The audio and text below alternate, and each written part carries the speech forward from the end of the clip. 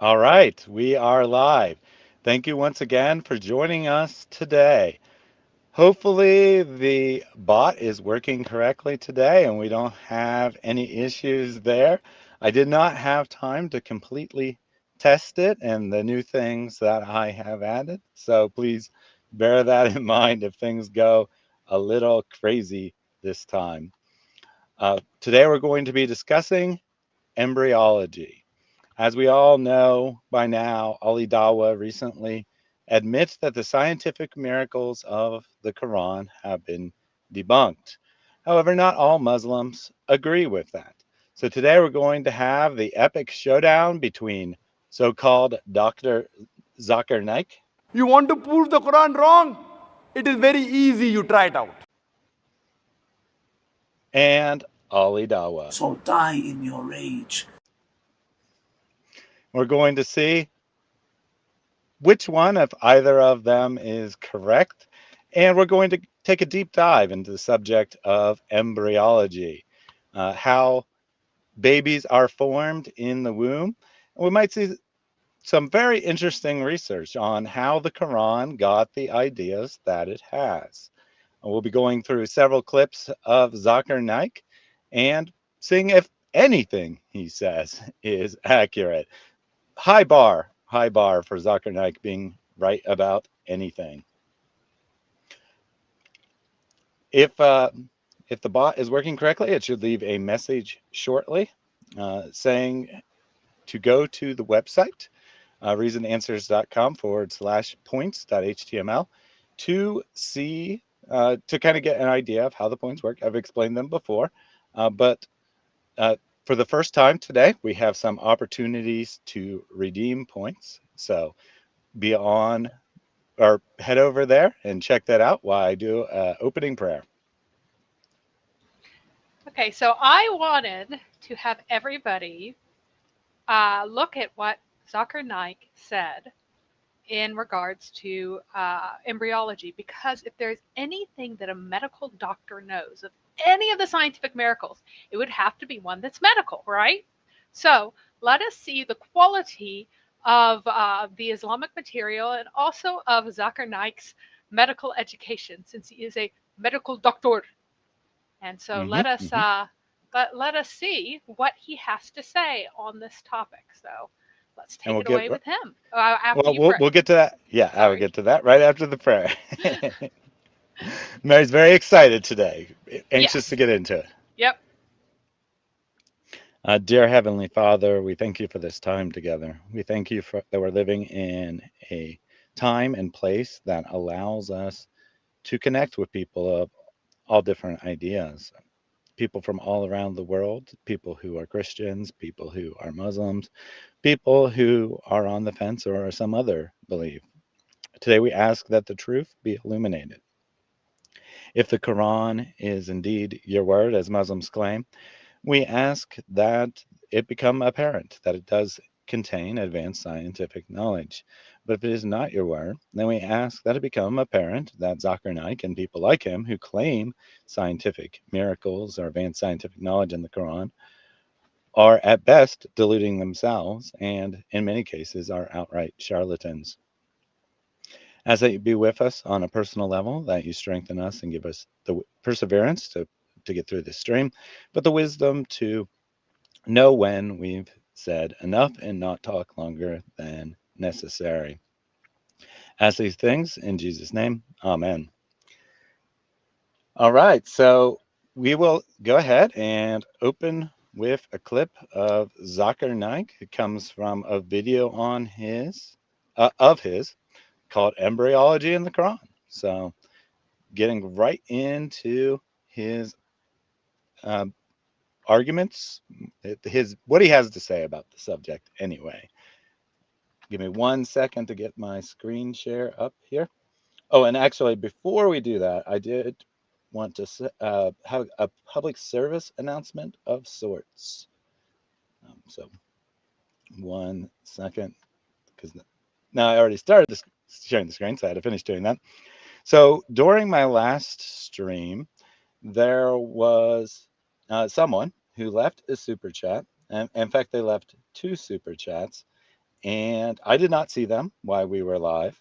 And I went back and I reviewed the chat log, and lo and behold, they were not in the chat log either, which means YouTube did give me the donation, and I'm sure that was probably the person's primary aim, and I appreciate that. But they did not show the super chats, and I think it's because they were somewhat attacking of our good friend Nadir Ahmed. So the public service announcement here is that if you leave if you put a message that YouTube would block normally and you put in a super chat, they'll still block the message, and no one will know about it until I review my. I can see it in studio, but no one will see it in the chat, and I won't see it while live. So I'll go ahead and read those comments from Abraham here. If ever Muhammad was saving kids, as the clown is saying, so that would be Nadir, then he is saving them so he can F them just like he did with Aisha. And the second super chat, Nadir, David, it does say that. It says, fight those, dot, dot, dot. Can we change the subject, please? LOL. Honestly, Nadir, you are a clown. You are a joke. So I think most likely YouTube flagged these comments because it was viewing them in its infinite wisdom. It was viewing them as attacks on me, and they have a lot of things in place to protect their creators from trolls making fun of them. So they can't see those comments a lot of times because they get suppressed by YouTube because YouTube thinks that its creators are a bunch of uh, glass children who can't handle any sort of criticism. So it just doesn't show those comments. So probably YouTube interpreted it as you calling me a joke, even though you weren't actually calling me a joke, and blocked the comment, even though you gave a super chat. So just be aware of that, everyone. That if you're going to make a super chat, uh, probably don't put a tag in it, even if it's of a guest or a video clip we're watching or whatever, because YouTube might block it. All right, so let's get to that first clip from. Oh, and one other thing. Sorry, I'm a little discombobulated here at the start. Two comments from the audience. The basement says Zakir Naik is the most feared person on earth. No Christian will ever debate him. Well, I think he is partially right in that no Christian will ever debate Zakir Naik, but it's not because of the Christians, it's because of Zakir Naik, who has refused every single debate request from every single person for the last decade or so, while simultaneously having Muslims say that he's the greatest debater in the history of Islam. I think he's had like two debates in his entire life, both of which were more than a decade ago. So it's probably true that Zakir Naik will never face a Christian in a debate, but that's because he is a coward who is afraid of having his pathetic arguments exposed, not because anyone is running from him. And from House of Hikmah, I heard the like button has done corruption in the land. Well, and that is really bad news. Yeah, I guess we're going to have to cut off its hands and feet on alternating sides. So everyone go ahead and commit some jihad against that like button. All right, now with all of that out of the way, let's finally watch this clip. In the field of embryology, there were a group of students who collected all the data that they could find in the Quran as well as the Hadith dealing with embryology.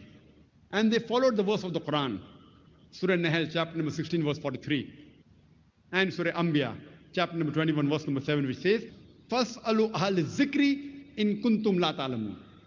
If you don't know, if you're in doubt, ask the person who's knowledgeable. So we got to ask the person who's knowledgeable if we're in doubt. Who might that be, Mary? Apparently, the Muslims, if they have any questions, should ask Jews and Christians. That's what this actually means. Let's look at my display and we will go through it because we are comparing here the arguments of Ali Dawah, the arguments of Zakir Naik, and what Islam actually says. And this is, in my opinion, proof that Islam must be the stupidest religion because people actually find this guy credible. Okay, so Ali Dawah said that the miracles are absolute nonsense. These scientific miracles. Whoop, next. But Zakir Naik's favorite arguments are scientific miracles. So who's right, right? That's the Hmm. question that we've got to answer here. So we have four possibilities. Either the Quran should contain scientific miracles or it shouldn't, and either it does contain scientific miracles or it doesn't. Now, if two of these intersect, if the Quran does contain scientific miracles and it should, then the Quran is from Allah. These actually have to be miraculous, right? So this has to be something that you can't just observe by looking at it. It can't be accepted knowledge of the times.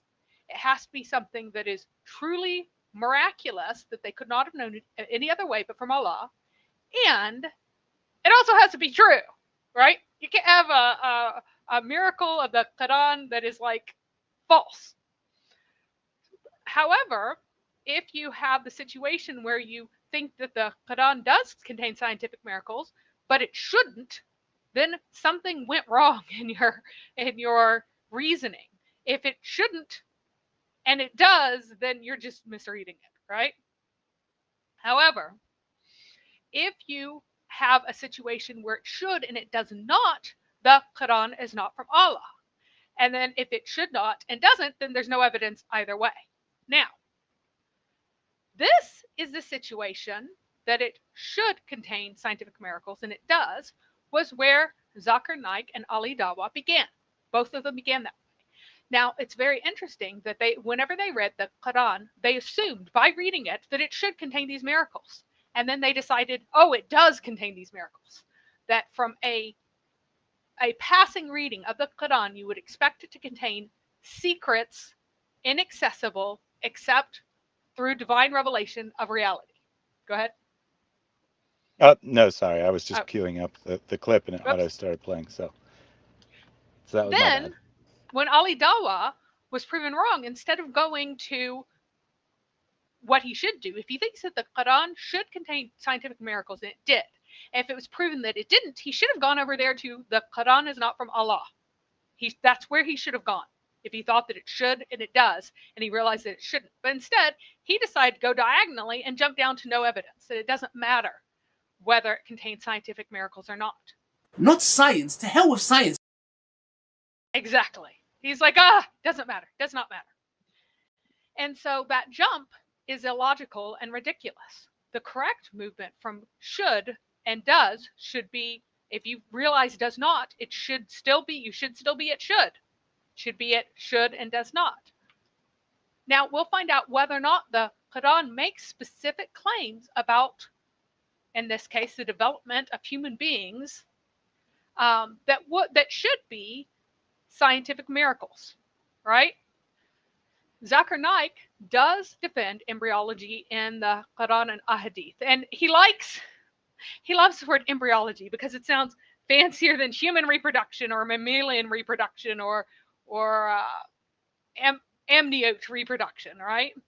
It's basically about how babies are made, but he wants fancy terms for it. So since Zakir Naik is a medical doctor and knows about this more than he does about anything in the world, this is his area of expertise.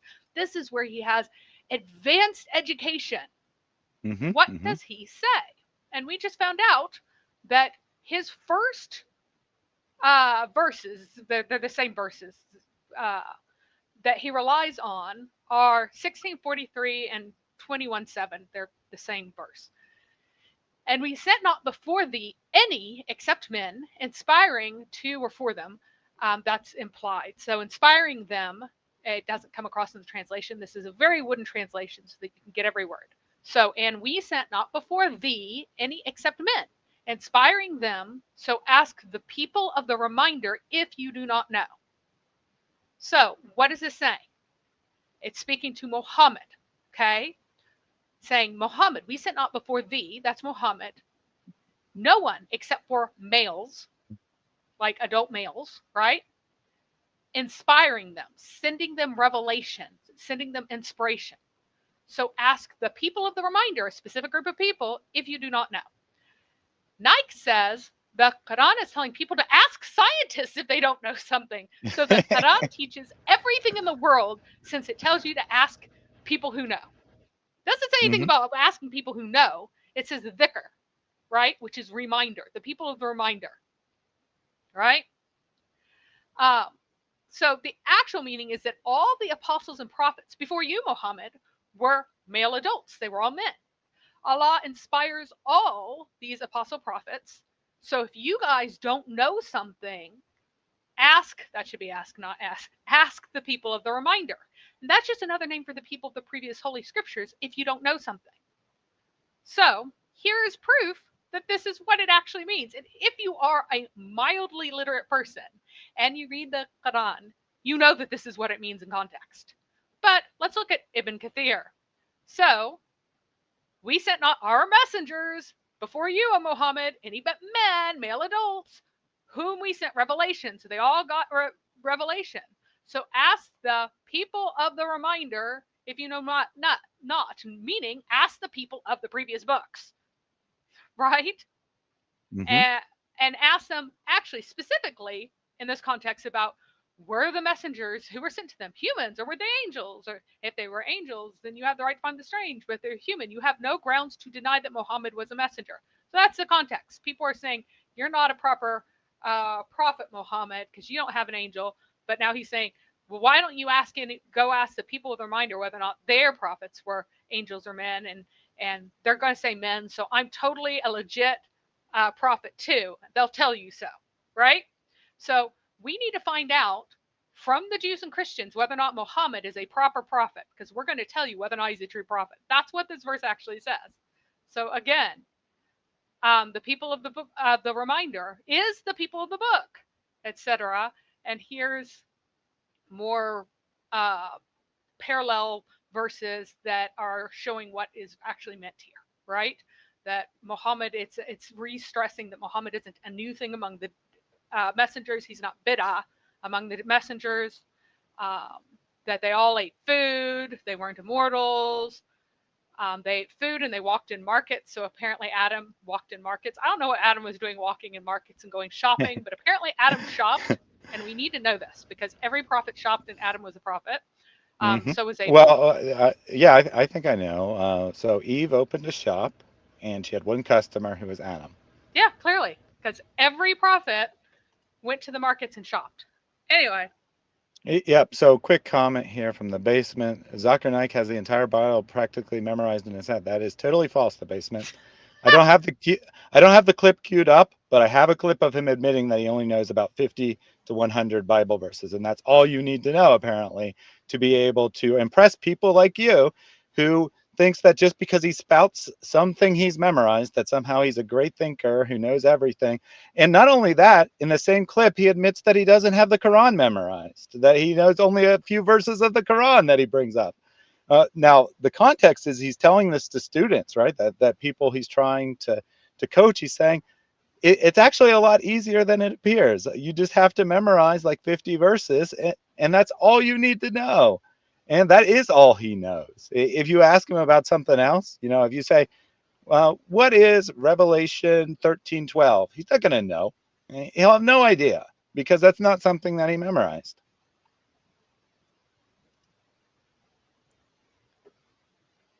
All right. And oh, by the way, with the tracker up there, it's really hard to read everything that I've got. So if you can turn off the tracker for now, so that people can see the presentation, we can turn it back on later. Uh-oh. Whoops. Back again. All right. So here are some more arguments. Here we go. Here are some more, the continuing argument about what dhikr means, and how it means the scripture, et cetera, et cetera.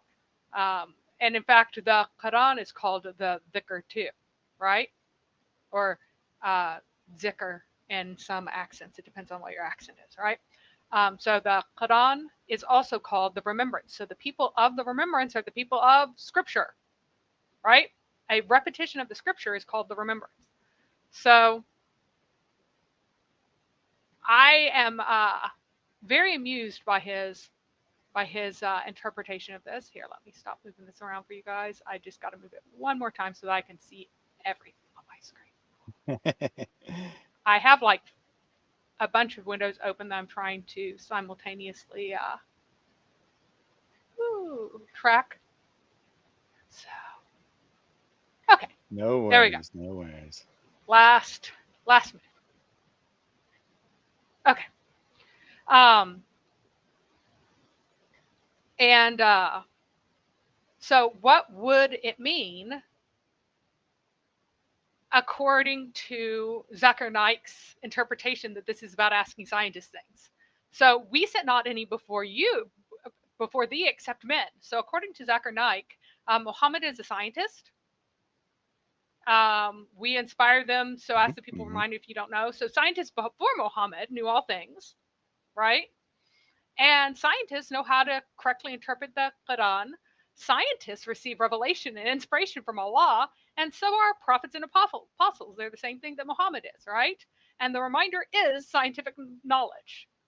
So, my question to you Muslims in the chat, are you as stupid as Zakir Naik thinks you are? Do you think that that verse is specifically about asking scientists to find out if you don't know something, you're just going to ask people who know. So if you don't know something, ask scientists. And because the Quran says that you should ask somebody else, then the Quran knows all things. So that is my question. Basement, are you as stupid as Zakir Naik thinks you are? Because Ali Dawah was at first. Ali Dawah totally bought these scientific miracles. He thought they were real, and that would be why. So, you got an answer? Yeah, it should be very interesting to hear his answer. I suspect he might not be paying attention, however, since after I told him what Zakir Naik himself admitted, he just said a couple more times what amazing memory Zakir Naik has. I think he might just be talking to himself. We'll Yep, I see. think he is. You can go ahead and play the next clip, and maybe the basement can tell me whether or not he's stupid enough to believe that this is about that verse Ali is Dawah about was smart. scientists, Ali and Dawah that totally the bought these Quran scientific miracles. defers completely to science in that way.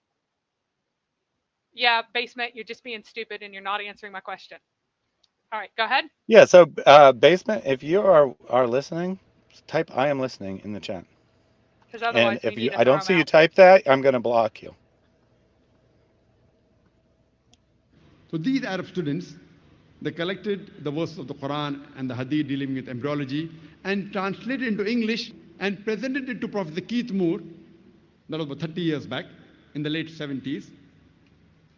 And Professor Keith Moore at that time was one of the highest authorities in the field of embryology. And he was the head of the Department of Anatomy in the University of Toronto in Canada. When he went through all the translation verses of the Quran and the Hadith, he said that most of the verses of the Quran which speak about embryology are in perfect conformity with latest advances of embryology.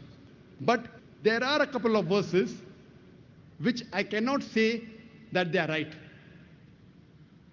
Neither can I say they are wrong because I myself don't know about it.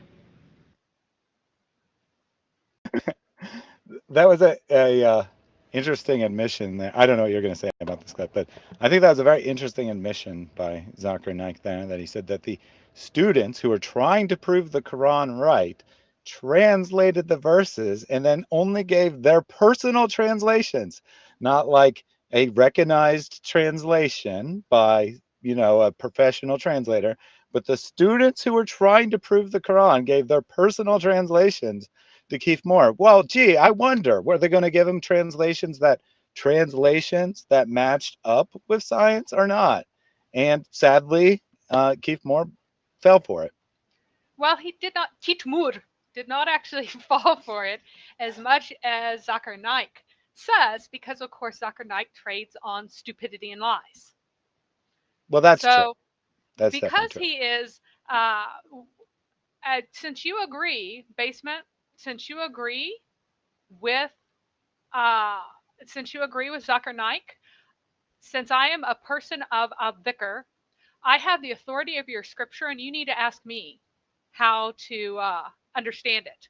because you agree with Zakir Naik, and Hmm. therefore I have authority over your scripture and I can tell you what it means. So, what actually really happened with Professor Kitmor, right? So, uh, this is from a different website. It says that Dr. Moore is notable as the only embryologist directly quoted by Islamic sources in an attempt to prove embryology as described in the Quran is scientifically correct. In the 1980s, he accepted an invitation by the Embryology Committee of the King Abdulaziz University to produce a special third edition of his most successful book, The Developing Human, specifically for use by Muslim students in Islamic universities. He was financially patronized by the Saudi royal family for the use of his name and for no real additional work.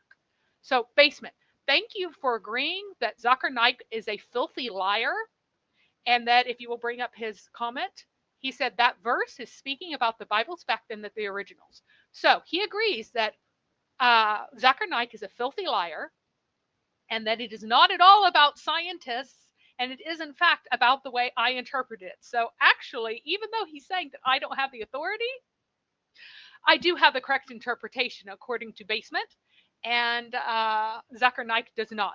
So you are not as stupid as Zakir Naik thought that you would be. Thank you for being brighter than the utter idiot that Zakir Naik thought you would be. We will find out, Basement, whether or not you continue to be smarter than Zakir Naik thinks that you are, because he thinks that you are a moron. Okay? So let's find Hmm. out whether or not you're actually smarter than Zakir Naik thinks you are.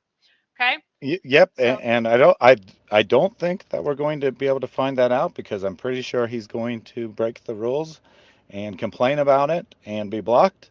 But we'll see. He just got his last warning because he's on like his 25th or so account on this channel. He regularly comes in, talks about how he's so persecuted, how it's so unfair that he comes in here and spams on topic, off topic crap and then gets blocked.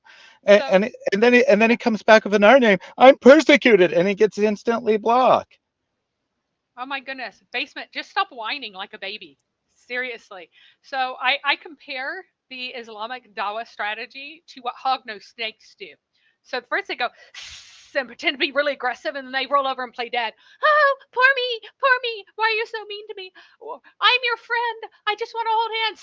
I'll kill you all. You will all bow to me. Oh, I want to be your friend. Why are you being so mean to me? So it's the hognose snake religion. I swear it is. Hmm. So, all right. Stop whining like a child. Oh my goodness. My 2-year old behaved like that. I would not tolerate it. Okay. The textbook he delivered to the Saudi universities that commissioned the work is titled Developing Human Clinically Oriented or Embryology with Islamic Addictions. The base textbook has work that Moore had completed years before. He did nothing new for this new edition. Let's repeat. He did nothing new for this new edition. The Islamic editions are actually the work of Abdul Majid al Zindani. So it alternates chapters of standard science with Zindani's Islamic editions. It falsely credits them to Kitmur. So it's like reverse plagiarism, right? Muhammad constantly stole from other scriptures, and then he had to, like, and so these Muslims attribute things to people that did not actually come from them. So the Islamic sources did not correct or add any knowledge to the field of embryology. Nothing. This book, in its form with Islamic additions added by someone other than Kitmur, was never used anywhere except for Islamic countries because those additions were wrong, right? Hmm. Hmm. The additions are false and wrong. Now, if so, here's the question: did Arab students present him with what they said that the Islamic sources said? Yes. Did they lie? Also, yes. So they had false translations that they specially prepared for him, and they toured him around and he to get him to say, "Oh, what I've been shown in these false translations does not materially conflict with embryology. Give me money." And he got paid all Mhm. kinds of money by the Islamic world for saying that the false translations that he was presented with do not conflict with what's known as embryology. That's because he was lied to, right? The only of the only section of the actual book that he wrote that mentions the Quran is the overview of historical theories of reproduction. Every version still contains a Dawagandas lie in that portion, but they gradually grow less outrageous with each edition. That's really funny.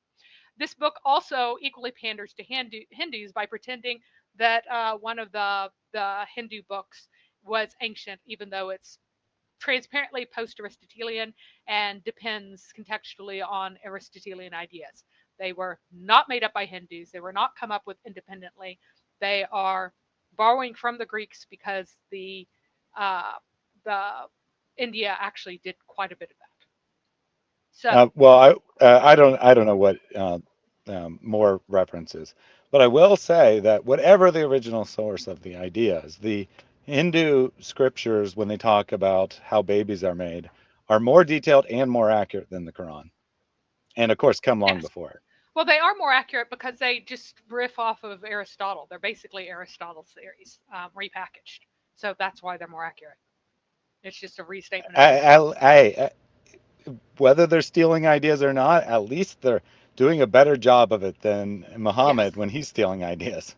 that is true. So let's look at what the 1986 version said. It says the drop or nutfa has been interpreted as a sperm or spermatozoon, but a more meaningful interpretation would be the zygote, which divides to form a blastocyst, which is implanted in the uterus, a place of rest. Yeah, except it's not actually what the word means. It means Yeah, liquid. well, So I think by you can more interpret it meaningful, however you like, right? because it is not a possible meaning of the word. It's a drop of liquid. It has nothing to do with a zygote or a blastocyst. The issue that this book has, it's trying to reconcile the fact that it says that this goes into the uterus when what actually enters the uterus is a blastocyst. So it is already at the stage of unification when the developing child reaches the uterus. The kid's been developing for several days by now and then implants. So they're like editing the Quran to make it sound more logical, but that's not what it says. So in 2007, he finds Well, that, so yep, before he said it's more meaningful, right? He didn't say more accurate. That yes, could be interpreted as a more accurate interpretation would be a zygote, or uh, not more accurate to the Quran, but more accurate to science, right? exactly. So he's saying if if you put science on it, then it's more accurate. Okay, but he's not saying that that's a better Arabic, right? I'm sure he's not saying that. He doesn't have any clue what the Arabic means, right? Yeah. But Muslims interpreted it that way, and mm, I don't want to assume motives too much. But I think that he may have made it ambiguous intentionally. So if we go to 2007, we have a different quote from that same section. It's really funny because this section, the Muslim section, changes much more than other sections do because of the Islamic propaganda, right? Human beings, this is again according to the Quran, are produced from a mixture of secretions from the male and female. That is true. Secretions being the liquids, right? Several references are also made to the creation of a human being from a nutfa, a small drop. Also correct. Then, total lie, it says it also states that the resulting organism settles in the womb like a seed 6 days after its beginning. No, it doesn't. Nowhere does it say Yeah, that. Just a wild lie. Somebody just like made that up and sent it to them. yeah. I think in this case, I'm sure that Keith Moore did not come to that conclusion on his own. I'm sure that a Muslim gave him a translation that said 6 days, which, if it did say that, it would at least be somewhat impressive. Uh, but it doesn't say anything. It just says then. That's all it says is then. Then could be 1 minute or it could be 100 years. So how they determined it's 6 days? Oh, right. They looked at what science says and then they put that number in there. Right. So next we have the most recent one, because that one is just so ridiculous, such a lie. That is closer to the truth. Human beings are produced from a mixture of secretions from the male and female. There we go. Several references are made to the creation of a human being from a nutfa, small drop. Also true. Reference is made to the leech-like appearance, lie, of the early embryo. Later, the embryo is said to resemble a chewed substance. Also lie. So it literally The the says, the fun yeah, the funny thing is, those are of course both Dawah lines where they try to yeah, reinterpret the words of the Quran. But the funny thing is, neither one of those statements is accurate, right? The embryo does not look like a leech in any real sense, nor does it resemble a chewed substance in any real sense. They just came up with something to put in for the obvious error of the Quran to make it sound like something different. yep. So come on, guys, be on subject. Yes, you're very funny in the chat. Be on subject. All right. So he's appealing to authority, right? But this authority has no knowledge of the actual contents of the Islamic texts. So you're like, oh, he says that this is true, but he has no knowledge of what the texts say. A group of students were recruited to come together, right, and present him with what would seem like something that works with the current knowledge of embryology. So they were tasked with distorting the Islamic text. They performed tarif, right, to create something that he might agree with. That's the point. Hmm.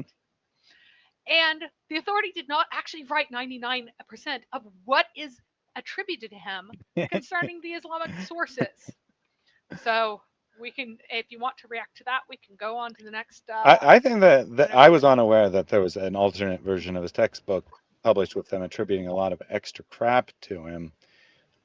Uh, Everyone else that they played this game with, all the other scientists that they showed false translations of the Quran, when they found out that what was being done about and said about them, they renounced the Quran, they renounced Islam, they renounced their prior statements. They said they'd been tricked.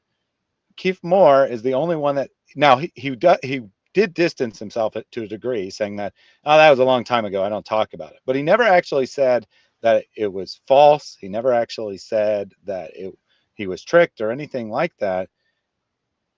And he has to be aware. I wasn't aware of this, but I'm sure that he's aware that they falsely attributed all this information to him that he didn't actually write. So find it very interesting that he apparently doesn't care. Well, he got paid a lot of money, and the other people didn't. He got paid massive amounts of money to agree to this. And now he just goes, "Oh, I have nothing to do with Islam or the Quran now, and I don't talk about it." And also, as you note, they have literally changed what they teach, or what the book in its edition everywhere else in the world says. So that one edition, the with Islamic editions, which by the way, the guy who made the editions is affiliated with Al Qaeda, and um, in his introduction, he dedicated he just did one among the people he dedicated his work to was Osama bin Laden. So, like, this is a devotee of Osama bin Laden who wrote these things, but it's all attributed to Doctor Kitmur, Kitmur said this. Oh, it's not Kitmur. No, it isn't. It's like an Al Qaeda dude who just lied and added stuff and really stupid things, hoping that you'll be stupid enough to think that an actual embryologist uh, believed this. So yeah, if Moore actually believed this, right? Why didn't he convert to Islam? Oh, yeah, that's because he didn't believe it. He took the money and he ran. He sold his reputation. And you guys are dumb enough to believe it.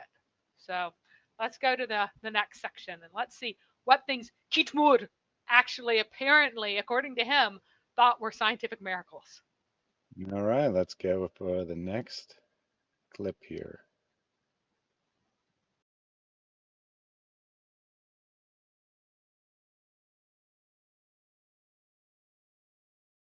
And two such verses were the first two verses of the Quran to be revealed. of Surah Iqra or Surah Alaq, chapter 96, verse number 1 and 2, which says, Iqra bismi rabbika allazi khalaq. Khalaqal insana min alaq. Read, recite, proclaim in the name of thy Lord who has created. Who has created the human beings from something which clings a leech-like substance. So Professor Keith Moore said, I don't know whether the human beings, the embryo, embryology means it's the study of the development of the human being, the early stages of human being in the womb of the mother, for those who don't know. He said that I do not know whether initial stages of the embryo, that's the initial stages of human being, it looks like a leech or not. So he went in his laboratory and under a very powerful microscope observed the early stages of the embryo and compared it with the photograph of a leech. And he was astonished at the striking resemblance. Wow, wow, Zakir Naik, wow. I am quite sure that Keith Moore knew what a early stage embryo looked like before you came with a drawing that is purposely chosen because it happens to look vaguely leech-like in that particular drawing. He did not need to go into his laboratory or whatever Zakir Naik said and use a high-powered microscope to figure out what an embryo looked like. How exactly would he be looking at an embryo in a high-powered microscope anyway? Does Zakir Naik that clueless that he doesn't have any idea how pictures of a developing embryo are taken? Well, here. He is. It's going to be really funny because I will show you the particular orientation that they use to make the silly claim. So let's see what the verse actually says. Zakir Naik is not as stupid as he thinks you guys are. He thinks that you are stupid, right? You, all you Muslims, you are idiots because he knows, for example, what the first word of this verse means, right? Mm-hmm. Proclaim, it means read, it means announce, it means cry out, it means all of those things. He knows that. So he knows what these words actually mean, and he's lying to you. So it says, proclaim, read, whatever, in the name of your Lord, the one who created. He created mankind. That man there, I added kind because it means like any human being, all right? He created mankind from a blood clot. It's a blood clot. If you're talking about the human body and you talk about the uh, alaka, it's going to be a clot. It's not going to be anything else. So uh, Yeah. that's it. Like, that is what it means. So if you're saying, and it's like a scab, right? Is really what it means. It's not just like clotted blood, but like scabby blood, so that it's like stuck on your skin in that sense, because it's completely dead, coagulated scab. So he made mankind from a scab, right? I just want Yeah. you to all think about that. I mean that's the perfectly natural reading of the text. That makes sense. It's something related to human beings. But let's pretend, for the sake of argument, that the word can mean leech. Well, guess Well, what? Then it would mean that he created man from a leech. It wouldn't mean yes, a leech-like substance. It would mean that he created man from a leech. and So, that is a meaning of the word. It's a very uncommon right, one, right. but But it is it's a clearly meaning. derived, right? Right. It is a Because meaning because leeches eat mhm, blood, which is why it would be a derived meaning. yes, they grab onto you like a scab, right? Yes, Mohid, I know that but you need to be on topic. I know that you are not a Muslim and you're trolling, but you're distracting. So, scab is on your skin, right? And it's stuck there, dead blood. A leech is on top of your skin and it's stuck there and it's full of your dead blood, even though it's not coagulated yet because the bleach makes it not coagulate, right? Because they put an anticoagulant in your skin. So, but if you're talking about a human being, a leech is another animal. That's like saying he made you from a mouse, he made you from a rodent, he made you from a fly. It's Hmm. absolutely ridiculous to say that, right? Yeah, So, and to pull a line from the Muslims, we treat the Quran. more seriously, more respectfully than Muslims do, because they're taking what is a perfectly clear verse that at least is vaguely in line. I mean, it's not correct, but it's at least vaguely in line with the reproductive process. And then they completely change it to say that you come from a leech, that human beings derive from a tiny little creature that's considered a plague on humanity. Oh, how lovely. This is how you respect your Quran? Yes. So again, and look, and the idea that means a clinging thing, right? Oh, because leeches cling and therefore it could be a clinging thing. We will find out later that it's talking about stages and processes of development. So first, your drops of liquid, then you're a clinging thing, and then you're a chewed bit of meat.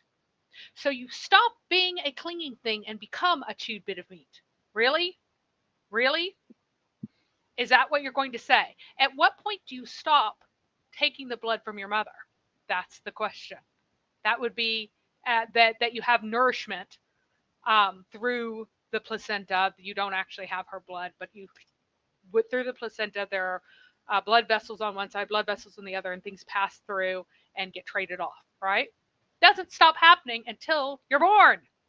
So that would not be correct. That wouldn't be the next stage. It would be leech. So that's why he wants to lean on the idea that you look like a leech at one point.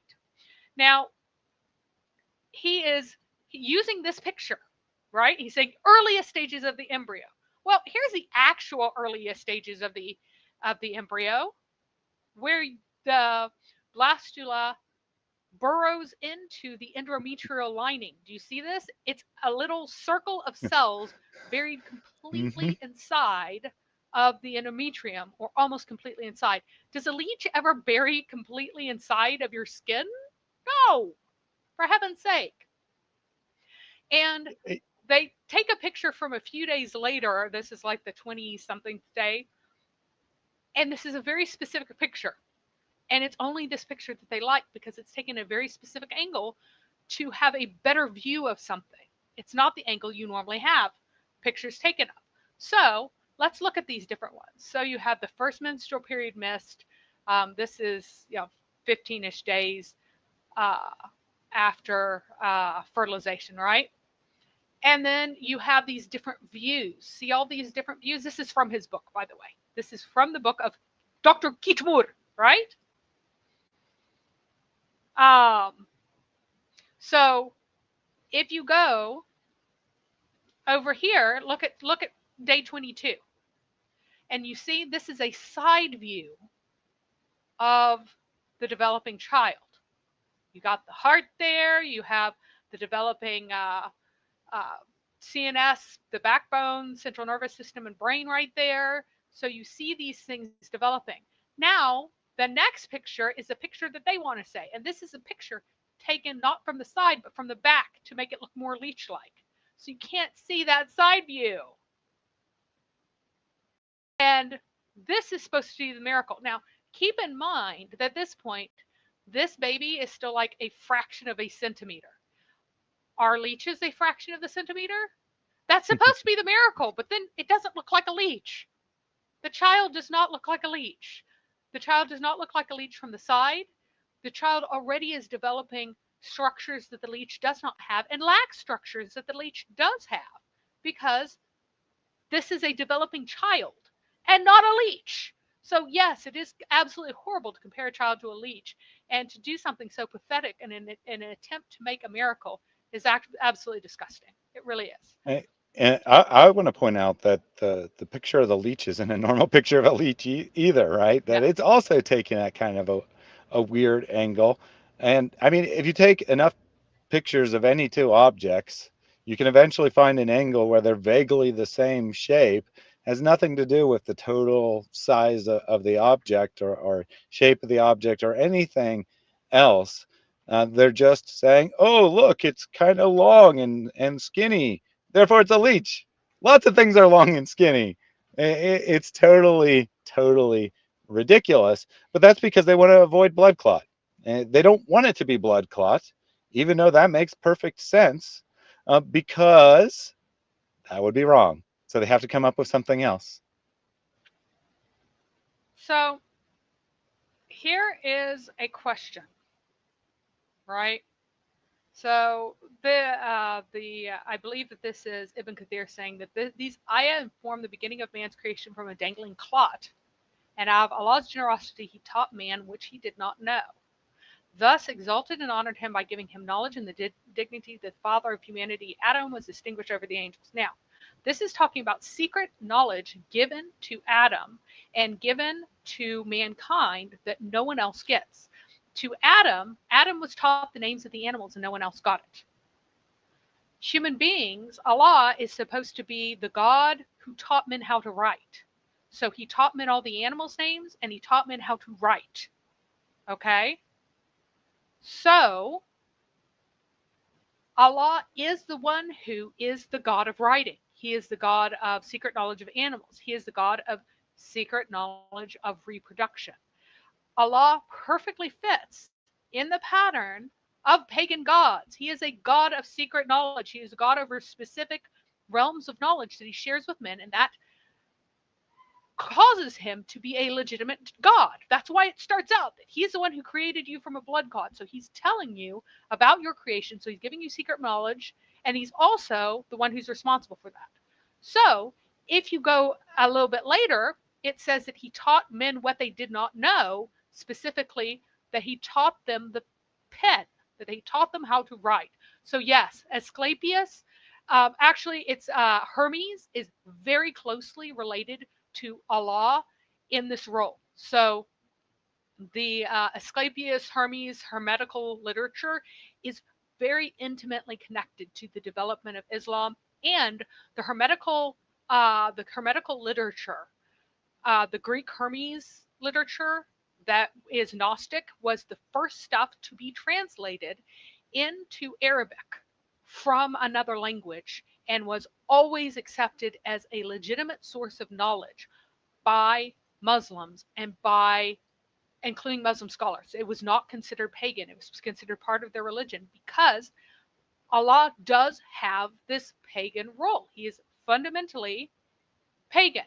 Now, the Bible says that Adam chose the names of the animals, not that Allah secretly or that God secretly told Adam the names of the animals and then challenged the angels. Oh, do you know the names of these animals? Ha ha, you do not. Ha ha ha ha, you do not. So,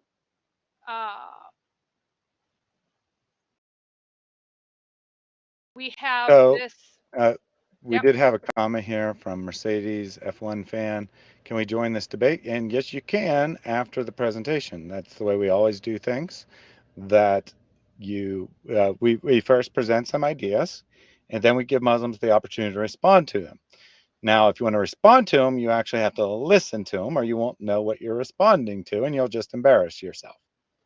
So I welcome you to pay attention and then call in. And I did not know that Lloyd de Jong, because I haven't caught up with his streams in a while, but he is correct in that it is deeply connected, and you can see it very clearly that the conversation between Muhammad and this figure is like Asclepius and Hermes in the medical literature, and that is what 96 is heavily imitating. It is very striking once you've gotten into the Hermetical literature. So Allah brings enlightenment, the enlightenment of science and technology. He taught writing, and so he teaches embryology.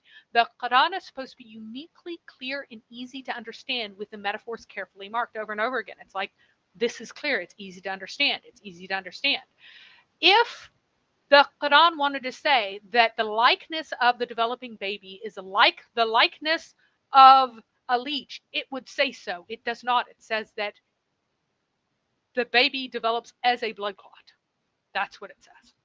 So, anything that is not marked as figurative in the Quran is literal. Okay? This is literal.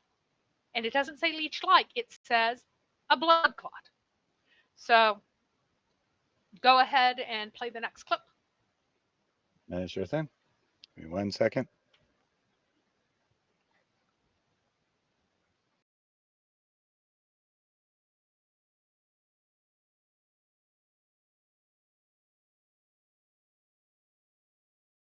And later, when 80 questions were asked to him regarding embryology in the Quran and the Hadith, he said that if you had asked me these questions 30 years ago, that means from today more than 60 years back, I would not be able to answer more than 50% because embryology is a new branch of medicine which I developed recently. And whatever additional information he got, he included in the new edition of his book, The Developing Human. The Developing Human is one of the books referred by most of the students throughout the world in the first year of MBBS, first year of medical college.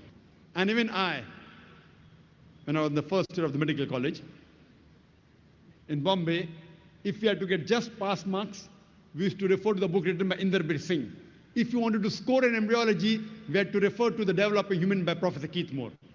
So Professor Keith Moore, he incorporated this new information he got from the Quran and the Hadith into the third edition of his book, The Developing Human, which got the award for the best medical book written by a single author. And later on, this book was translated into several languages of the world. And Professor Keith Moore said that this information in the Quran cannot come from a human source. The author of this Quran has to be Almighty God. And he said that he has no objection in agreeing that Prophet Muhammad, peace be upon him, was the messenger of this God. And Imagine Professor yet, Keith Moore being a Christian said that. and yet, he did not convert to Islam. Bit suspicious, I would say. Indeed, highly suspicious. Well, again, this is part of the issue, is that these things are attributed to, he keeps saying professor, almost like he says prophet. So it sounds like he's going, Prophet gift more. Because it only has 2 syllables for some reason, right? Prophet gift more. So let's look at the statements that are actually attributed to Moore and do not come from him in the book, because we've already actually dealt with the only statement that came from Keith Moore in the book, right? That was it. The rest of the stuff is written by the buddy of Osama bin Laden. That's who wrote this. This is Osama bin Laden's buddy, and what he says about the miracles of the Quran.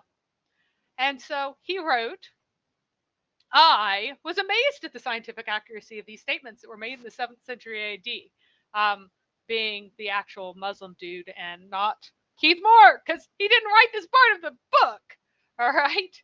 I have selected verses and sayings for which I shall provide personal interpretations based on my knowledge of the embryological history and of the modern science of embryology.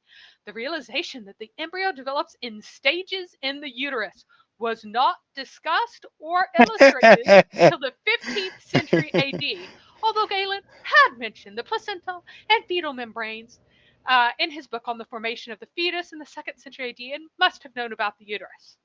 Right? So That's a very, very interesting statement there. that is a very Well, interesting statement. two very interesting statements. One, Indeed. he says, "I'm going to interpret these verses in light of my medical knowledge." Right? Now, the guy writing this doesn't really have any medical knowledge, but pretending that he's Keith Moore, that would mean that he is distorting the meaning of the verses, right? He's saying, I'm interpreting the verses to mean what we know to be medically true. That's actually what that statement said. And then he makes this totally false statement about no one knowing about stages before, when literally every person ever who's talked about the development of babies has talked about stages. And scientifically speaking, there aren't even really stages. Amazing. All right. So here is the verse from the Quran that absolutely proves this. It says that God makes you in the wombs of your mothers in stages, one after another, within 3 veils of darkness. That's their translation. I'm just going to go with this for now, right? So let's see what Galen actually says. Now, those parts of the animal which are especially hollow and large are the stomach and the organ which is called the womb or the uterus. What prevents us then from taking up these first and considering their activities, conducting an inquiry on our own persons in regards to those activities which are obvious without dissection, and in the case of those which are more obscure, dissecting animals which are near to man? Not even that animals, unlike him, will not show in a general way the faculty in question. That means a faculty is like the ability or the process in this case, but because in this manner we may find out at once what is common to all and what is peculiar to ourselves, and so may become more resourceful in the diagnosis and treatment of disease. Now, it is impossible to speak of both organs at once, so we shall deal with each in turn. That means stomach and uterus, right? Beginning with the one that is capable of demonstrating the retentive faculty most plainly. That means that's able to hold on to things more clearly. So for the stomach, retains the food until it has quite digested it, and the uterus retains the embryo until it brings it into completion. But the time taken for the completion of the embryo is many times more than for the digestion of food. So Galen is here talking about how he has dissected animals to look at the stages of development, right? So, um, Aristotle, I'm not sure why I put this here. I think I got it confused with another portion. But Aristotle also not only talked about dissection, he specifically talked about how one can take eggs that were all laid at the same time, and every few days you would take one out and you open it up and you see the stage of development of the embryo. And so they both described human development in a quite a detailed, or animal development rather, in quite a detailed manner, because they would dissect animal, like even mammals in the case of Galen, and Aristotle did most of his research using eggs. And so he was able to very precisely know when the eggs were fertilized, so he knew exactly how old they were and how far along it was in development. That's much harder to know for sure in the case of, if you're looking at embryos and side of mammals, it's hard to know exactly when the mammal conceived, unlike an egg, which gets laid. And if it's fertile, you know when it was laid, right? So a special statement here was that no one before knew that embryo develops in stages in the uterus. Oh wait, the Galen. Oh, that's it. The development in the uterus. He's actually claiming that nobody knew that the baby developed in the uterus. So again, Galen here has a quote about a uterus, and Aristotle has, hence the part of the female which receives the semen is not a mere passage, but the uterus has considerable width. That's why I did it, because the statement is so stupid that nobody knew that babies developed in the uterus before this, right? Not even Yeah, that it's stages, totally, but they totally. developed in the uterus. Now, let's look at that word for uterus. Do you see this uterus word here? It can either mean a womb or a belly. It can have both meanings. And you have to know from context which it means. Now, look at the letters. Now, go over here and let's go to the Hebrew. Let's look at the letters. Do you notice something, Thaddeus? Is there something that you notice here? Well, actually, I don't because it's really small and I can't make Oh, it out. But I'm sorry gonna about guess that. that they're this. I'm gonna guess they're the same letters. So BTN is the root. Over here, all of the ones in Arabic are BTN root, because they are they are the same, from the same Semitic source. They're the same word. It's just the they're cognates. It's the Hebrew version and the Arabic version. So if it is the first time that anyone ever knew that babies develop in a uterus, is the use of this word in the Arabic here, well then, sorry, you got it in Psalm 139:13, talking about the development of a baby. For you formed my inward parts, you covered me in the womb. It's the same word.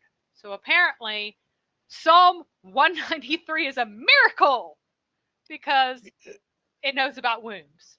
Yeah, I mean Seriously, this people. this is the most bizarre claim. If that's what Nike was really trying to say, that's the most bizarre claim I've ever heard in my life. Well, this is Because a claim. Yeah, this is a claim that is attributed to Moore oh, in right, the right, not book. Nike, Yeah, right, right. the So fake Moore, the yeah, guy pretending to the be fake Moore. Moore is saying that no one before knew of uteruses, but Galen must know about uteruses, but he never said it. Right? That was the claim.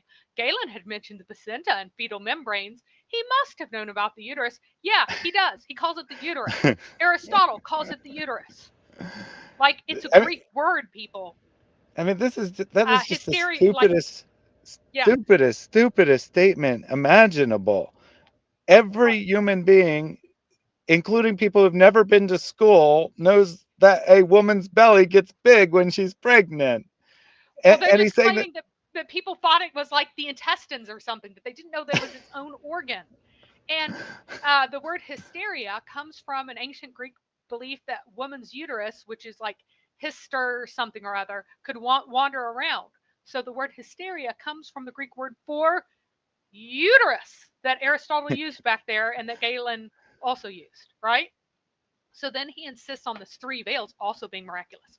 It is reasonable to interpret the three veils of darkness mentioned in the Quran as a mother's abdominal wall, the wall of the uterus, and the amnichorionic membrane composed of the fused amnion and chorion.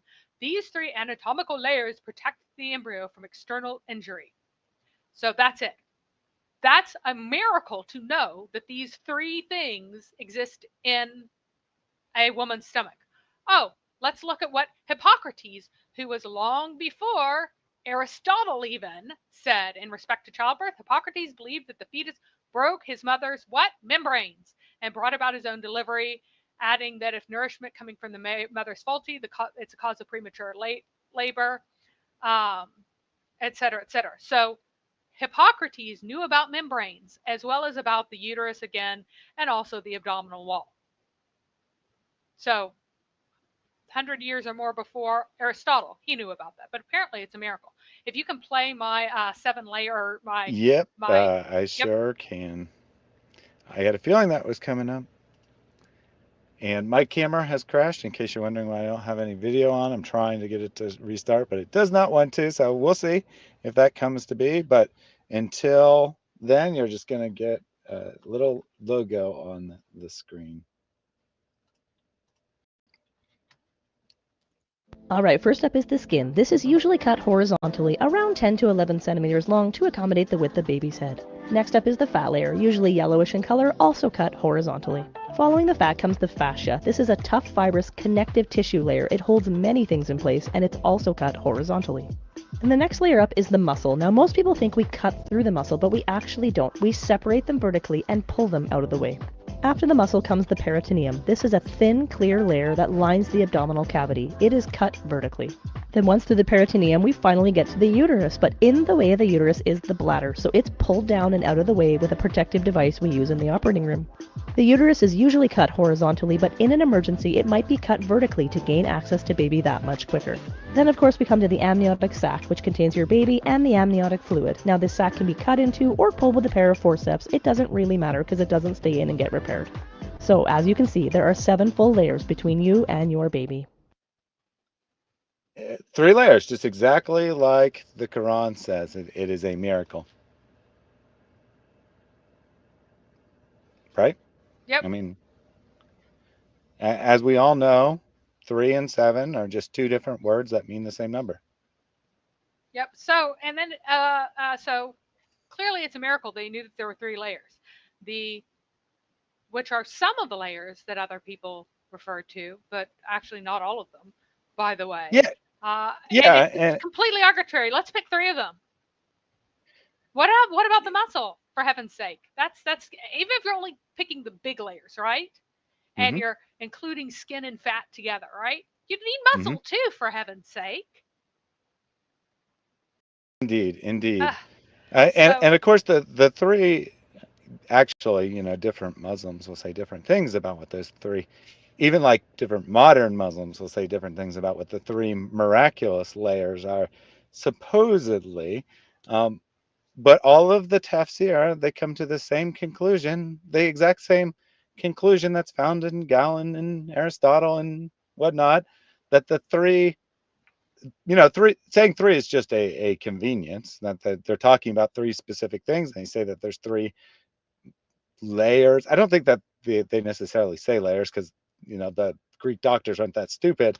But they talk about the 3 things, right? They talk about the 3 main things between you and between the outside world and the developing baby. But they just knew that from observation, cutting things open. And then Muhammad says the same thing. Oh, I'm sorry, Allah says the same thing, and it's miraculous. Weird, weird. okay, so Zayed Ali, I think you started coming in recently, so you don't know. But I am reading, whenever I read Aristotle or Hippocrates or Galen, These people were all hundreds of years before Muhammad, hundreds of years. And they know way more about reproduction than Muhammad ever did. He has the Quran is a very poor imitation of these sources that gets things wrong and confused. So, Yeah, let me just read his comment here. Quran was high tech more than Google in meantime to let people know about the woman pregnancy. So the Holy Quran is considered the high tech education in that since 1500 years ago. Literally, no Muslim thought this until the 20th century. Like, no Muslim thought that it was teaching some kind of advanced knowledge about women's pregnancies. So, where in the world are you getting the idea that this is some kind of advanced high tech knowledge? I think you should have well, stuck with. I think you should have stuck with your first comment, which was you that actually doctors. are, yeah, you actually are factually incorrect about that, Thaddeus. Islamic medical sources do take the Quran as their base starting point, and that's part of the reason they got so ridiculously behind. So they Oh, but actually they didn't really, they claim that. thought, again, remember, there are four quadrants. You keep thinking that there are not scientific miracles in the Quran, and there should not be. No, there are not scientific miracles in the Quran. And if the Quran is from Allah, there should be. You're in the wrong corner because you keep reading the Bible into this and other texts.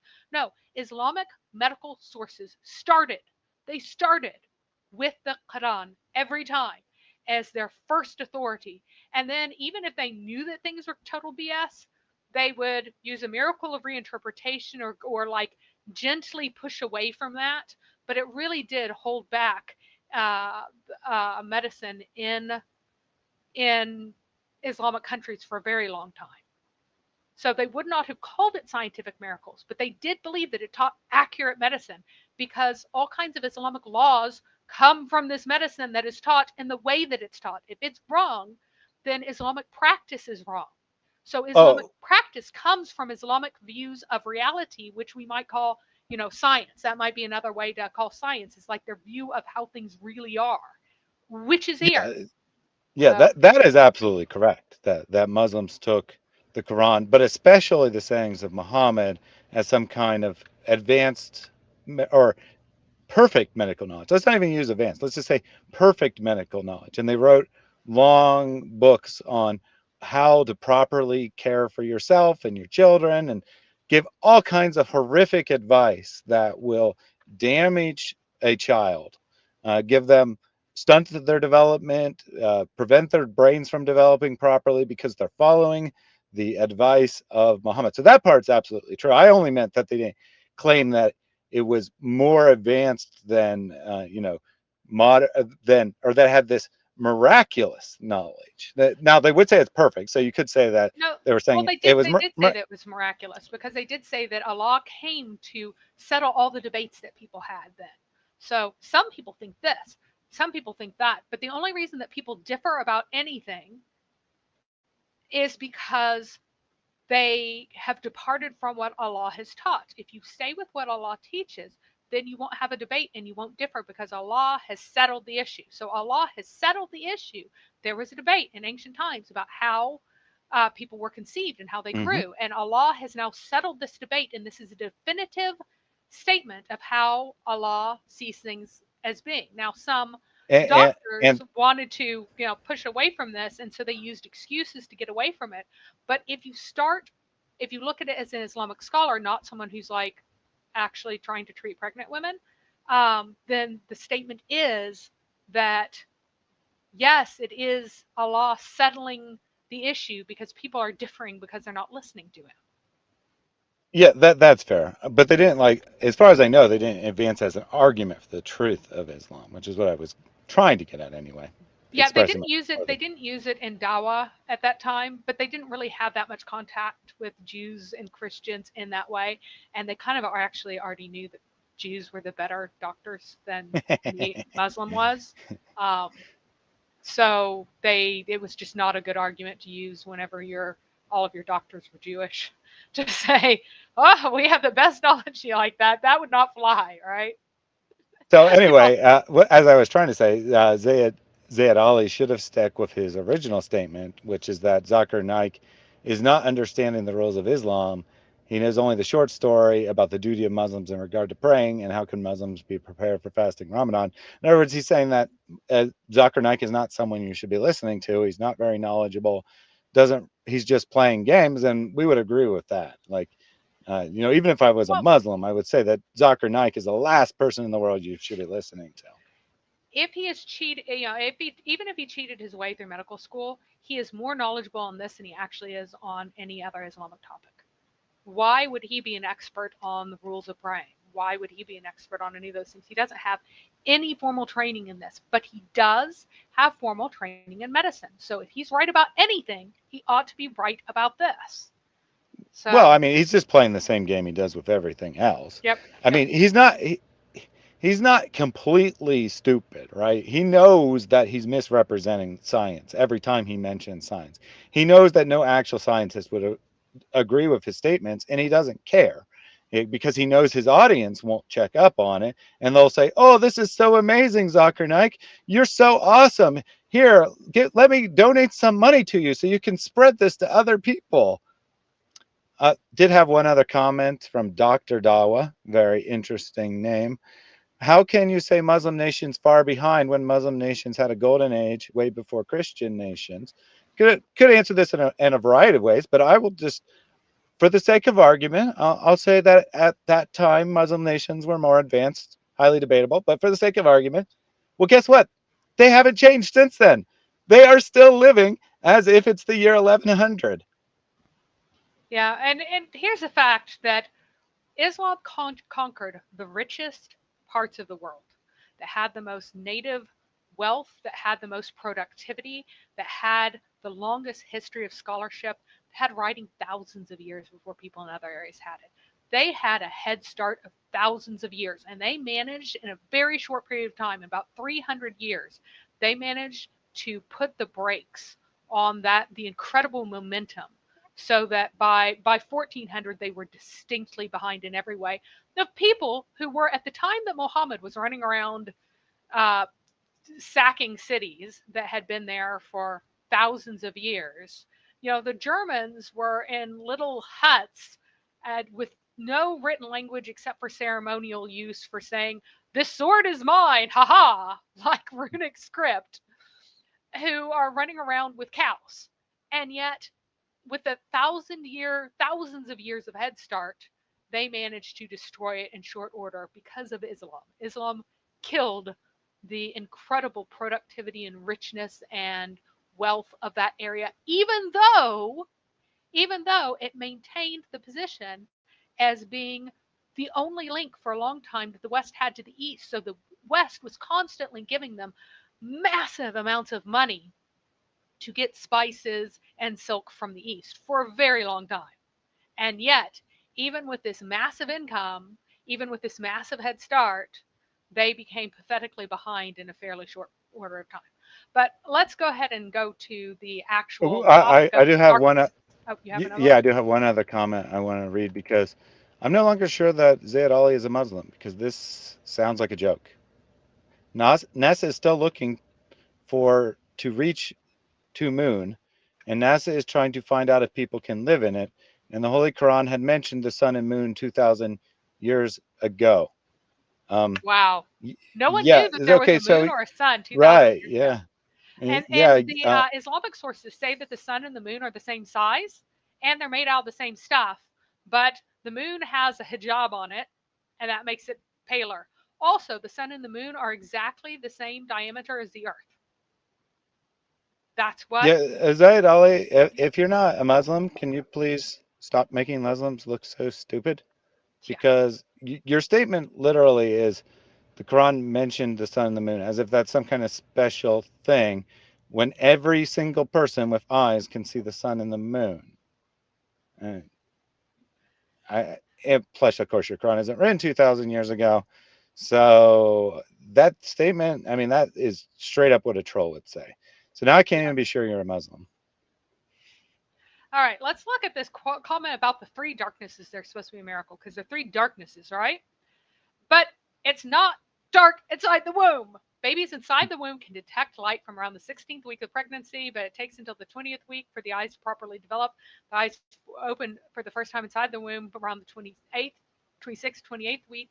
They begin opening eyes much more frequently. This was originally in another, this is a country that uses, this is like an Indian website that is uses English as their common language, but they're not super fluent in it, right? Much more frequently from around the 32nd week of pregnancy. How do babies react to the light inside the womb? Meanwhile, babies respond to light by moving inside the womb. This can happen when you're lying outside in the sun or if there's a bright light inside the room. So yes, babies indeed see even inside the womb. So what about these darknesses again? Additionally, studies have found that being outside in the sun can potentially help your baby's vision development. It can help prevent your baby from possible eye diseases. Here's something to worry about for all you moms out there, and you can ask yourself whether or not you went out enough in sunlight, since it's a new study, while your baby was developing. So, of course, that's where my mind goes immediately. Anyway, light exposure during pregnancy has now been discovered to be a key to normal eye development. Why? Because there is light inside the womb. So it's talking about blood vessel network in the eyes of a 3-day-old mouse, shown here, is evidence supporting a new basic understanding of fetal eye development and potential eye diseases caused by the aberrant growth of blood vessels. These particular vessels normally regress in mice before the eyelids open 10 days after birth, but they persist if the mouse fetus receives insufficient light in the womb. This fundamentally changes how our understanding of how the retina develops. We have identified a light response pathway that controls the number of retinal neurons. This has downstream effects on developing vasculature in the eye and is important because of several major eye diseases that are vascular diseases. So basically, the blood vessels in your eyes start to develop in a certain way. They need input from light for certain ones to shrivel up and allow other ones to take over. And so, if you don't get enough light while you are pregnant, if your belly is not exposed to enough light, then that pathway is not activated and those vessels won't shrink properly. And that means that you can have eye disease when you're 50 years old because your mom didn't go outside enough and you didn't give enough sunlight on while you were still in the womb. Therefore, if it wanted to be a miracle, it would talk about how important it was to get light inside the womb at that time, but instead it talks about darknesses, and it's not fully dark inside the womb. Babies can see light. So, here's a question about what ancients knew about embryology, and this is these guys here are either I found the original or I was extremely amused and directly quoted from a particular book or from a summary of a book about historical embryology. Aristotle in the 4th century BC, that's, that's 1,000 years That, before Muhammad, right? A yeah, thousand and years before Muhammad. that's even 400 years before Zayd Ali's Quran was written. Oh, that's hilarious. So 1,000 years before Muhammad, Aristotle is saying those who say children are nourished in the uterus by sucking some lump of flesh or other are mistaken. So the children are not leeches. They're not sucking the lump of flesh. They're mistaken. If so, the same would be the case with other animals, but we do not find this, and this can be easily observed by dissection. Again, they've done dissection. This is what they knew. They knew whatever they could see via deception or via dissection. And yes, thank you, Milos, for actually linking to on semen. I will have quite a bit about that later. So this is talking about a particular book about the summary. It talks about how Aristotle contributed. How he contributed to studying embryos of different organisms by opening up birds' eggs and dissecting mammalian and cold-blooded embryos, etc. And the book's by a guy named Needham. The first written record of embryological research is attributed to Hippocrates. Again, look at that. 460 BC is the earliest date when he might have existed. Got it? 460 BC. He wrote about obstetrics and gynecology. Needham declares that Hippocrates and not Aristotle should be recognized as the first true embryologist. Hippocrates believed that the embryo began development by extracting moisture and breath from the mother, and he identified a series of condensations and fires that were responsible for the development of bones, belly, and circulation in the embryo and fetus. He also supported the view that the human fetus gained nourishment by sucking blood from the placenta, which Aristotle disagreed with. He said it didn't suck anything. Needham credits Hippocrates with being one of the first to allude to the concept of preformationism, with the Greeks believed that organisms were formally formed in miniature outside of germ cells. So this is the idea, first idea, that when the man and the woman have their semens, then they're made up of like itty bitty babies, like teeny tiny babies that just grow in size. Okay, that was that earliest view. So let's look. Say, Dolly, get on topic, buddy. So later, Aristotle disagreed with this. Okay, he said that no, the baby is not a teeny tiny adult that grows in size. The baby actually forms in stages. So again, we will have Zakir Naik actually makes this wild claim that in the 1500s AD, everyone thought that people were itty bitty and then grew in size.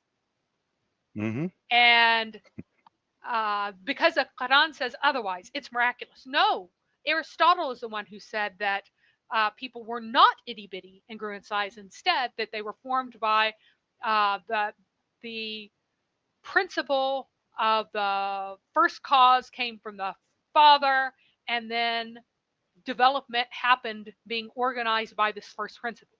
So very different. I would also say that, I mean, it's just blatantly obvious. I know that there were people who had this weird idea of you're just getting bigger and bigger, starting out a very tiny version of yourself. But if you look at the development of any animal, or especially non-mammals, where you can see them uh, as eggs, they don't just keep getting bigger, right? They change dramatically, and including human beings, less dramatically than most animals. So it's just kind of common sense, even. I'm sure that almost all educated people throughout human history held an idea that you were different at one time than you are now. Yeah, yeah, and that's that's part of the reason why the discovery of cells was so controversial, because it seemed like people were pointing back to this extremely discredited idea that people just grew bigger. And people were like, wait, is that what you're trying to say? This is ridiculous. We don't believe in this cell theory stuff. And it was only after it was clarified that no, these are building blocks of human beings, but they are other than a tiny human being, right? So that is actually one of the early reasons that people were suspicious of this of cell theory, is because they're like, are you like going back to Hippocrates here? He's totally wrong about this stuff, and he has to be. This is ridiculous. Anyway, this same guy named Needham had a very hilarious quote that I had to find. I had to look this up because I didn't want to buy the book online by searching particular verses or the particular quotes, right? And he said, Arabic science, so justly famed for its successes in certain fields, such as optics and astronomy, was not of great help in embryology. This is a very polite way of saying it. He has pages and chapters on other people, like chapters on different Greeks, right? And he has one page on Islamic embryology, right? He says, my friend, Professor Ruben Levy, has collected for me the following embryological excerpts from the Quran. We have created man of a choice extract of clay. Then we placed him as semen in a sure place. Then we created, and then that question mark is because he's like, created? Seriously? Created? That's what's meant here? Anyway, he just goes on to quote a whole bunch of Quran verses and say, yeah, this is nonsense. Why on earth would anyone believe this? It does nothing to advance any knowledge that anyone has. So here is uh,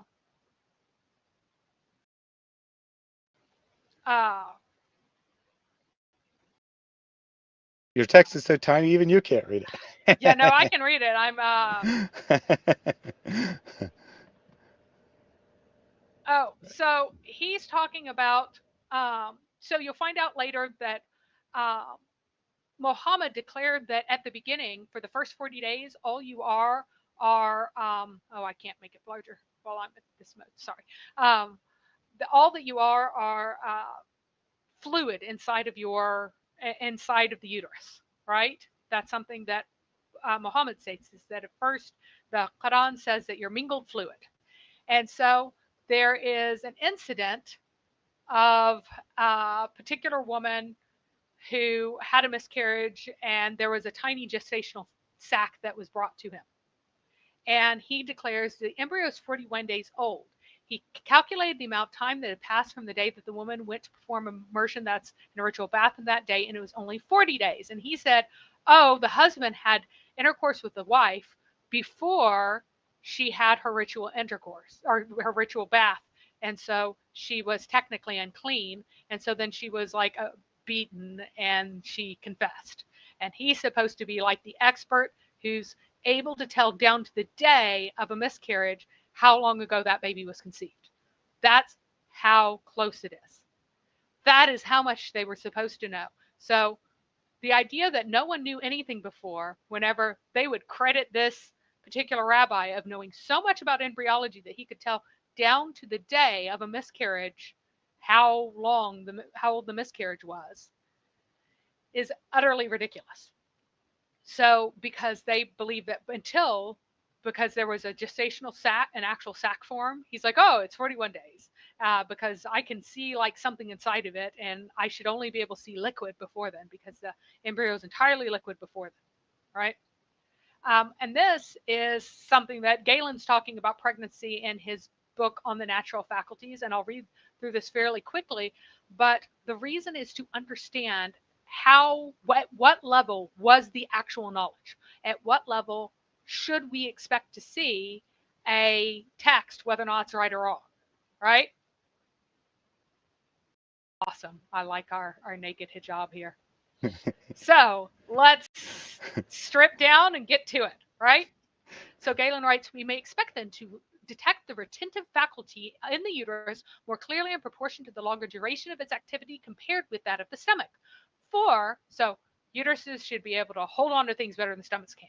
For as we know, it takes 9 months. He knows how long pregnancies last in most women for the fetus to attain maturity in the womb. This organ having a neck quite closed, that's the cervix, or the os, right? Quite closed and entirely surrounding the embryo together with the chorion sac, right? Um, Further, it is the utility of the function which determines the closure of the os, cervix, right, and the stay of the fetus in the uterus. For it is not casually nor without reason that nature has made the uterus capable of contracting upon and of retaining the embryo, but in order that the latter may arrive at a proper size. When, therefore, the object for which the uterus brought its retentive faculty into play has been fulfilled, and the baby's big enough, then it stops this faculty of holding on to things and brings it back to a state of rest. So it's no longer trying to hold on to the baby, meaning that basically the cervix is no longer holding tight, okay? And employs instead that of another faculty hitherto quiescent, the propulsive faculty, meaning the one to be able to shoot things out. In this case, again, the quiescent and active states are both determined by utility, whatever you need. When this calls, there is activity. When it does not, there is rest. Here once more we may observe well the art of nature, how she has not merely placed each organ the capabilities of useful activities, but has also foreordained the times of both rest and movement. For everything connected with the pregnancy proceeds properly, the eliminative faculty remains quiescent as though it did not exist. But if anything goes wrong in connection with either chorion or of any other membranes or of the fetus itself, and the completion is entirely despaired of, that is, if baby's not going to be able to make it, then the uterus no longer waits the 9 months period, but the retentive faculty forthwith ceases and allows the heretofore an operative faculty to come into action.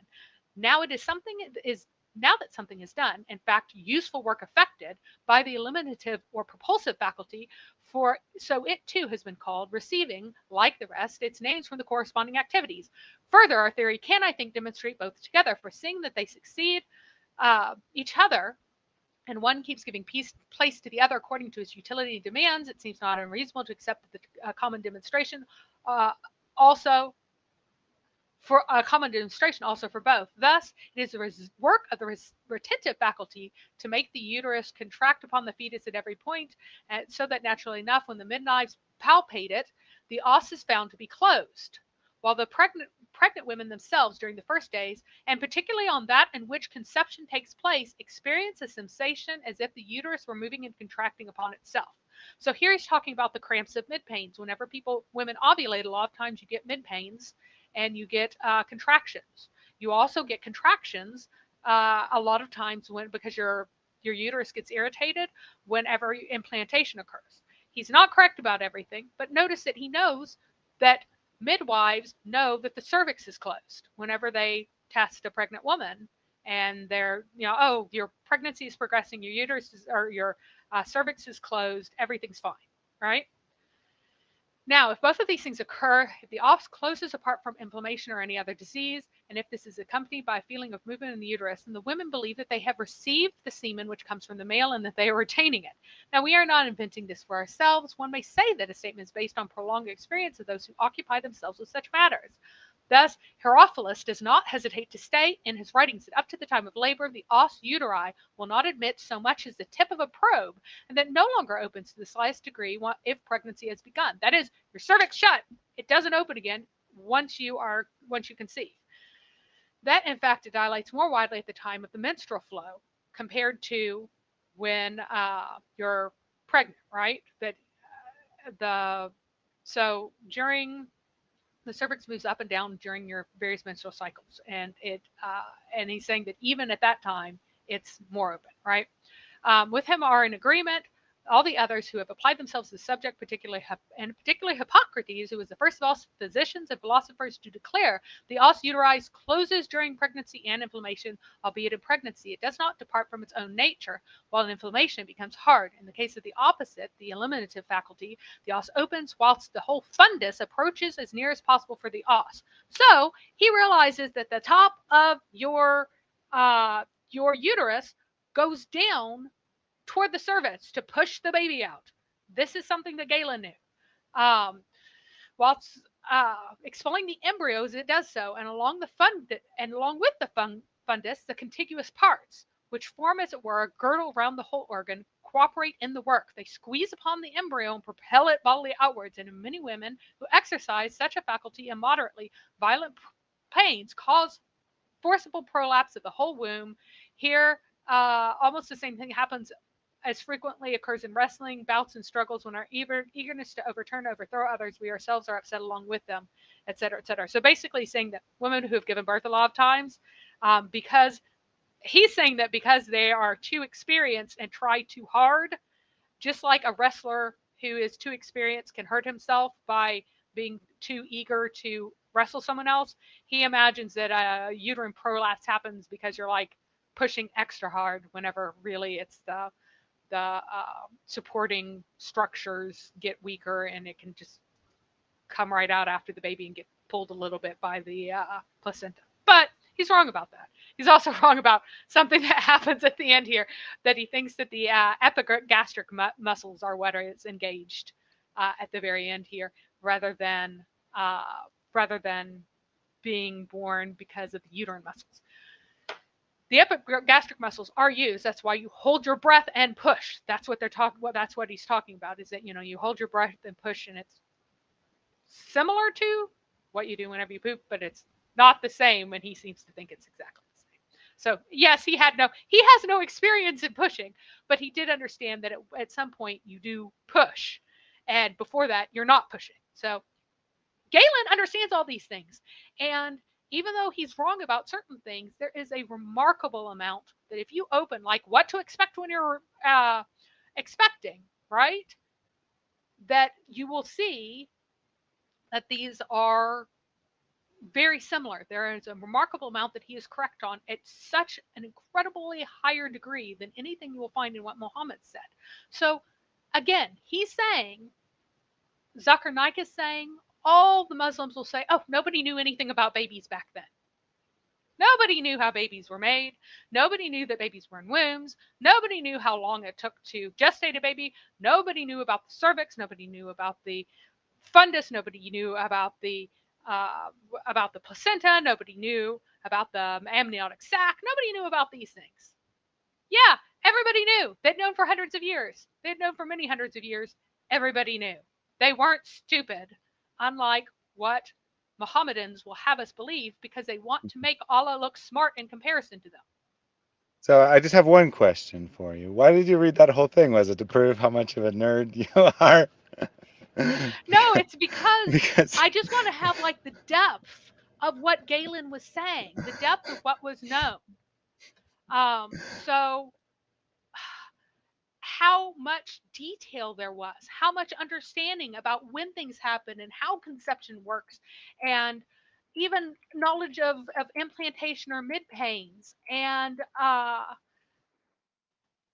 all of these things were known, and they're acting like, oh, this what we have in the Quran. Let's compare what we have in the Quran uh, about embryology compared to that from Galen, and we'll see which one has a better idea of how babies are cooked, right? So, um, Karen says we are all nerds. We are proud of that. Indeed we are. Indeed yeah, we are. I'm chasing off all the non nerdy people, but I want everyone to understand. I want you all to understand how much was known and who knew it and when they knew it. Right? And I hope that I translated the goofy old talk to something that other folks can digest who aren't used to reading the old goofy talk, um, so that you can understand how much they actually did know. Occasionally they got off, but how much they really did know, and why Galen was considered with such respect for so long that people like so much was so evidently true that he said that people didn't contradict him, right? So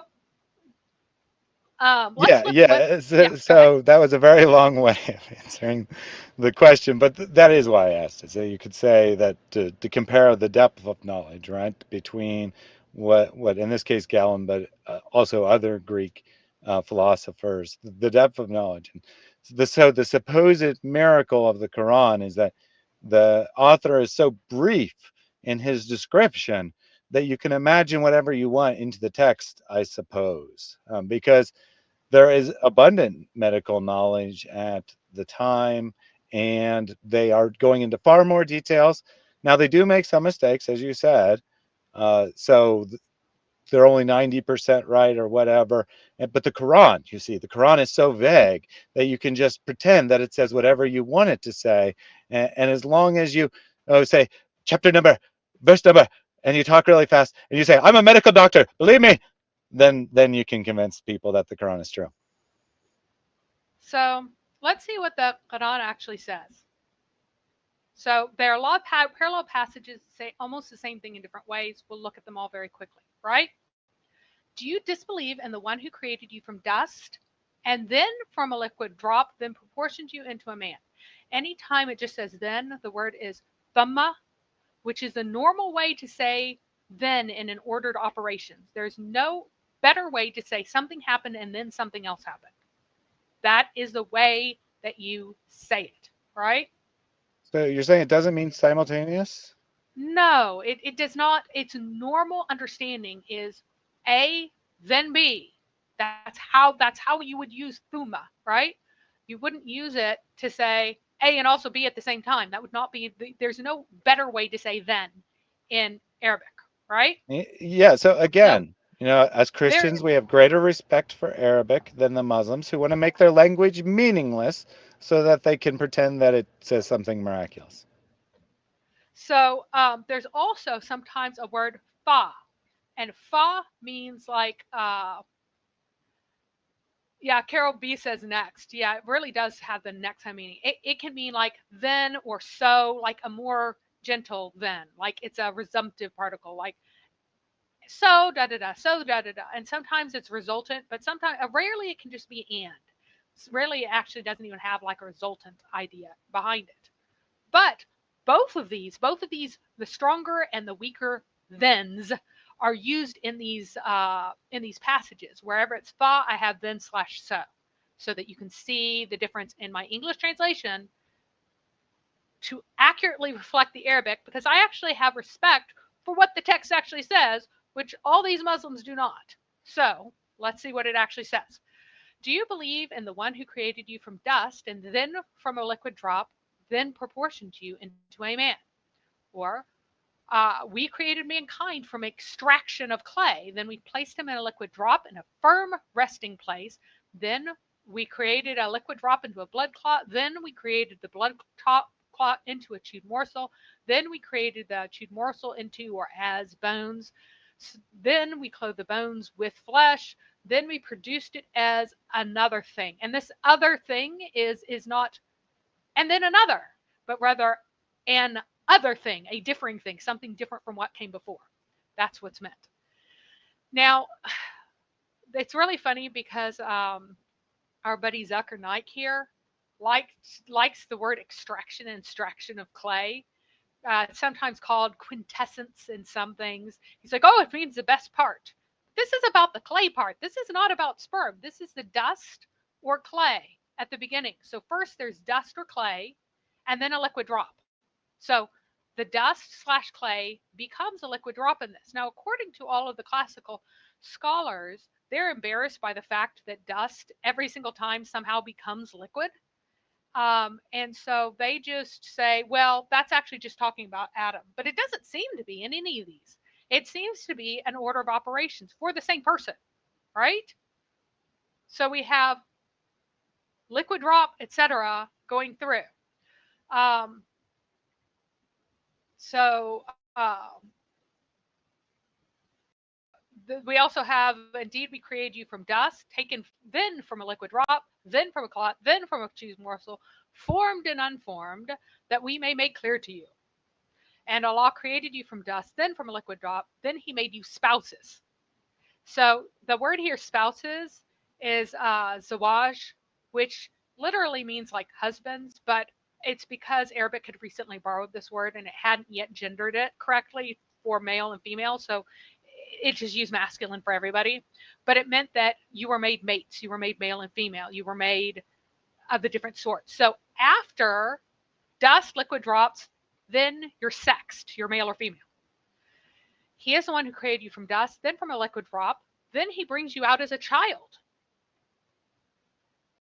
And that He created the spouses, the male and female. Again, see, that's what it means. From a liquid drop when it is fated or smitten is actually what the word means. Like that you have a fate that falls upon you is kind of the idea of this word. Then again, was He not a liquid drop of fated or smitten fate slash seminal fluid? So the word for the fated thing that is smitten upon you is actually a synonym with the word for seminal fluid in the Arabic, because of the idea that you have this that your fate comes from the moment that you're created, right? That's written in your origin, that this fate is here. And so that's why the word for fate is kind of the same for seminal fluid. This particular word for fate, there are other words for fate. It is the word from which Manat comes, though. If you've heard the goddess Al-Manat, who is the goddess of fate, who is the nemesis, the Greek goddess of nemesis, that is the same word. Okay, guys? So then he was a blood clot. Then He created proportioned. So, or then He made of them spouses. That means male and female. After this, after they're created and portioned, right? The male and the female. Indeed, we created mankind from a liquid drop, a mixed liquid drop, that we test him. Now, I want you to keep in mind that this is actually clarified even more by 39:6, which says, it goes on about creating you from a single soul, then He made from its spouse. So this is about Adam, right? And then He sent down for you the 8 spouses of livestock, and that's understood to be male, female pairs of sheep, goats, camels, and cattle beasts, right? He creates you in the wombs or bellies of your mother. Creation after creation in three darknesses. So that word is like men ada, I think, right? So it's like it literally means after which. There's one creation, and then after there is another. That clarifies that even if you want to read Fuma as something simultaneous for some reason because you don't like what it says and what its normal meaning is, that it's after one creation and after that another creation. Creation after creation after creation after creation. Got it? So, Series, comment. stages. This is supposed to be the miracle anyway, and there's some guy in God logic going, no, no, it means the same thing. I'm like, well, you're throwing out the supposed miracle then, aren't you? So, comment from Islam critiqued in the chat. Muslim apologists have been dropping / changing arguments left and right lately. Keep the heat on or turn it up. Exactly, exactly. You know, some might say, well, why are you discussing this? Muslims are dropping the argument, and we want to make it clear to the average Muslim who this. So Christians don't understand how important this argument is because we look at it and we think it's incredibly stupid. And most Muslims tend to be smart enough not to raise it to Christians. So we don't think it's that important. But actually, this is probably the single most important argument to the common Muslim. Well, probably second. The Yeah. first most being that non-Muslims are dirty, disgusting creatures and you don't want to be one of them.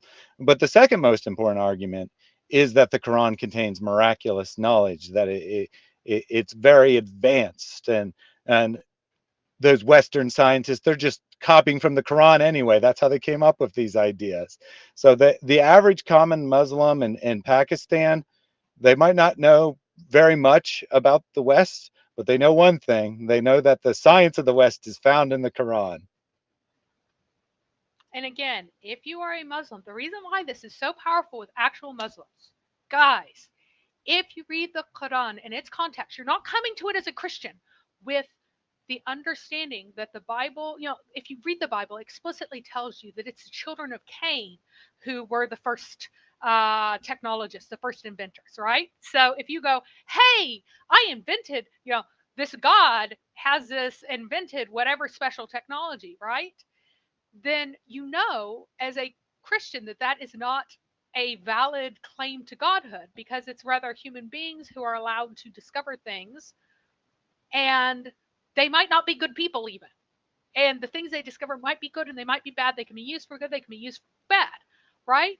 But if you come to the Quran from an Islamic perspective, you do expect scientific miracles because it is that pagan book. It's not from the biblical worldview, it's from the pagan worldview.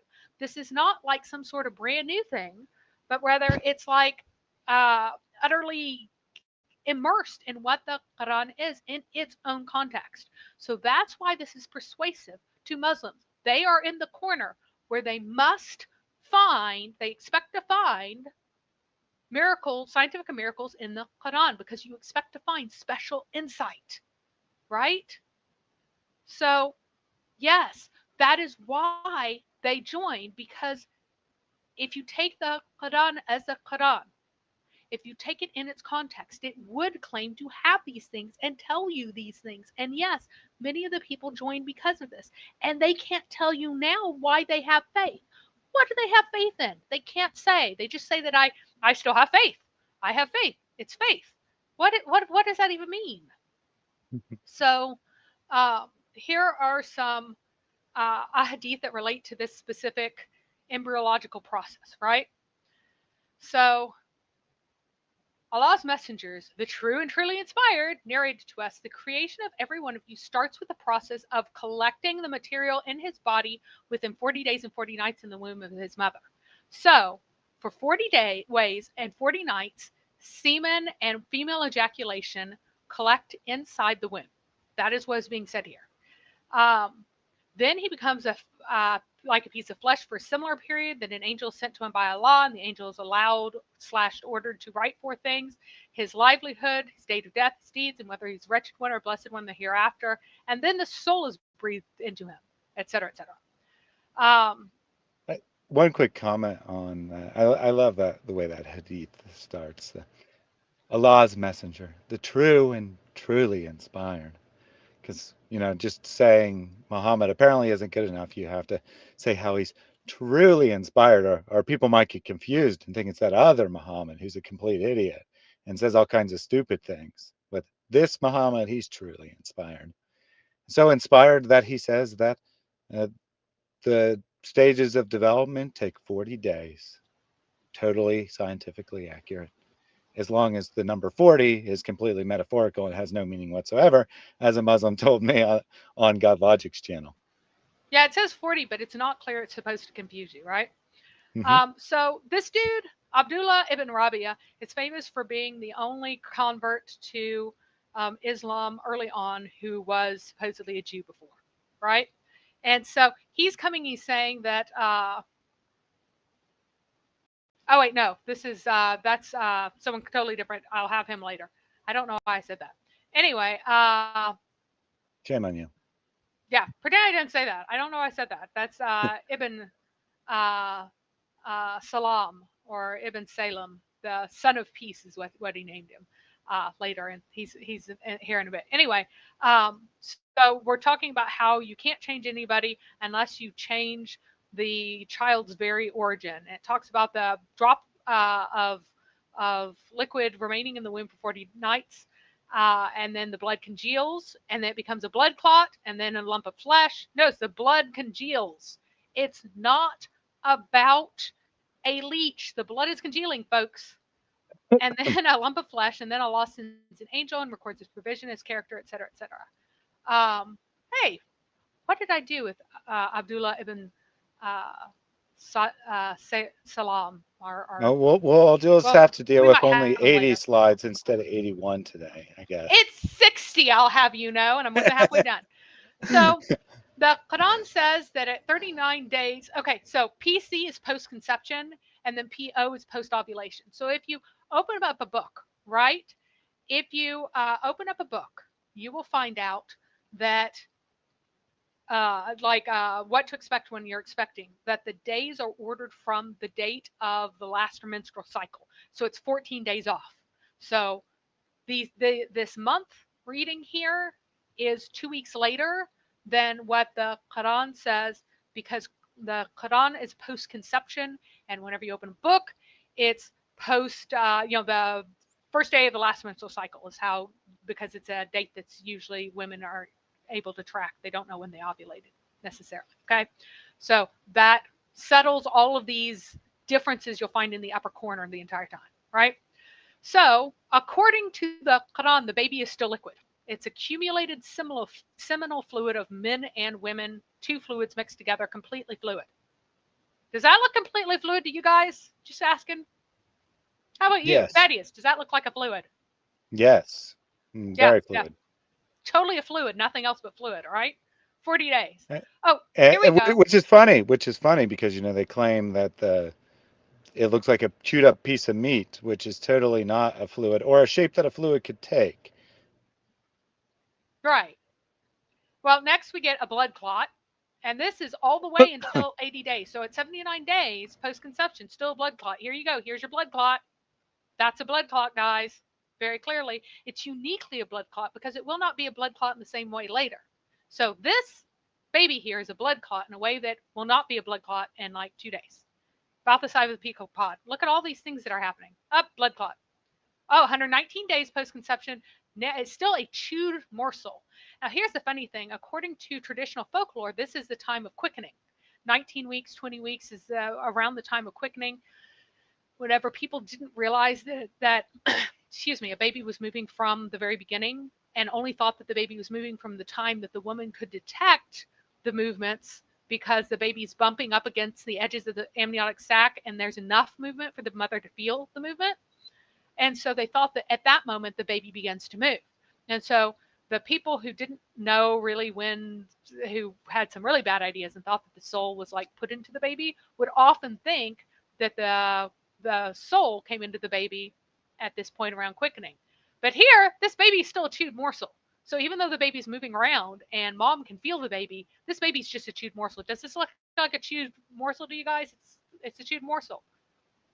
Oh, Here you, totally, totally. Very chewed, very chewed. So now the baby's bones at 159 days, and the soul is finally put in the baby. So before this, the baby had to be quiescent and inert. But now the baby's moving, even though the mom has been feeling the baby for weeks, right? And at this point, the baby's bones. That looks like bones to you, right? Allah has finally given you the sex of the baby. Before this, the baby did not have a sex, apparently. Yeah. And if we're going to continue the same pattern of 40 days, 40 days, 40 days, assuming that it would continue, this is when the baby's still at the flesh stage here, right? At 30 weeks. Now the baby is getting flesh finally. Good for baby. And then finally, the baby is a baby. 2 days after this, the baby will be a baby. Before that, it's still just getting flesh on its bones. Okay? So let's ignore the timeline of 40 days, 40 days, 40 days, and let's ask, hey, did this baby start as clay dust? No. Was the baby mixed liquid? No, the sperm is the cell, so is the ovum. The ovum is not ejaculated or released by secretions. Is the baby a blood clot? No. The uterus lining exists to provide an interface for the baby. The blastocyst also completely buries itself in the lining, doesn't cling to it, nor does the baby cease clinging until after birth. There's nothing uniquely clingy about the baby here that isn't also true about the baby later. Is the baby a chewed morsel? And I think this probably comes from the appearance of a placenta and an early miscarriage. If you have an early miscarriage, your placenta is larger than your baby, and placenta looks kind of chewed up if you have a miscarriage. So bones, then flesh. No, the bones and flesh begin to develop at the same time, and the flesh, the cartilage, actually precedes bones, which replace it in a process that continues long after birth. In fact, bones are the last organs to completely finish developing, which Aristotle knew. Aristotle knew that bones were last, did not think that bones came before flesh, right? So here's another one that kind of has the same sequence in a Jewish, second century Jewish physician who called the embryo the fruit of the body, and he said it develops as a golem, a formless scrambled up things, in a shefer marakam, an embroidered fetus. Shefer means the amniotic sac, the uber, something carried, then the uvalad, child, and then the uvalad shel kaimaya,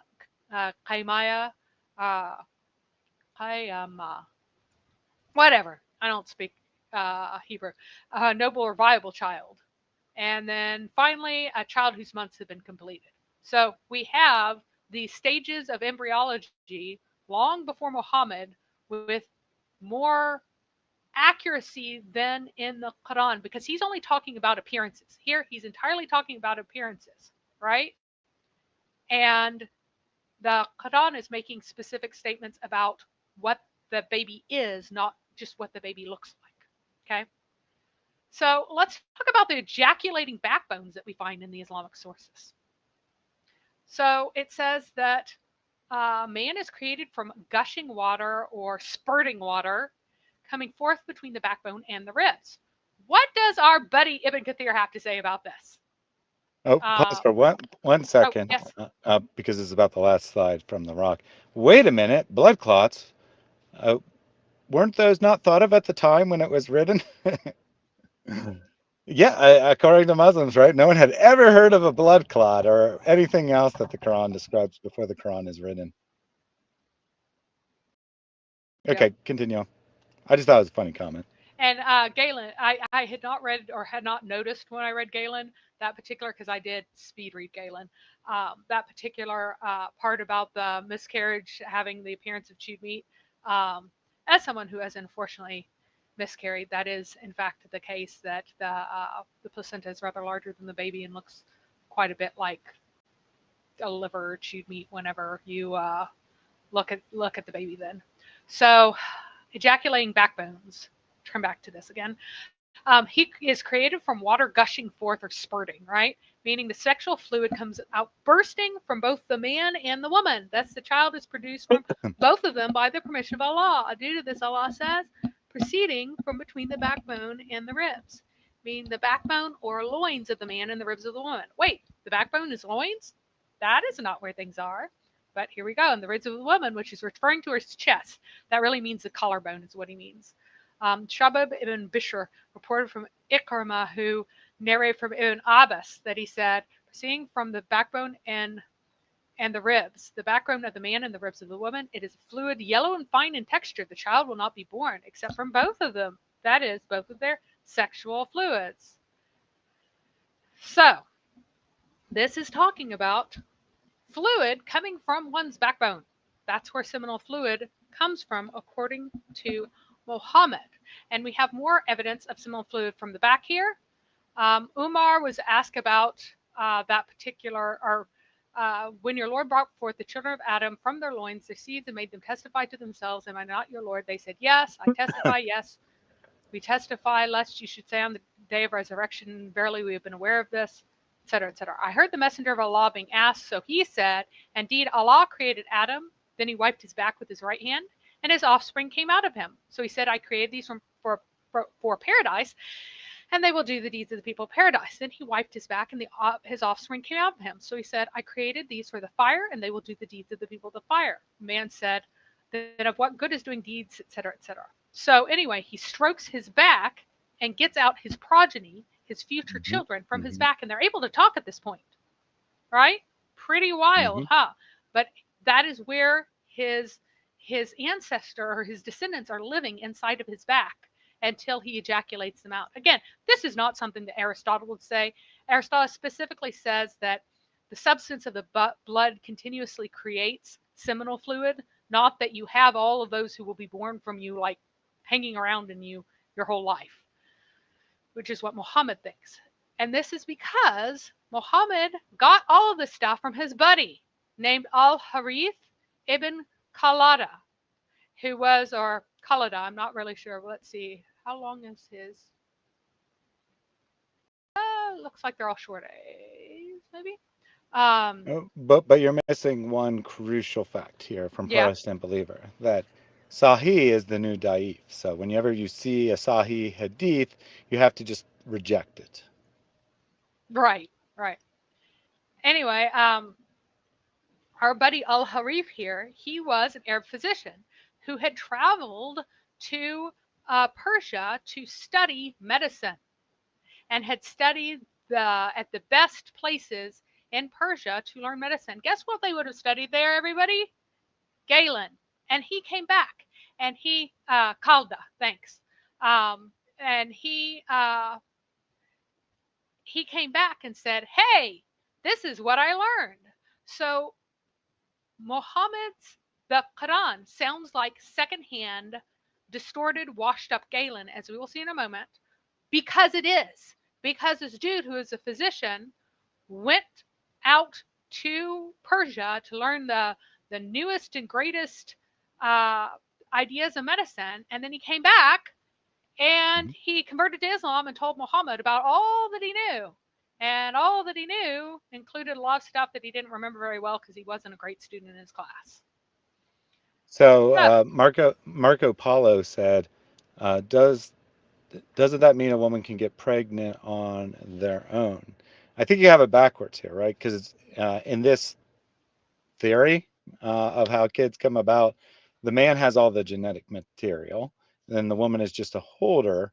That's why Allah can stroke Adam and get little children to come out, because they're already fully human beings in the sperm, and the woman just provides a safe place for that sperm to grow up.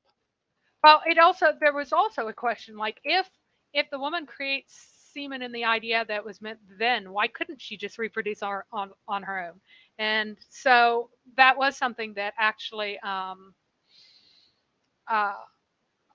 Aristotle asked in his disagreement with the two semens theory, because if a woman has everything that it takes to be a woman, then she should be able to just like drop female babies all the time, right?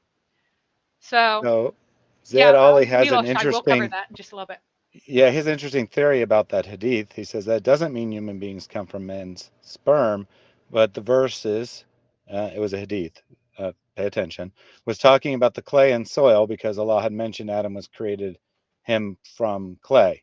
I don't recall it saying that in that particular hadith at all. So the verses about stroking his back is actually about extracting his descendants from his back, from which the sperm comes in other places. So a lot of the verses that begin with dust, the classical exegetes will say, "Hey, that was just the first man," but it's very odd that it's in every single sequence, not like you were first created this way, like it says you were first created, every man was created from one soul, which was, and then his mate was taken, etc., etc. But then instead we have this odd, you're created from clay and then from liquid and then from this and then from that and then from this, as if it's part of the sequence, and it's very clearly part of the sequence a whole bunch of times, which is very peculiar, to say like that. Anyway, some goofy Muslims say that, oh, it's a miracle of the Quran that it talks about coming from the backbone and the ribs, because the undescended testes while you're still in the womb are there inside of you, and they're between your backbone and your ribs. No, they aren't. They're not between your backbones and the ribs. Ovaries are not between the backbones and the ribs, and that's what ovaries are, basically female undescended testes. That's what they are. They're not between backbones and ribs. You guys don't know where your backbone is. You don't know where your ribs are. Also, testes in infant boys do not produce sperm. Guys, hello, right? Women still don't produce seminal fluid no matter what.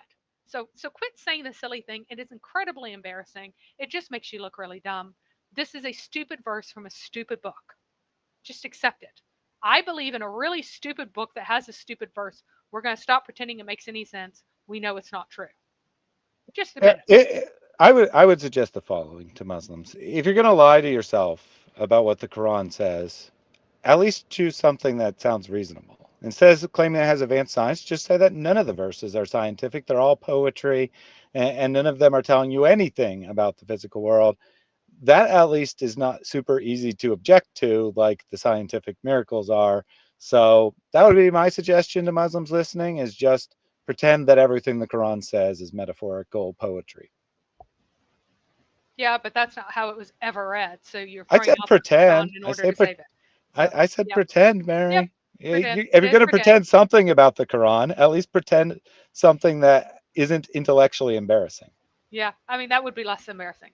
So let's talk about the women's seminal fluid. This is confirmed by mankind being a liquid drop, a mixture. So he created water, created from water gushing forth, seminal fluid that comes out bursting forth from the man and the woman. Thus, the child is produced from both of them. Guys, both. Okay, both. Men and women have seminal fluids, and this is not. People keep thinking that this is sperm. No, this is liquid. There is no idea that there is anything inside of this. It is not liquid. It is just a liquid. There's no idea that there are cells inside of this. Okay? Liquid and liquid combine and cause a baby to begin to form. Okay? So let's talk more about women's seminal fluids. Um, so we have someone asking about, should women take a bath, ritual bath, after they have a wet dream? And Muhammad says yes, if she knows he's discharged. And then his wife, who had babies, she's a widow who has a number of kids, she laughed and she says, does a woman get a nocturnal sexual discharge? And he says, ha ha, how then does a son resemble his mother? So he's correcting her and saying that a son resembles a mother. Here it is, Abdullah ibn Salam, the guy I was talking about earlier. This is the one where he's mentioned, right? He's the guy who was the our our our token Jewish convert, right? And he sets up this ridiculous thing where he tells Muhammad, I will believe in you if you can tell me the answers to the three things that only prophets know. Now, if only prophets know it, how does Abdullah know that he's telling the truth about the answers and not just making stuff up? Well, because he knows the thing that only the prophets know. But let's just nod and smile. So he asks the questions. One of them is, what makes a baby look like its father or mother? And he says, in answer, if a man's discharge proceeded out of that of the woman, then the child resembles the father, and if the woman's discharge precedes that of the man, then the child resembles its mother.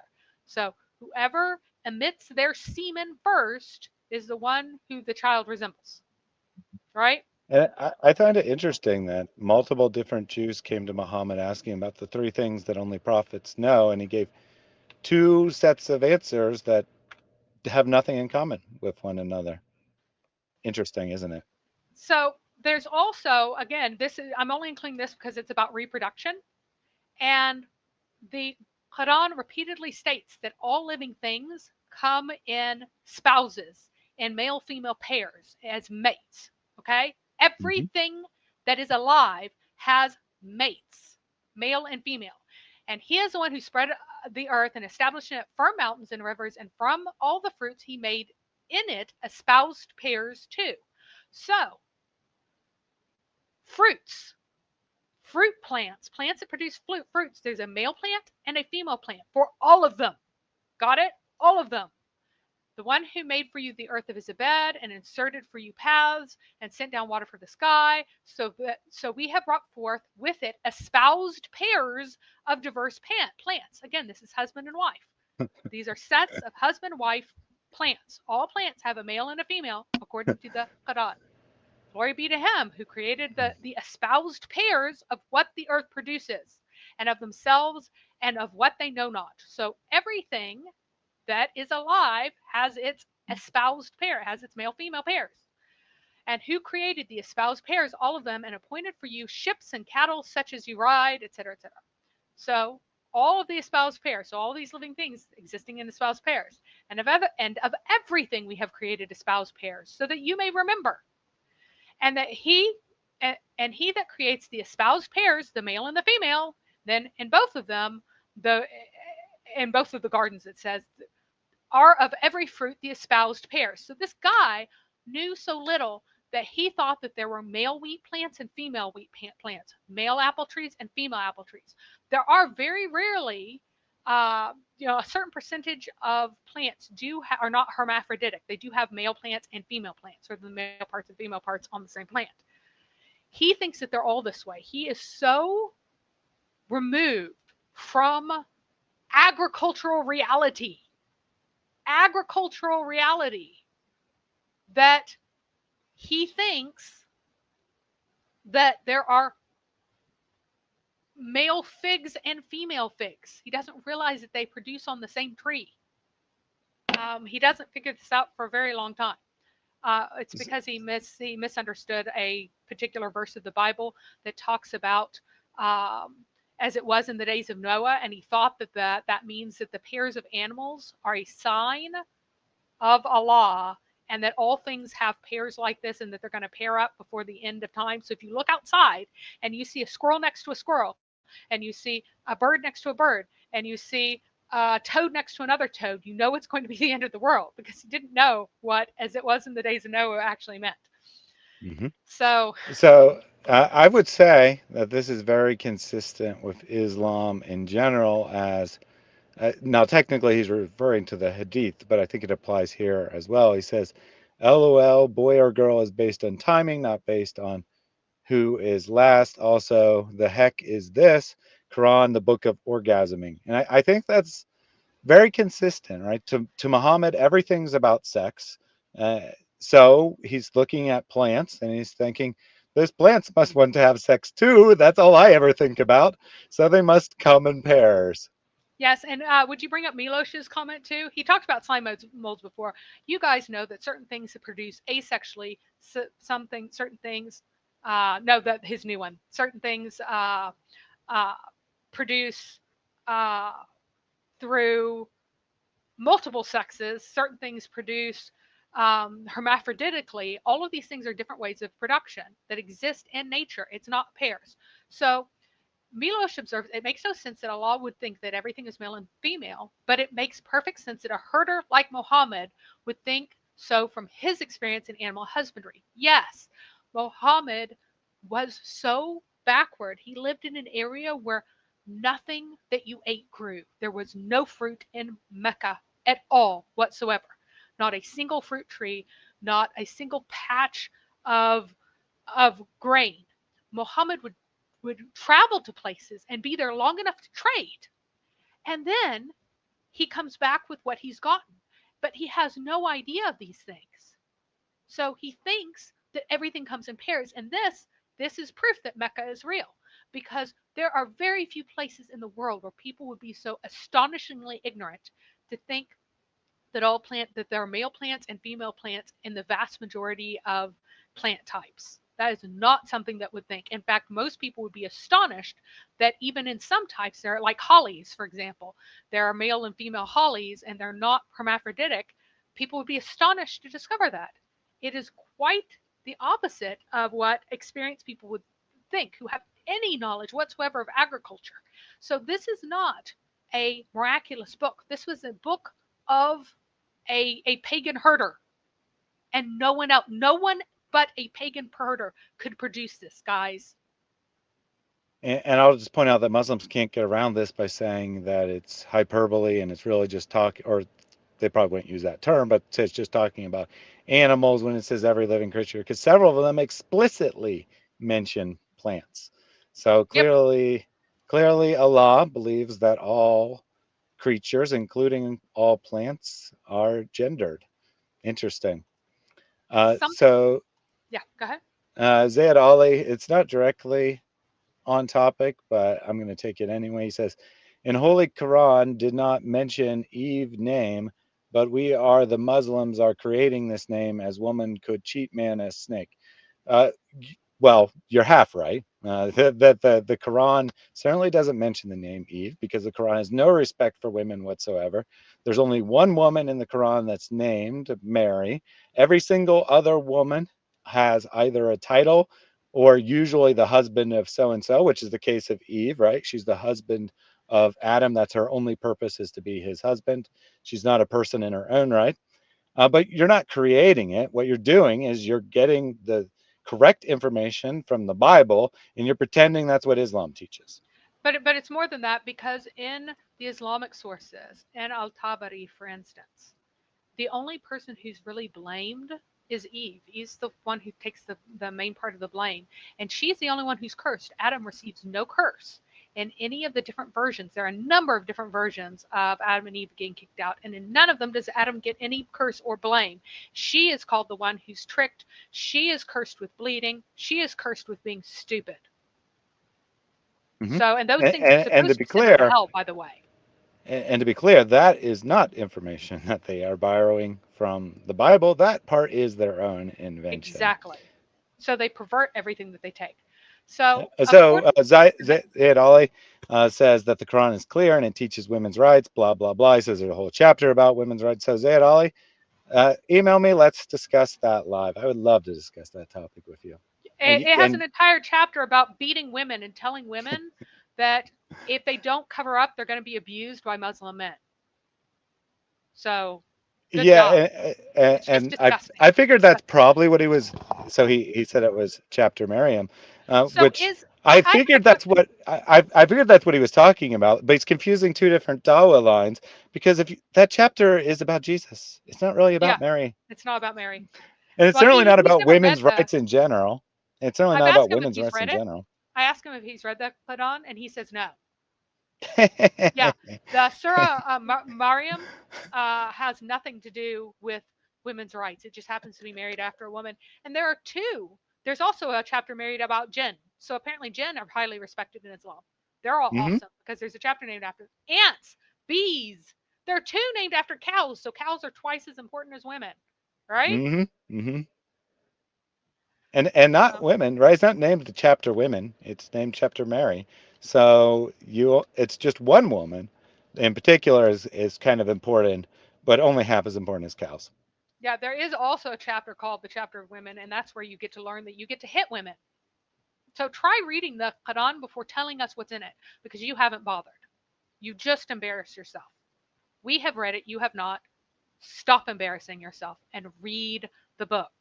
Okay? All right. Yep. So getting back on topic now, Yep. because And so, according to Islam, you're not allowed to marry people whenever it will create incest. Remember that no form of adoption is acknowledged. The reason that breast milk causes people to not be allowed to marry each other is because it creates a biological link. Okay? And here are some verses about suckling children and Muhammad being afraid that if you suckle a kid if you're breastfeeding while you're pregnant, you might kill the baby. Why would you think that? Well, if you think that the same substance that builds the baby in the womb is the substance that is building the baby as you're nursing the baby, then you'll think that the baby that you're breastfeeding is stealing from the baby in the womb. You would also think that in the same way that the substance of you is making you related to the baby in your womb, so is the substance of you making you related to the baby that you're breastfeeding. Okay? So they're talking about she is the daughter of my brother through breastfeeding, and breastfeeding makes unlawful for marriage the same thing that blood ties make unlawful. So blood is in the womb, milk is in the breast. They come from the same source, and they make you related in the same way, according to Islam. This is all over Islamic law. You can't get away from it. Breastfeeding creates the same kind of relation that gestating does. It's the same thing in Islam. That's why this exists, guys. So few people really understand this. So all of this thing about breastfeeding and veiling or veiling up or this or that or the other, it all talks about, it all relates to the fact that you are building the body of the baby. Now, this did, Muhammad's big, hey, you can breastfeed adults. Well, you're constantly like needing to eat, so maybe it does the same thing again. But here's the thing, are you related to a cow because you eat it? Then why are you related to a baby because you feed him with your milk? Even if you eat a cow's milk, you're not related to the cow. But the idea that it's the same substance building the baby gets you into this weird situation where you have this really weird idea. Okay, so maybe it makes you related for the time that you're a baby, because then for some reason you need more specifically milk sustenance, and then you become related in that way. But that means that any child who was suckled or who was given milk because mom's milk's dry, don't have a wet nurse, end up having goat milk. Apparently, they're now related to goats. But this is the kind of logic that you find in Islam, guys. This is absolutely insane, and so And few people know this. You need to I want to point out understand what this is saying. something different about that hadith, because earlier I alluded to how really stupid commands of Muhammad have become and remain even in the modern world common medical practice in Islam. And even to this day, women will nurse, or wean children who are not in a position to actually be weaned because they're scared to death of uh, breastfeeding a child too long and causing another child to die, which is probably just about the most detrimental thing imaginable. Um, the breast milk is essential to the child's development, at least before modern times when formula does a reasonable job of simulating it. Um, that a child who is not breastfed will not develop mentally. And here you have Muhammad commanding this, and Muslim women following this for thousands of years, including in the modern world. I've seen stories of nurses in hospitals horrified that a mother is still breastfeeding her previous child as she's about to give birth to another child. Yeah, and this one is supposed to refute that, saying that, oh, well, that they ask him. They said that the Greeks and Persians keep suckling their kids so they won't survive. But there's another hadith that says that suckling will overthrow the rider of the horse, and that it is a secret way of bearing alive. Okay, so this does, and that one is daif, so I didn't quote it, but there is a tradition in Islam that it would kill your child, and if breastfeeding makes you related, then if you are breastfeeding, then you are taking the nutrients from your baby. And if you think that you might not have enough for both, then you'd think that you might be killing the baby. And it's also really terrible then in a way that it isn't now, because everybody got sick all the time. They really did. There were so many communicable diseases, and the baby desperately needed defenses from mom to survive the first year. The number one cause of death in a newborn is infection. It's diarrhea, and just your baby's gone within days, because you could not get the your baby with enough, you could dehydrate really quickly because you didn't have IVs or anything like that. So if your baby got an infection very early on and had diarrhea in a way that you could just support the baby with fluids now, very often your baby would die. And the only defense the baby had was the mom's immune system taken through the milk. So here is a very detailed look at all of the ideas and where you might have things that are the same or things that are different in various sources. I have not exhaustively looked at all the things, so some of them are blank because I haven't looked at them. Some of them are blank because they just don't have anything about that because it's ridiculous. Okay. So in Islam, everything plant or animal comes in male female pairs. Aristotle says no. He says that some of it's male female, some reproduction is self fertile in some way, and some is spontaneous generation. Modern science says that some is male female, some's hermaphroditic, some's asexual, et cetera, et cetera. There are all sorts of different ways. So no agreement there. Anything that's bold, there's an agreement with Islam. Islam is a standard, bold is agreement.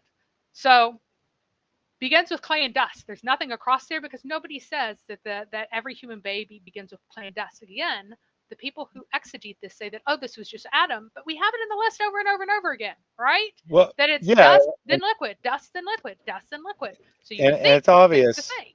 It's obvious that the Quran is confusing what the Bible says, and thus the tafsir are smarter than the author of the Quran, and they're like, oh, he's referring to creation because we know Adam was created out of dust or clay, therefore that must be what the verse is about, even though the author of the Quran doesn't seem to know that. Yep. And so it really does make no difference, right? Or it really is. Sorry, I got distracted. So it really is trying to add this religious thing and tack it on to the beginning of a list that he got from his buddy, the physician, who went to study in Persia, who was his early companion, right? So men make liquid seed in their backbones. I found a backbone link. Aristotle said that the ducts that gather the semen are adhere to the back in the region of the spine. Got that? This is from On the Generation of Animals. Is all the Aristotle sources come from there. So, and chapter 1, uh, subchapter subgroup 13, it is, or book 1, chapter 13. Excuse me. He says that it adheres, that these ducts adhere to the back in the region of the spine. So now you get semen coming from your spine. It's totally untrue. Semen is produced rather in the testicles, etc. But the men having liquid seed is found in Aristotle, Galen, and Talmud. But in modern science, it's not liquid seed, it's semen that's only carried along, it's sperm carried along by semen, right? So it's not the same thing. It's not what's being said here. It also says women make liquid seed in their collarbones. Aristotle doesn't agree. He says that women's discharge is their menstrual flow.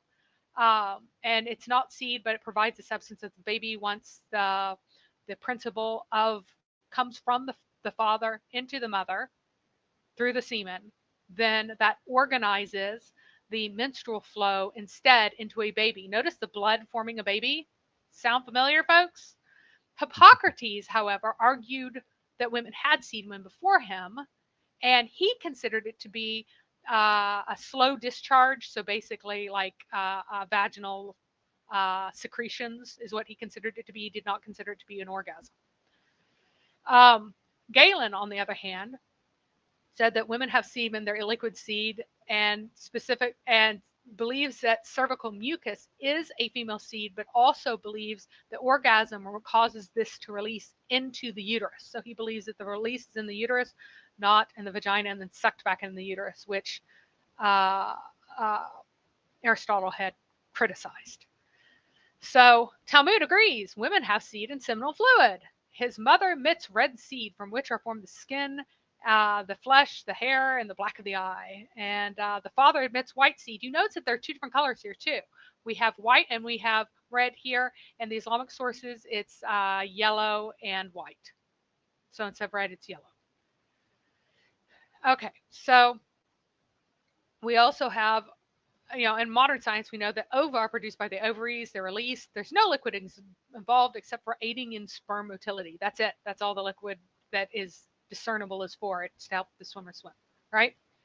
So, according to Islam, conception occurs in the womb. According to Aristotle, happens in the womb. According to Galen, womb. Talmud, womb. Guess what? Conception occurs in the fallopian tube and implantation is later. It does not happen in the womb. They're all wrong. So, Muhammad or the Quran managed to agree beautifully with everyone and not with modern science. But Islam, I thought the miracle of the Quran was that it didn't repeat any of the untrue things and only repeated the true things. yeah, it manages to get nothing uniquely right. And like the one shot in the dark it got, it stole from Galen, as we'll see in a second. Right? So Islam, women get wet dreams. Aristotle, no, it seems like women get wet dreams. They are not wet dreams because they don't have seminal fluid. Galen says that women do get wet dreams. The Talmud does not. Now, it would be consistent. If women have semen, women ought to have wet dreams. But the Bible says that only men need to purify themselves when they have nocturnal emissions, therefore implying that women do not get nocturnal emissions, right? And so, even though the Talmud tries really hard to agree with Galen and present modern science as if it comes from the wisdom of the rabbis, modern science of its time, right? It doesn't repeat this error because it's prevented by the Bible not prescribing purification for women after wet dreams implies that they don't have them. So it does not assert that they have wet dreams, even though it's inconsistent with the two semens. Modern science goes, no, women don't have semen. They can only have additional vaginal discharge. In Islam, it says explicitly that the womb is fixed. It's not moving around. So that secure place that you hear sometimes actually means that the womb is not thumping around. Well, Aristotle thinks that there aren't any ovaries and thinks that there's just this uterus. And he thinks that it is usually fixed but can run amok. So you can have an amucking running around uterus, which is where you get hysteria from. And Galen's like, no, that's stupid. You can have prolapse, you can have an infection that causes things to be weird, but no, it's fixed. Talmud says that the fetus moves through different parts of the uterus. The uterus itself doesn't move around. So it's also fixed, but it has a fetus moving to different parts that is not paralleled elsewhere. Modern science says, yes, Galen, you got it right. The uterine is fixed. Prolapse is possible. You can have infections that changes size and stuff, but the uterus is fixed. So Islam finally agrees with modern science by agreeing with Galen. Islam says that the soul isn't put in until it's put in by Allah after 120 days. Aristotle says that the soul is grown with the body. The seed contains the principle of the soul, or the spirit, you might say, that causes the body to then be organized. So at the moment that the semen enters and stays there, it begins organizing the body, and that's the soul working upon the body. Galen thinks the same thing, but with two seeds. Talmud agrees with Islam. Here we go. Here's another agreement. God inserts into him a spirit after 40 days here instead of after 120. So it's after just 40 days, you get 120. So in modern science, we say that the mind or the consciousness or whatever you might call the soul in terms of secular view, right? It's grown with the body according to DNA blueprint. So that's more in agreement with Aristotle and Galen than with the Talmud or Islam here. Male and female comes from Allah 120 days. Before 120 days, you don't have male or female. Allah determines it. Well, according to Aristotle, female arises from a developmental error due to lack of semen or a premature ejaculation. So you have to work up enough semen by delaying your ejaculation long enough. And if you have it too quickly, then you end up having a girl child. The semen is a catalyst and instills the substance of the mother with the principle of the soul/baby. The growing baby actualizes the soul, right? So yes, please like and share, subscribe, all of that stuff. I'm giving you tons of information here, and it is lots of deep stuff. So we are diving deep. So this is stuff that you can take later. I did cite my sources up there. So let's spread this around. What is actually said and by whom, right? Now, Galen, so according to Aristotle, it happens at the moment of ejaculation. Either you got enough semen to make a boy or you don't. And if you don't, you have a girl. So it's determined at ejaculation, right? Galen says that both male and female principles exist in the seeds. The state of the semen upon ejaculation and the varying womb conditions, whether or not it's hot or cold or whatever, account for the differences of male and female in development. So he believes that male and female are present, and then you just develop one or the other at the kind of like at the moment that the baby rests in a particular part of the womb, then its core trajectory is determined, essentially, that it will be female because it's in the cold part of the womb or something like that. Talmud says males occur when mothers emit their seed first, and females when fathers emit their seed first. So the idea is that males are when you don't prematurely ejaculate, and females when you do, is basically what the Talmud here is getting at. Even though it takes both seeds, it takes a page from Aristotle too. Now, Muhammad copies the Talmud when it talks about the resemblance of the male and female. Remember? So but he takes it to the opposite, that they resemble their mother if the woman comes first, and then resemble the father if the father emits his seed first. Although we're not really sure that he really is firm on the idea that this is ejaculation in the case of women. He might just think that it's sufficient vaginal secretions, essentially, right? Male or female, we actually know comes from the X or Y chromosome of the sperm. It is set at the moment of conception when the egg and sperm join. So according to Islam, the baby is mixed liquid semen that is collected in the womb for 40 days. Like it continues to collect. There are passages that say that it continues to be collected, right? I don't know how that happens with who comes first, but which time counts, the first one or later ones? I don't know. Aristotle says that growth begins immediately with the organizing principle, etc. Galen agrees of the mixed seeds explicitly, and the idea of gathering into one mass is there, but Islam takes that to mean additional collections. Rather, in Galen, he talks about, remember he talked about how the cervix closes? He doesn't think that more continues to go in there and make more, but Muhammad apparently does.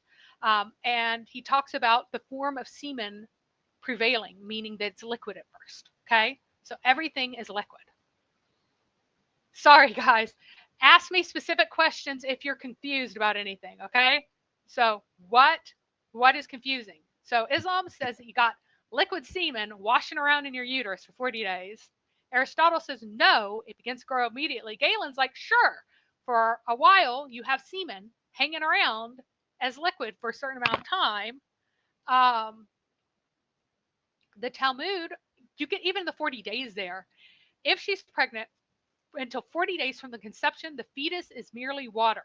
So they think that that bag of waters, because you can't see, if you have a really, really early miscarriage, all you can see is like a tiny blister that looks like water. And they think that that really is water because you don't have you don't have a microscope. So Islam reflects a pre-microscopic era where you think it's this tiny blister of water, right? So, according to the Talmud, it's not a living being. This is totally wrong, right? And it also doesn't know that the womb is closed, just like Islam doesn't know that the womb is closed, although Galen does know that the womb is closed.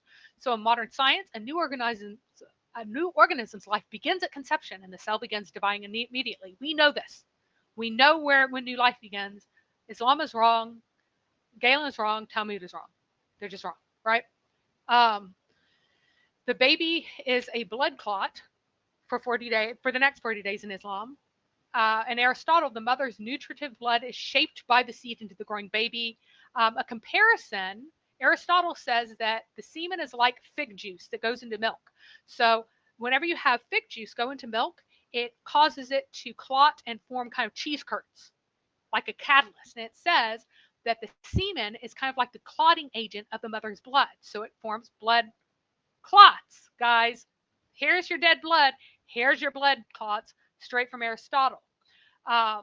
Galen says that the spirit makes pockets, which then fill with blood, and so they're kind of like blood blistery things. When it's been filled with blood, and the heart, brain, and liver are still unarticulated and unshaped, they get yet they have a certain solidity and solidarity and a considerable size. Then you get the second period.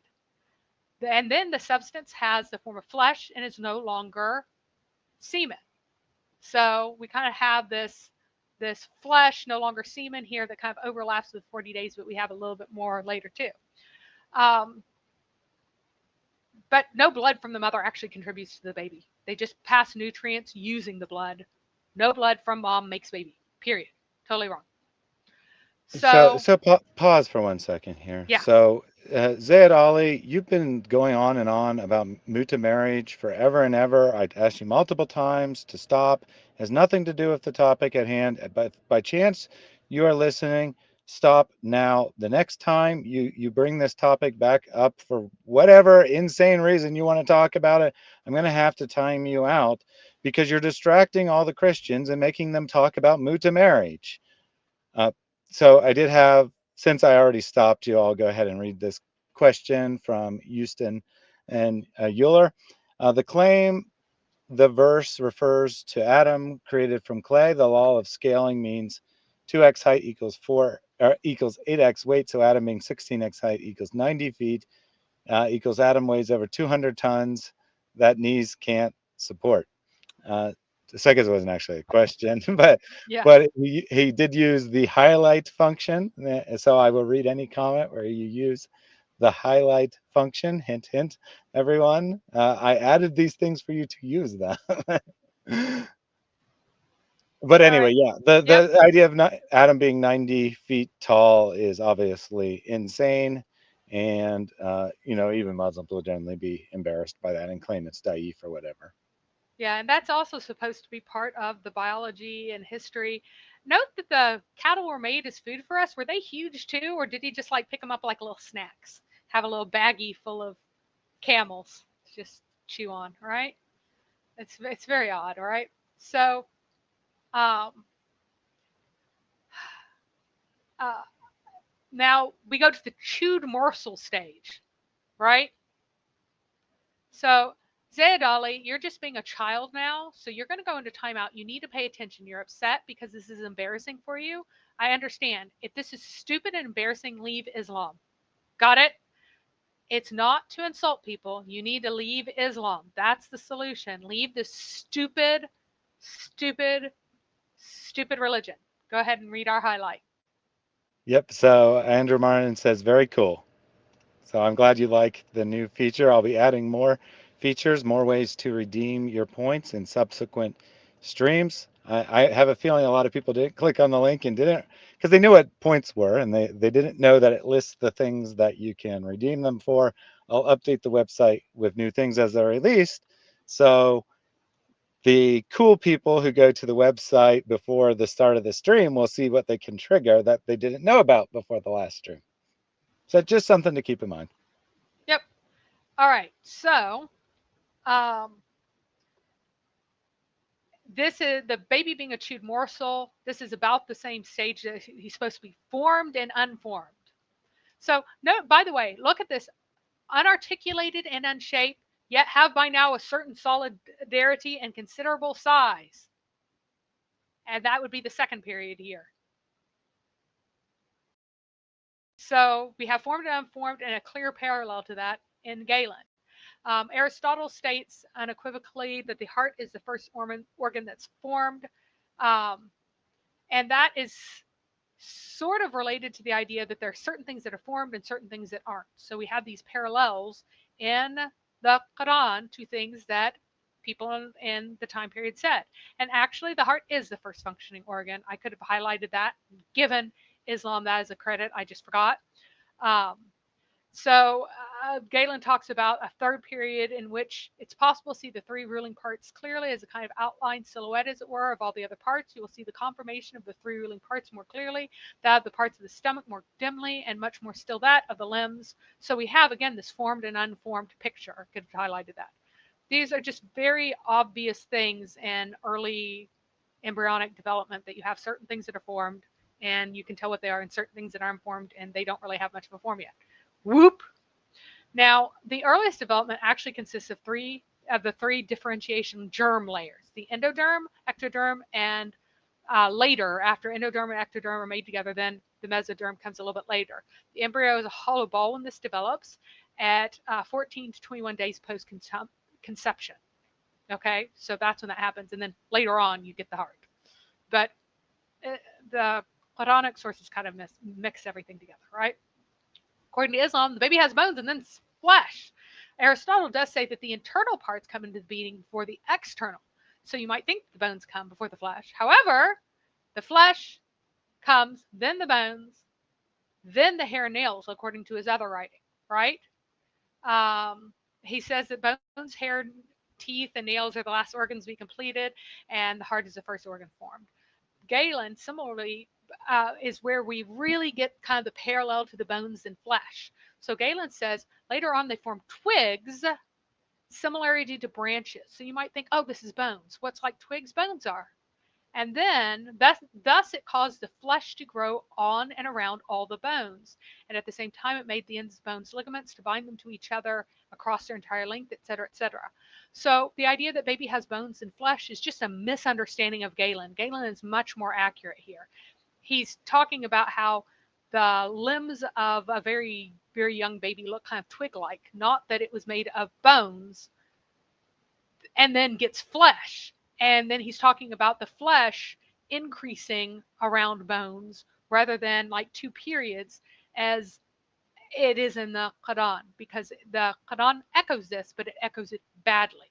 The Talmud, interestingly, talks about kind of more periods in kind of the same way. What does it look like as the baby's developing? I kind of put this all in one place because it isn't really split well. It looks like folded writing tablets. So if you look at writing tablets folded up in a baby all folded up, its hands rest on its two temples and its elbows on its two legs and its two heels against its two buttocks. Its head lies between its knees, mouth is closed, navel is open, meaning attached to the mother, and it eats what its mother eats and drinks what its mother drinks. So this is a perfect image of how a baby is folded up in the womb.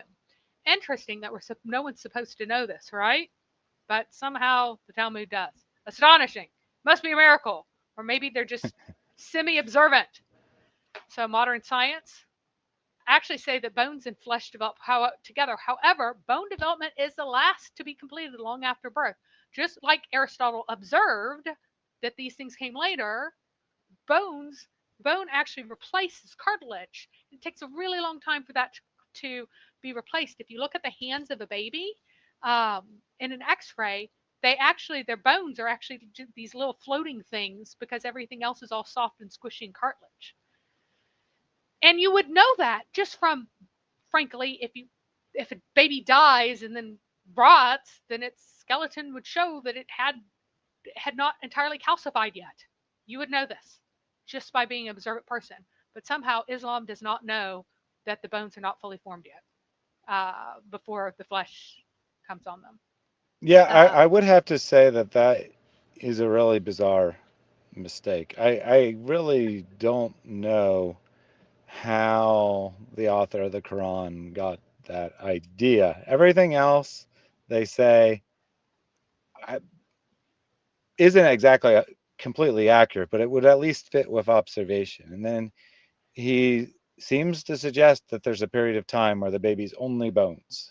Right. It starts out as sperm, then it becomes, a lump, and then it turns into bones, and then the flesh forms over the bones. So I think what he's saying is that there's, it starts as sperm, and then over time it develops into bones, and then after that, flesh is added to the bones. But So, there's no miscarriage or other observation that would ever indicate yeah. to you that there's a skeleton inside a pregnant woman. So, whenever you copy off of the dumb person in class who didn't take good notes, that's what's happening here. Remember, he has his buddy who was the physician who studied Galen and clearly didn't understand it very well. The only way you can get the bones and flesh is because you went and you studied Aristotle and Galen and didn't really understand it and couldn't remember it correctly, and then you told it to somebody, or you knew it correctly and you told it to somebody else and they didn't understand it. This cannot come from observation. There is no observation that can account for this. Only misunderstanding Galen and Aristotle, especially Galen, especially the specific passage from this very famous uh, book of Galen's. That's the only way that you can end up with this misunderstanding in this goofy stage. So that is what is happening here. It is the dumb kid trying to crib off of somebody else's notes and getting it wrong. Allah is not the stupid kid here. It's Muhammad. He made this up. He screwed it up and he just doubled down continuously about it, right? So So, Milosh does actually have another theory, which is interesting. He says the idea could be a misunderstanding of the Valley of Dry Bones idea from the Old Testament.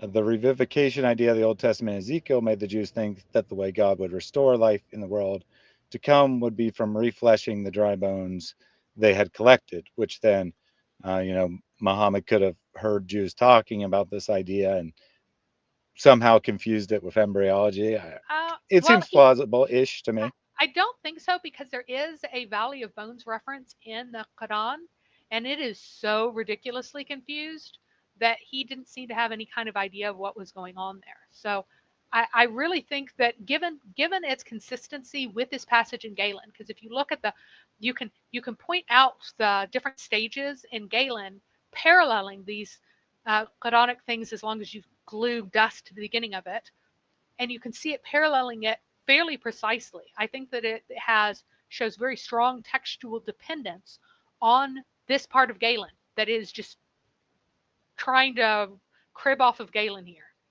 So I think that he's really, really thinking this, especially since he says that, even if you like rip off your bones, or excuse me, even if all your bones are crushed and burnt to dust and everything else, you're going to be revivified, for example. Um, So I really think that this is directly from Galen. So we're almost at the end. Breast milk is linked to women's semen, as I've already said. I've already established how this is so. Now Aristotle says the same. The sanguineous nutriment of the women gets sent to the uterus for the embryo and to the breasts as milk.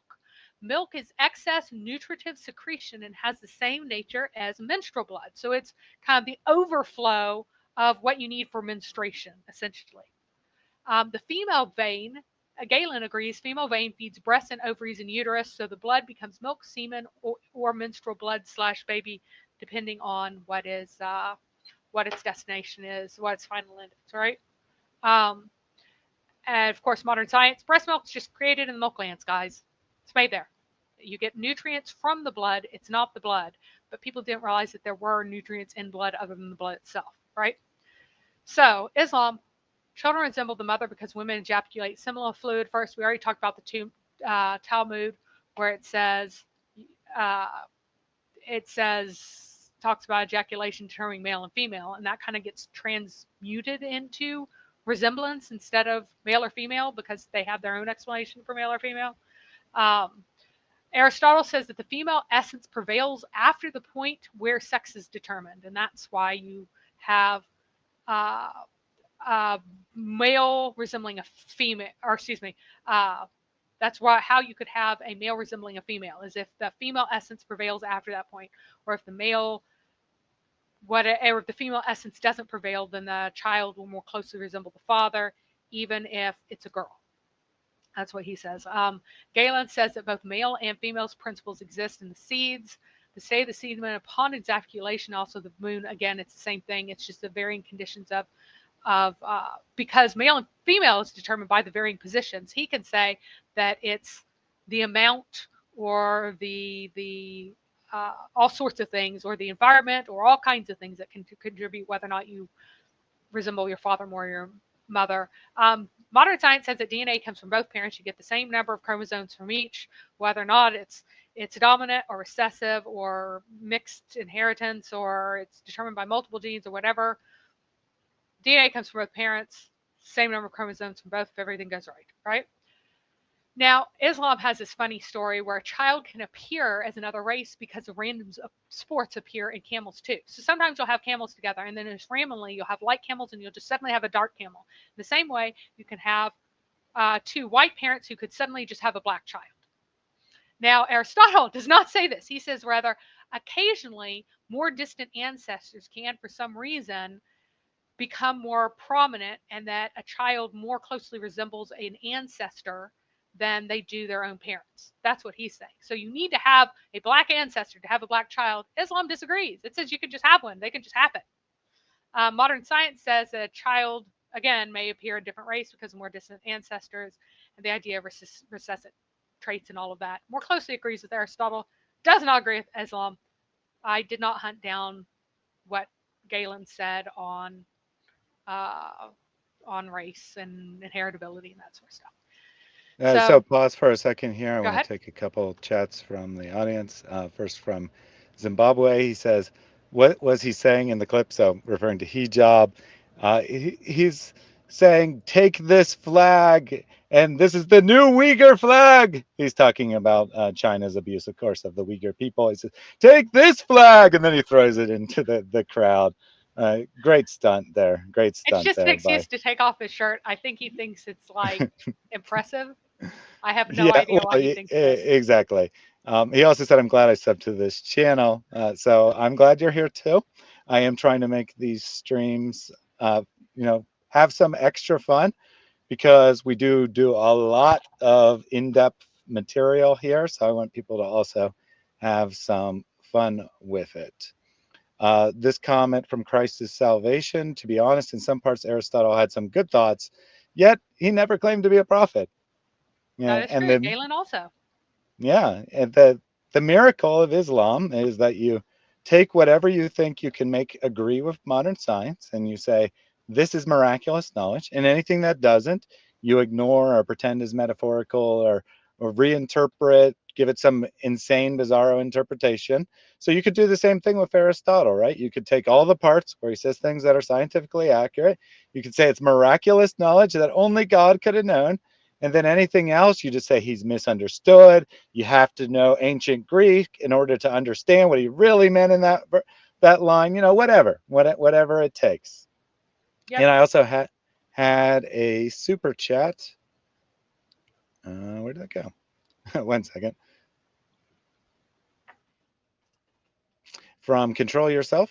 Brothers and sisters, why to lose this great opportunity? Remember, when the person is on his deathbed, the last minute, he will ask Allah Jalla wa'ala to be delayed for 1 second to do what? Not to pray, not to do other things, but to give sadaqah. Because sadaqah, you can give it just like this, yeah, in 1 second. Why to lose? You can donate and get rewards from Allah. Control Yourself says, fantastic information as always, sister. Thank you and well done. If only the Muslims were brave enough to actually listen, they would learn something. No doubt. No doubt. Thank you for that donation. And I am Christ. done now, so you can finish up your Yep. presentation. Do we have another highlight? Did that one work? Um, Yeah, I hadn't grabbed it yet, but I'll go ahead and go do ahead. that. There's actually two of them now. So my from question. Oh, yeah. Go ahead. from So Houston says, did saying female liquid is yellow mean a high chance that Muhammad's experience was with women having STDs? I don't think so. I think it's more that they didn't launder their clothing as we do. They rinsed their clothing if it got gross enough. So they didn't have toilet paper. So a woman is not drying herself off after she pees. And also, the same thing that is absorbing her discharge is absorbing those drops of liquid, and it is collecting until the point where she decides it's too gross and decides to rinse it out. There's no changing clothes every day in this world of the Bedouins and the primitive Arabs. They don't have that concept. So the mixed urine and discharge would indeed appear a bit yellowish. So I would be concerned if it were green. If it were green, then everybody would be having issues. But I think it's yellow. And Christ's salvation says, I know ancient Greek, which means you know about the miraculous prophecies of Aristotle. So Yeah, I'm glad and you that know you. that they certainly didn't have the idea of a uterus, which is why we certainly don't have hysterectomies today because they didn't have a word for uterus, right? So yes, it was very nasty. People did not clean properly. Um, if And you've got to understand, I've got to do something on Islamic filthiness again later. But anyway, yeah, we should that would totally call be the stream the amazing cleanliness of Islam, yeah. because Muslims bring up that argument all the time. No idea why, but they do. People have no idea, have no conception of what's actually being taught there and how just disgusting it is. Like to our pampered, like we think that it's disgusting not to take a shower like every night, or at least I assume some people maybe every 2 days or 3 days, right? Once a week would be horrific to us. Yes, I love indoor plumbing too. That was normal for everybody at one time. Once a week immersive bath was normal, and then like scrub baths, but they didn't just, like what we call spit baths, right? Just from a container daily as your pits stink, yeah, scrub your pits and stuff. But they didn't have that idea either. So it's quite interesting. Anyway, here is an Yeah, appearance. I got two more because whenever you talk for a I long keep time, talking. I'm sorry. people say things that need to be highlighted here. So, last prophet, Muhammad is in the chat, says Nostradamus made better prophecies than Muhammad, and that's both true and illustrative because the so-called prophecies of Nostradamus work kind of the same way as Muhammad. They are reinterpreted after events have already happened to make them look miraculous. But Yep. they're at least actually making somewhat prophetic type claims about the future, whereas mostly what Muslims go to isn't even intended to be read as some future prediction. And then finally, a super chat from Christ is Salvation. Here's the sad news. We are running out of funds. All our work is going to stop unless people like you watching this video will help us. Your donations can get you a share in a reward. Reap those rewards for years to come, inshallah. This is not a donation or a charity, but an investment for your hereafter. I'll be honest with you. I'll be honest, that was a pretty good video. I'm pretty sure that one had never been triggered before, which is astonishing because it's been there for a long time. But luck of the draw, we never were getting that one. But we're never getting Ali Dawah talking about how all the Muslims are leaving Islam. If you just fork over some money, I can stop that. Christ Salvation says, every time Mary speaks proves Allah wrong with her intelligence and eloquence. Indeed, she does. I find that Muslims are far more threatened by Mary, but it would apply to any female. When a female shows them up, it's because of a problem with Allah. It invalidates the religion. If I or another male show them up, it might be a problem with them. They might not have enough learning. They might, maybe if they studied for years and years, like their beloved sheikhs, they would have the correct answers. But when a woman does it, hold on a second. I'm supposed to be more intelligent than a woman. My lack of education doesn't explain it. So we love to have Mary on and show the Muslims how wrong their religion is. Yep, and I knew that this one would be heavy lifting, but the reason why I wanted to do this particular one in the way that I'm doing it this time, we can go and have like smackdowns other times, right? But I want to get this information out there, and I will add this to my folder where I have all of the stuff that I usually use whenever I'm streaming, with a place where I put them out. Okay, so there's a hilarious comment by Zayadali, who thinks that this is an immodest picture because this Yeah, poor child, this poor child, first of all, he thinks that internal organs are horrifying or something. And secondly, he doesn't realize that this is the os over here, and then the cervix is over here. It's not a vagina, you nincompoop. There is no vagina in this picture. These are entirely 100% internal organs.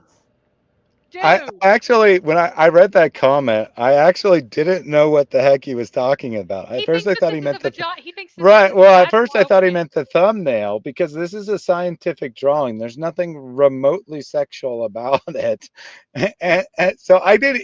His comment was so confusing. I didn't even know what he was talking about. And then I figured it out right before you told me to bring it up. Isn't that hilarious? All right. So I want to just be we're just going to do some like actual embryology very briefly. Okay. So ovary reduces the ovum. Fertilization occurs where? In the fallopian tube, back here. Hopefully, if things go really badly, it occurs like outside of the uterus entirely, but incorrect. If everything's going well, happens here, travels over several days and then implants, right? As a blastocyst.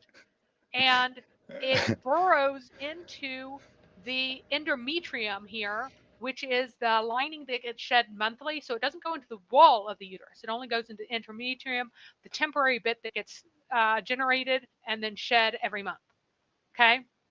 So when Uh, so sorry, I have to yeah, bring up these comments because they're just too funny, and I want to explain. yes, I want to explain to someone watching later why I'm laughing so much. So, Muslims must cover their uterus with an exclamation point. just Karen says, "Hide your uterus, women." And then Zayed Ali says, "Too many marry. Are you not embraced with this picture?" oh, Sayed Ali, To you're so stupid, my darling. This is why you think Islam is true, because you don't know the difference between a vagina and a uterus, and you are so embarrassed by a picture of an internal organ that you would rather remain in pure ignorance and go, Mohammed, yes, we're made out of scabs that turn into morsels of chewed meat that turn into bones that get covered in flesh. Come on, folks. Please. This is ridiculous. All right. And So, so I got a couple more. Protestant believer to Zayed says, yeah. she's totally embraced with this picture, LOL. Then Kire says, LOL, that vagina diagram needs to put on a hijab. And then Nicodemus says, perfect example of how Muslims actually find internal organs showing to be arousing, disturbingly psychotic. And Yes. finally, from Cheeky, that uterus isn't covered, brudda. Oh my gosh. All right. So whenever the ovum is fertilized by the sperm, what actually happens is that a whole bunch of sperm like kamikaze dive bomb it, and they change the texture of the out or they change the composition of the outside in their dive bombing. So the first ones just make it more receptive, and then finally one of them actually manages to burrow through, and as soon as it gets through and it releases, it causes the rest to suddenly change their composition again so that it can no longer be fertilized. And this is completely and utterly, totally unlike anything that you have in this Quranic description. Let's talk about these different, the mesoderm and the endoderm and the ectoderm. So you start out with the cluster cells. The clusters of cells organized so that you have this what's called early blastocyst or the fetal disc, and then you have an massive cells that just becomes that's undifferentiated. Then they change into their two different types, and you get your the embryo. You have these two layers that become the embryo proper. So you have the ectoderm and the endoderm, and then only later the mesoderm develops kind of squeezed in the middle here. And this is called the yolk sac. That's why they thought that was just made of liquid, because the only thing that they could tell at this early stage was like what's called the yolk sac, which is just full of fluid. It's not really full of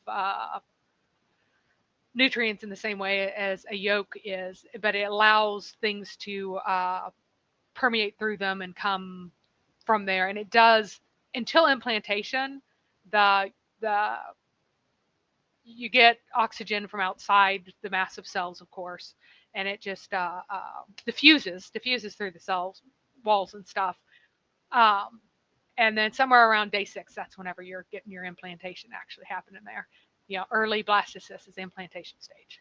So the ectoderm, that's where you get epithelial and includes all your neural stuff. You get skin, linings of mouth, anus, nostril, sweat glands, et cetera, et cetera, et cetera. Mesoderm is muscle, connective tissue, cartilage, and bone. So, did I write that right? Oh, no, that should have been, yes, mesoderm. So this bone here, right?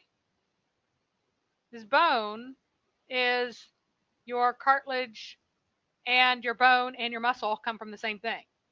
The endoderm is mostly in gastrointestinal tract, and I don't know why the rest of my thing went missing from here, but it's a whole bunch of your organs, most of gastrointestinal, most of your uh, uh, reproductive and urinary, and then the linings of certain things also come from this. So, like, for some reason, the linings of like your trachea comes from that instead of the ectoderm. I don't know why, just the way it is. Sorry, can't give you any reason for it. So you have different views. This is the dorsal view of the embryo. So like you're looking at the back.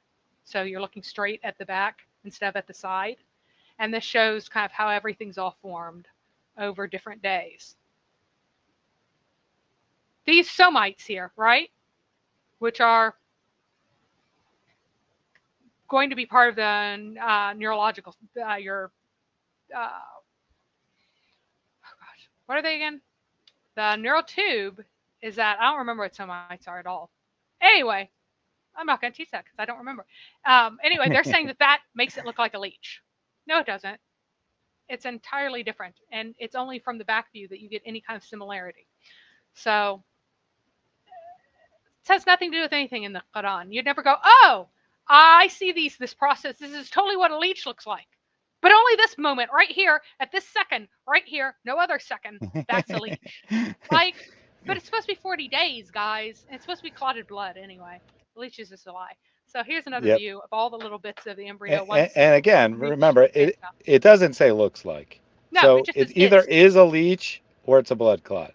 Yep. There's no And then looks like a leech. and it That's stops not a thing. becoming a leech later, guys. So it was a leech, right? And then it becomes something else. There is a womb is a uterus. A vagina is not a womb. So Zayadali thinks that this is a vagina and doesn't know the difference between a womb slash uterus and a vagina. He's very, very special. Yeah, So well, as Marion pointed out, that is not uncommon among Muslims because we hear this kind of idiocy all the time. She says, I heard 1,000 times Abdul state Jesus lived in a woman's vagina. so apparently they don't know either. They have no idea. Because you Hmm. did not have this in your science textbook, which you should, Zayadali, seriously, bro, you need to know where babies come from, dude.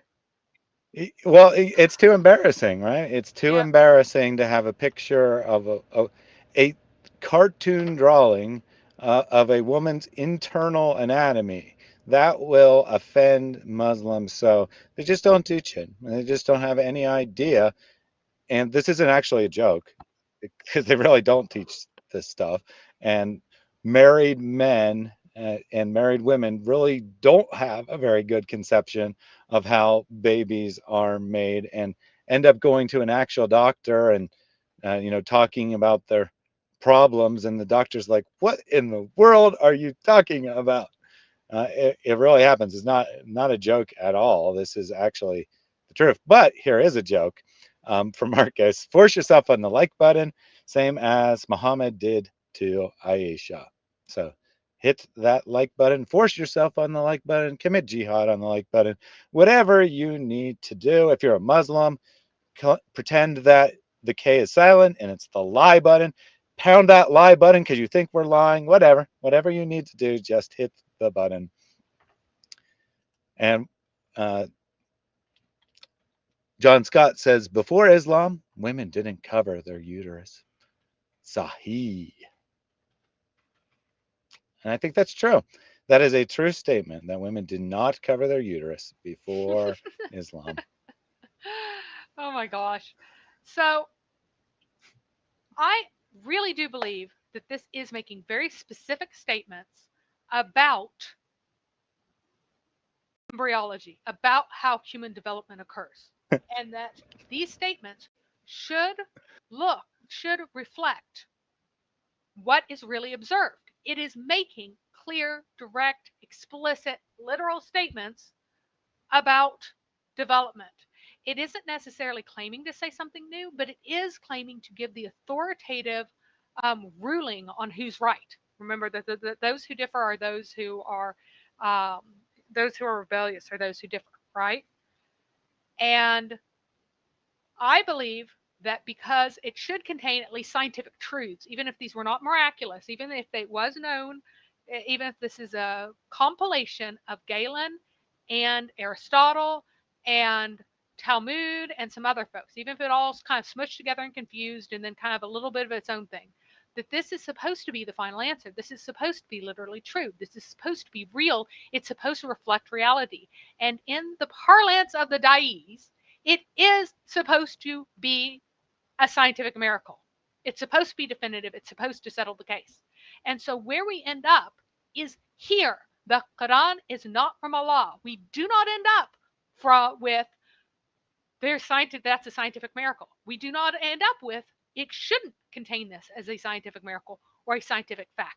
It is stating facts. It is stating explicitly what is happening here. There are certain things that I'm like, dudes, that was never meant to be a miracle. That's never meant to be hidden knowledge. That's never meant to be definitive stuff. That's meant to be obvious stuff that you can tell by looking around, right? So that's actually, down here in this lower left hand corner.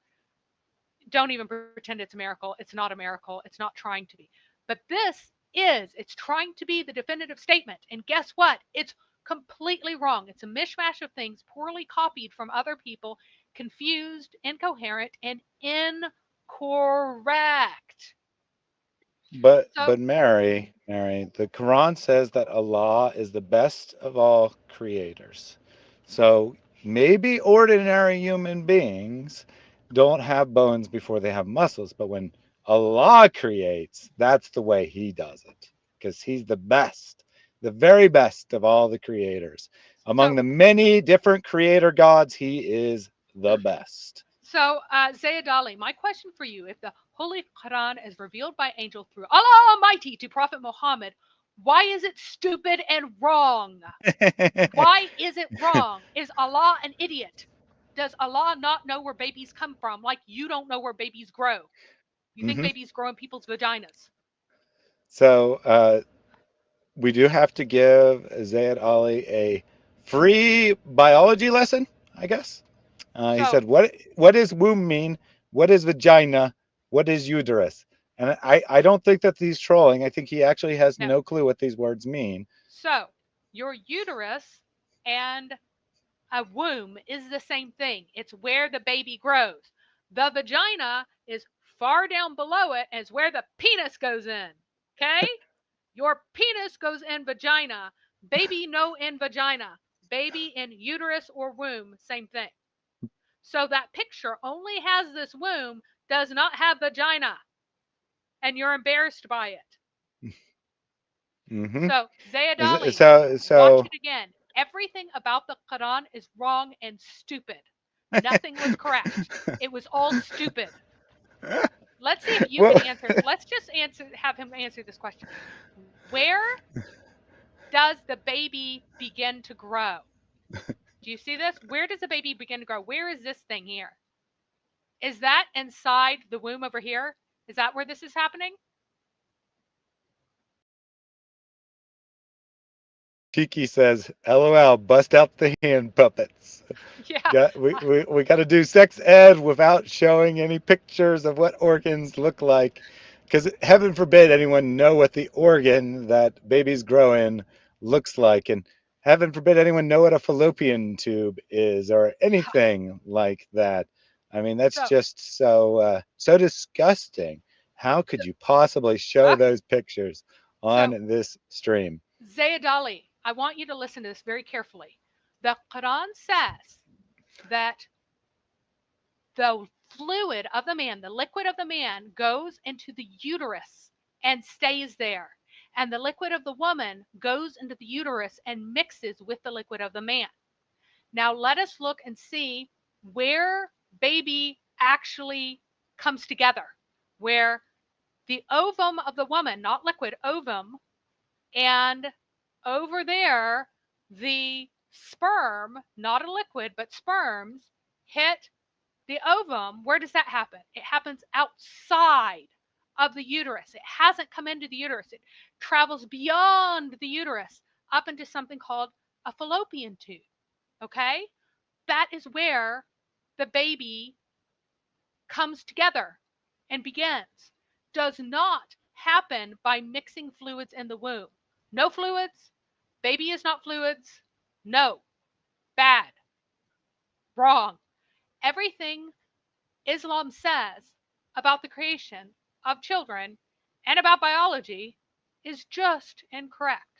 So here is a very final slide talking about the implications. And here I'm not even talking about the implications of the breastfeeding, but only about the other things that come out because of this.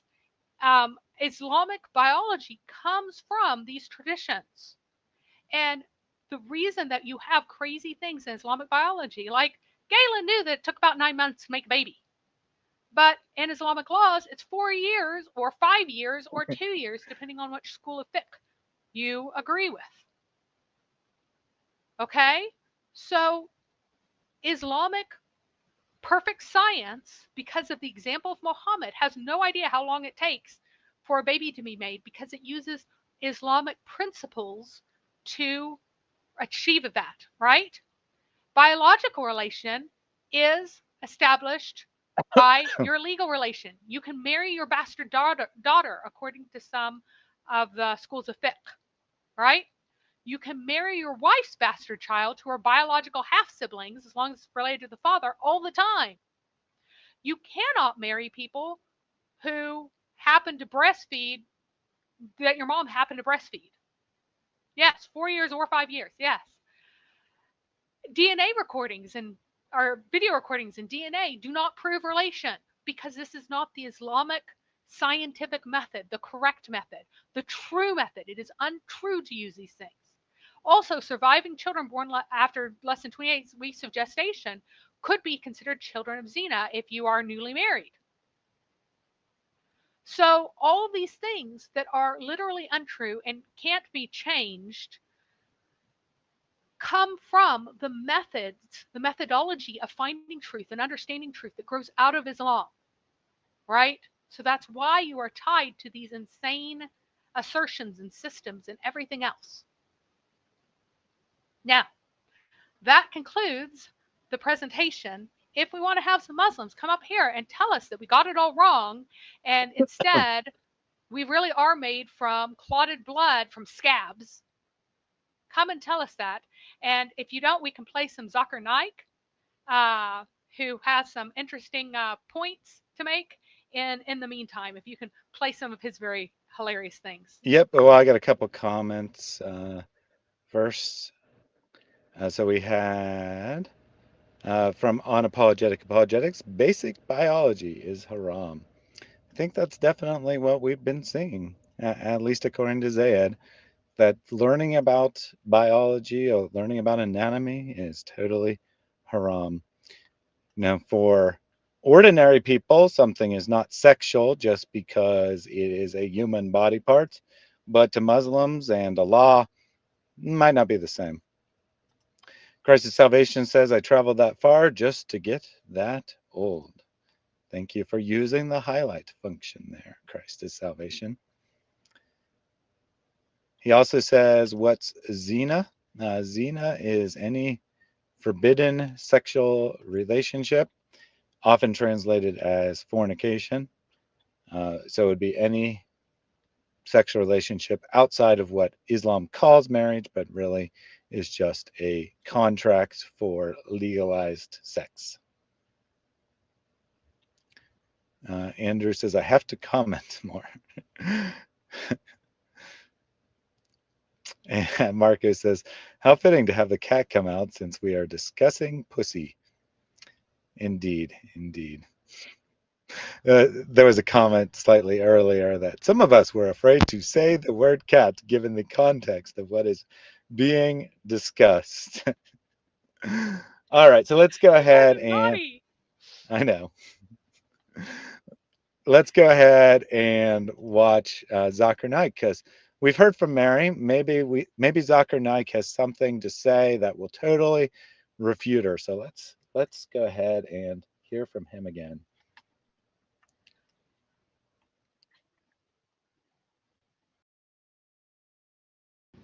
The Quran further says in Surah Insan, chapter 76, verse number 2. We have created the human being from nutfatin amshaj, from a minute quantity of mingled fluids. Today's science says that both the male fluid and the female fluid both are responsible for the birth of the baby. So minute quantity of mingled fluids. Oh man. I only figured out what he was saying because here at the end they put words up on screen. Human beings are created from a minute quantity of mingled fluids.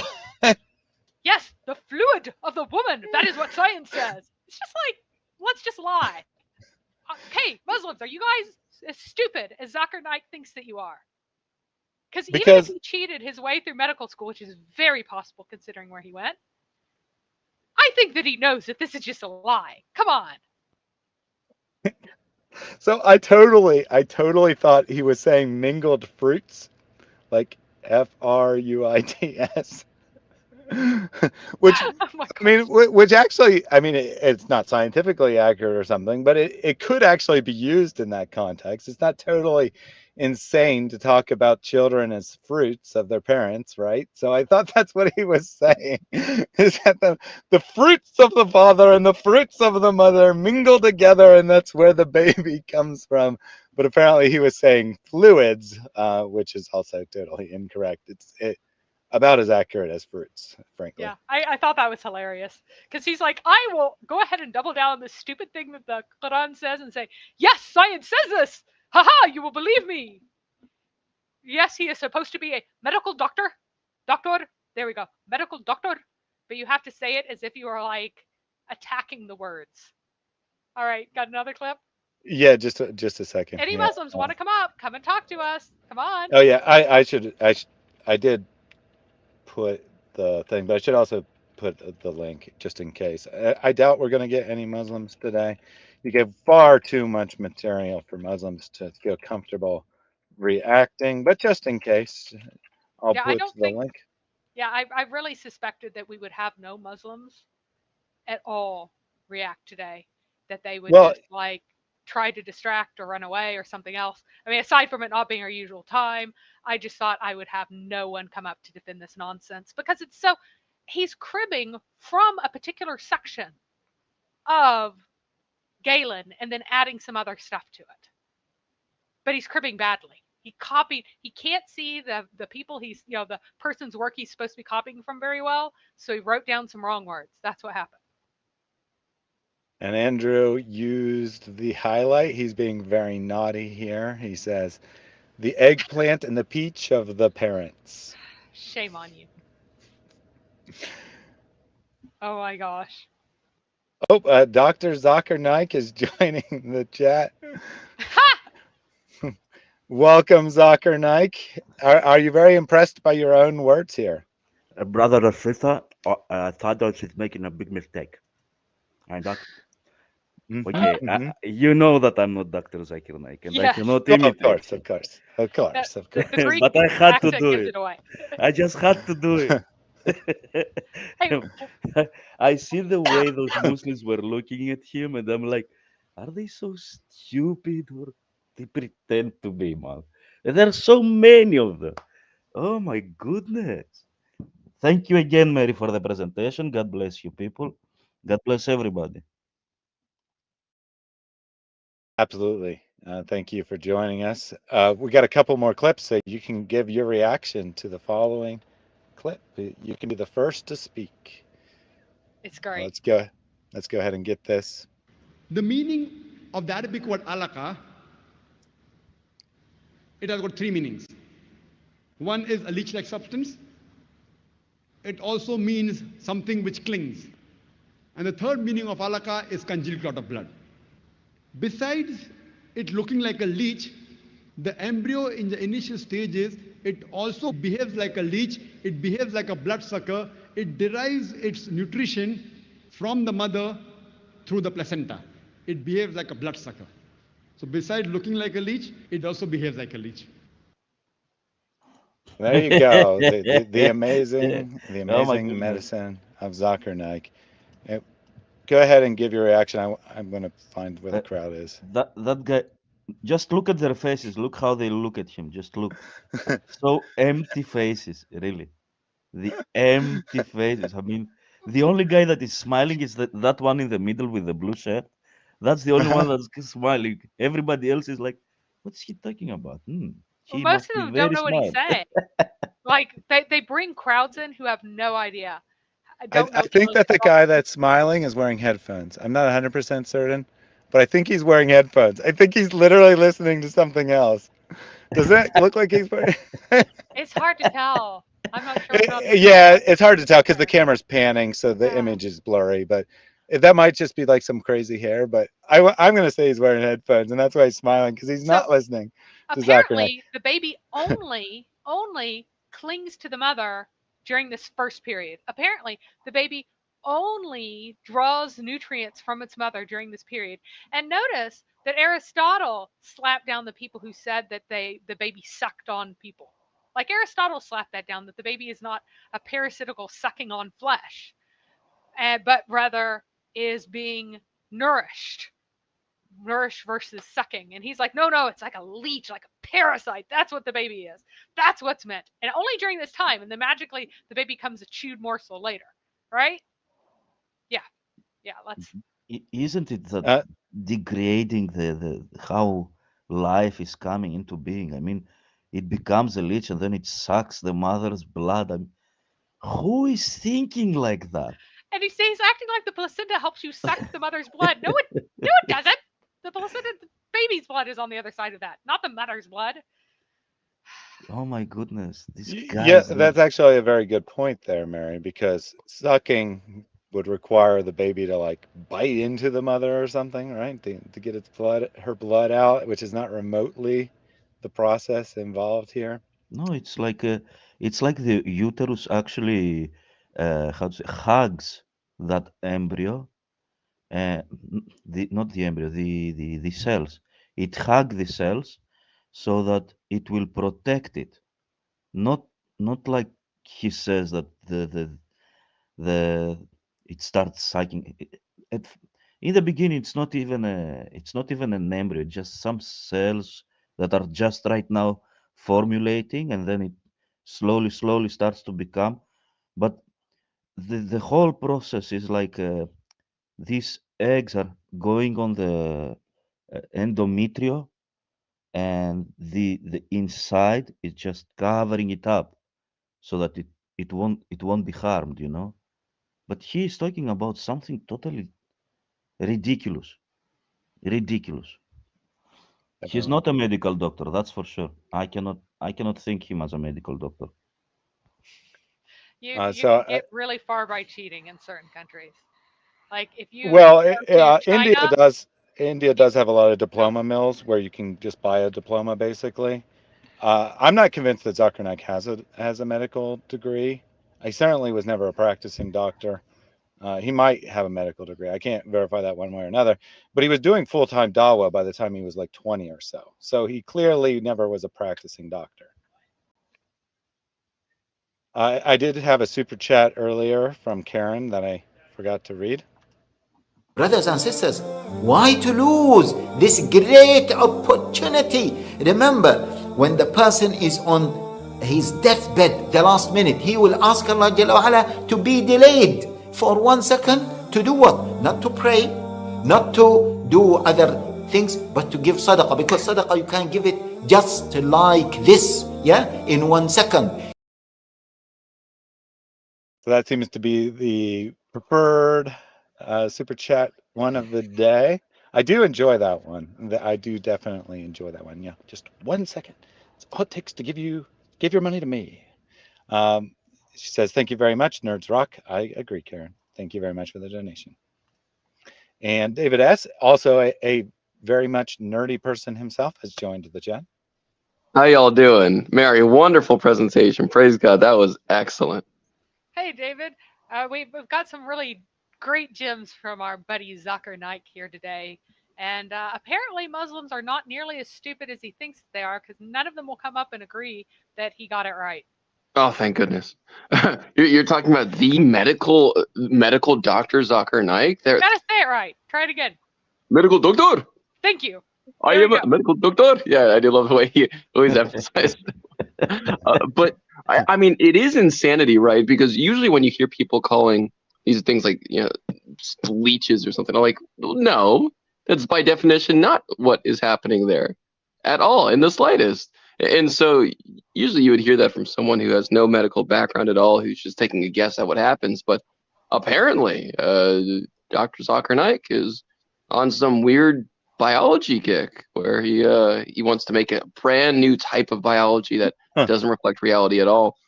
So I'm hoping Muslims don't actually still fall for this nonsense, but realistically, I know that they do. So we Yep. do have 2 more clips of Zakir Naik before we close out. And David, I'm going to get your reaction first to this one. Right on. The second meaning, something which clings, we know that the embryo clings to the uterine wall.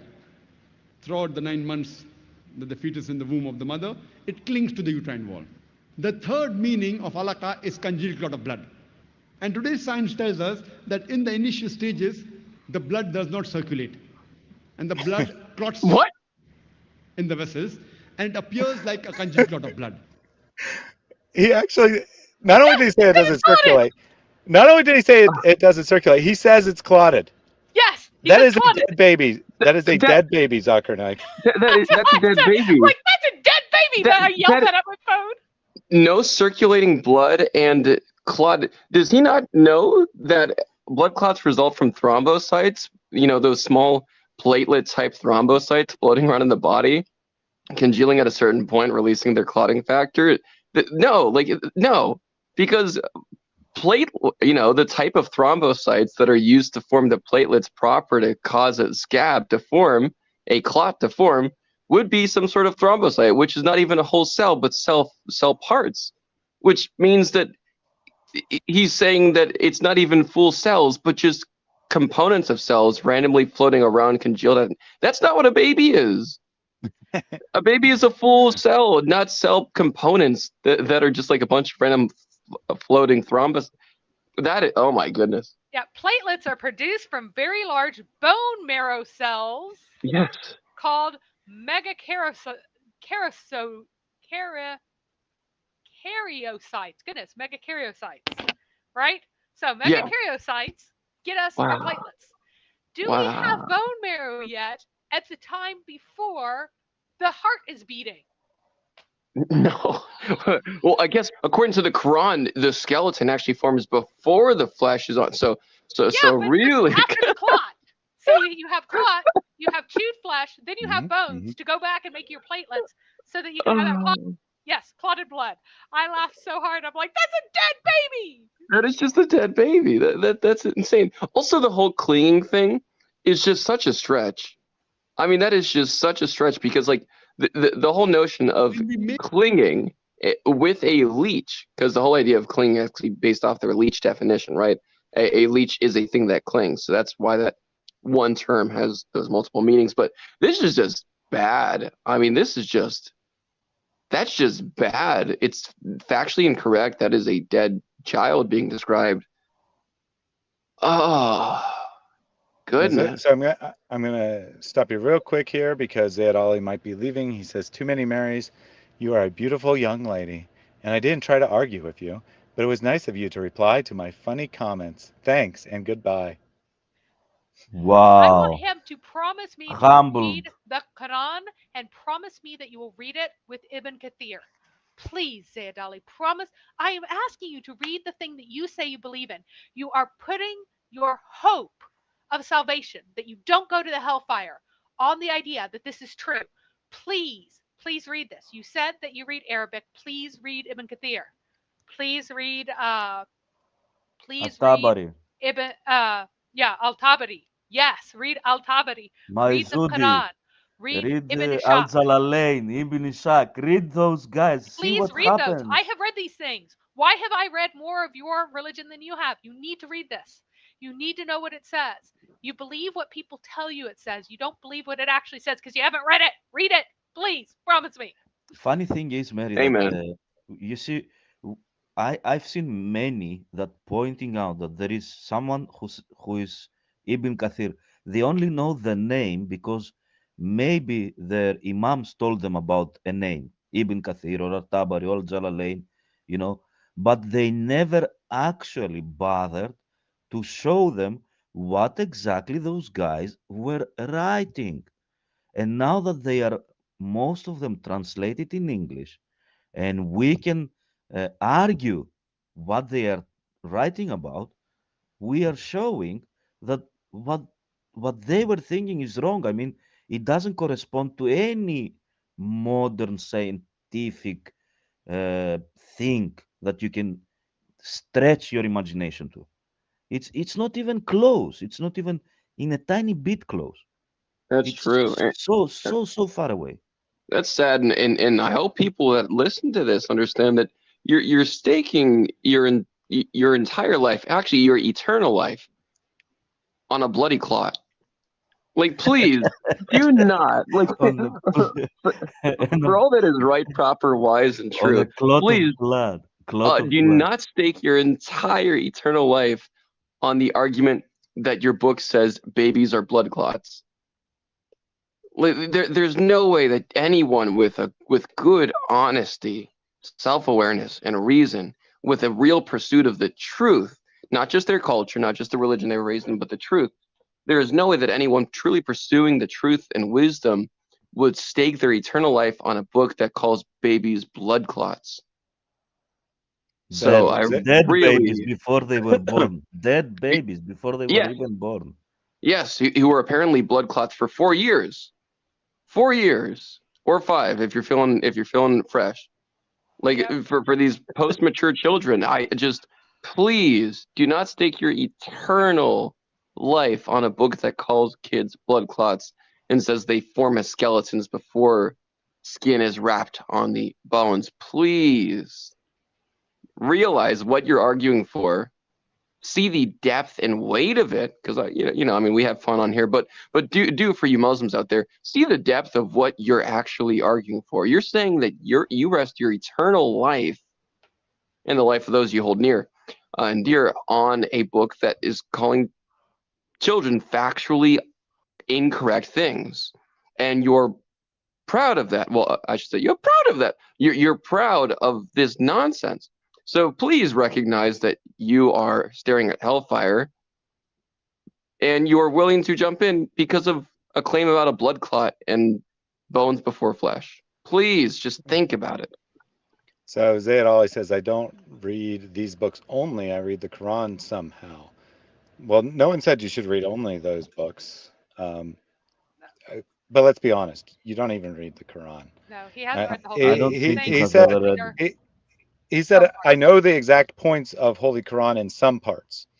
So That means he doesn't know nothing. what the Quran says. He knows the points of the Quran. In other words, he Exactly. knows what someone told him the Quran is saying, and Oh, he hasn't actually read it. I'm sure he says Surah Al-Fatiha beautifully.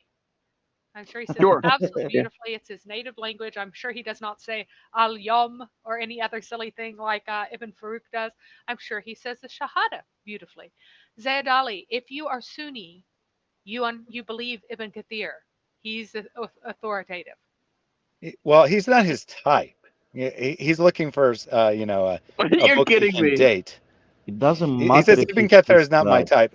You're not going You're to kidding marry me. that person. Oh To my be, goodness. yeah, to be fair, his English is not that great, so I don't think he's actually saying that. No, But that's normally what you would say about someone you don't want to date.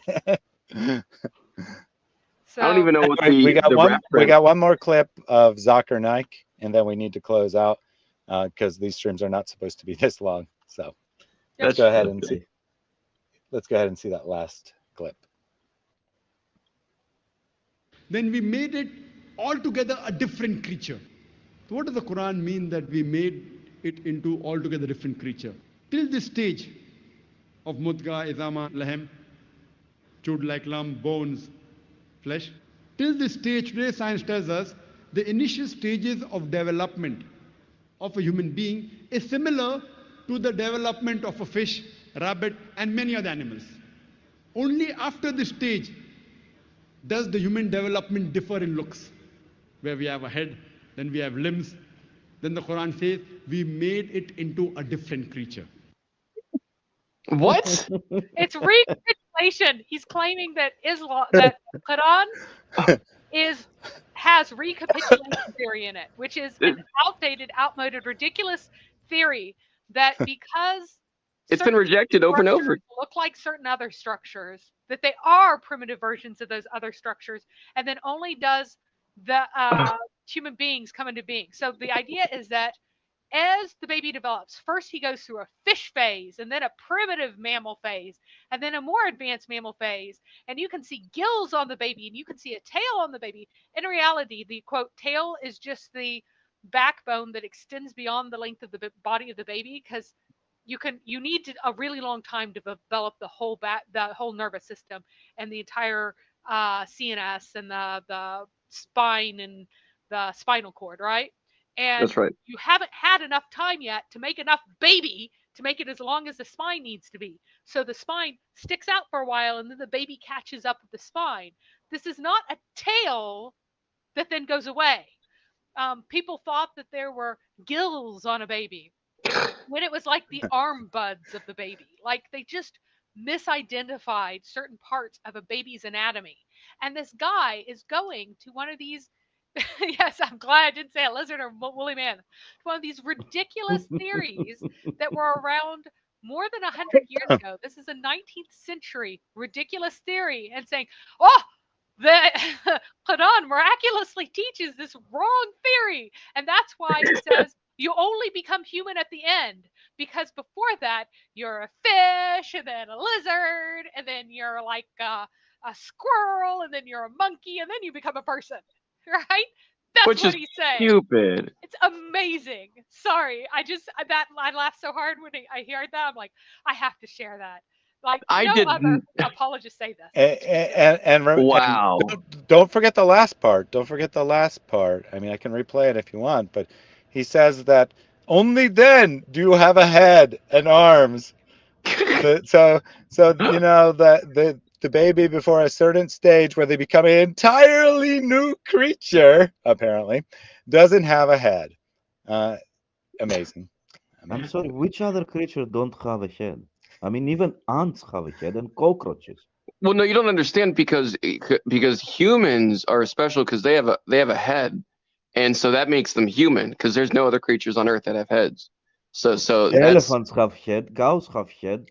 Well, if you ignore all of those good examples, then you'll see that humans are the only creatures that have heads, besides all those animals.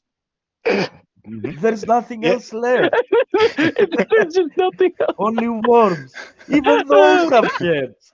Yeah, what else is left? Technically, yeah. Oh, God help him. Yeah, let's go ahead and hear that again, because that's good. Play it again. Maybe he was speaking Arabic and we misunderstood him. We made it into a different creature. Oop, I didn't go back far enough. Sorry, I forgot how short this clip was. So remember how I emphasized it being another creation and a different other creation? The Quran says we made it into a different creature. Yeah, Mary, you just talked right over it. Yes, I think it should be longer than that. No, it's like, 3 minutes? Or something Well, it's only 30 seconds, this clip. Okay. Let's just play the whole Then we thing. made it altogether a different creature. So what does the Quran mean that we made it into altogether different creature? Till this stage of mudga, izama, lahem, chewed like lump, bones, flesh. Till this. Notice how he is like bones, flesh. He actually said what the Quran says, and is hoping you didn't really notice that he said it. There's a stage where you're bones, and then you're flesh, and then you're made into a new creature. Ridiculous. Anyway, let's get the rest of it. Today, science tells us the initial stages of development of a human being is similar to the development of a fish, rabbit, and many other animals. Only after this stage does the human development differ in looks, where we have a head, then we have limbs, then the Quran says. See? Only after the stage do we differ from other creatures where we have heads and we have limbs. No other creatures have heads or limbs. especially not Except all rabbits. other animals, mammals, and I don't know who else. Who's left? Who is I'm left? like, I'm starting to like. I mean, I feel like I'm going insane. I just number one, he tries to pawn it off by saying modern neuroscience teaches us.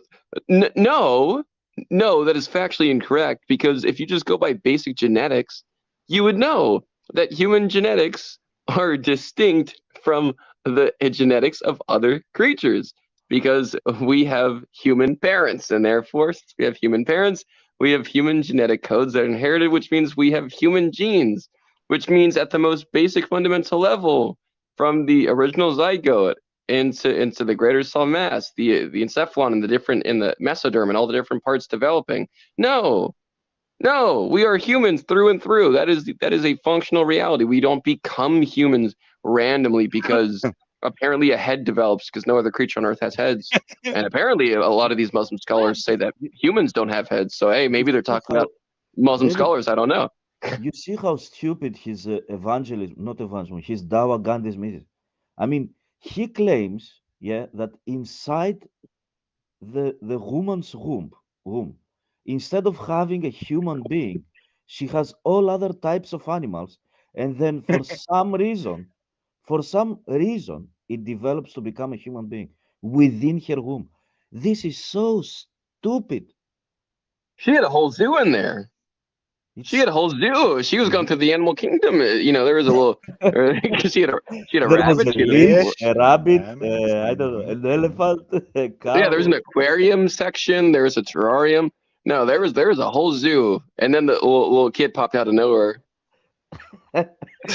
Yeah, because Allah is the best of all creators, and He decides to create a fish and then turn it into a rabbit and then turn it into a human being. And But in before you the get to that previous, stage, all scientists agree that there is no difference between a baby, a human baby, and a rabbit embryo up until a certain stage. They're exactly the same. This is well known medical science. I don't know why you people are laughing. Thaddeus, Thaddeus, I have a question. He said the development, yeah, and he said bones, flesh.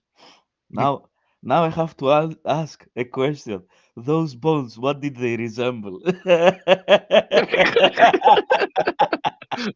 You Oh, see, they've been no. debunked.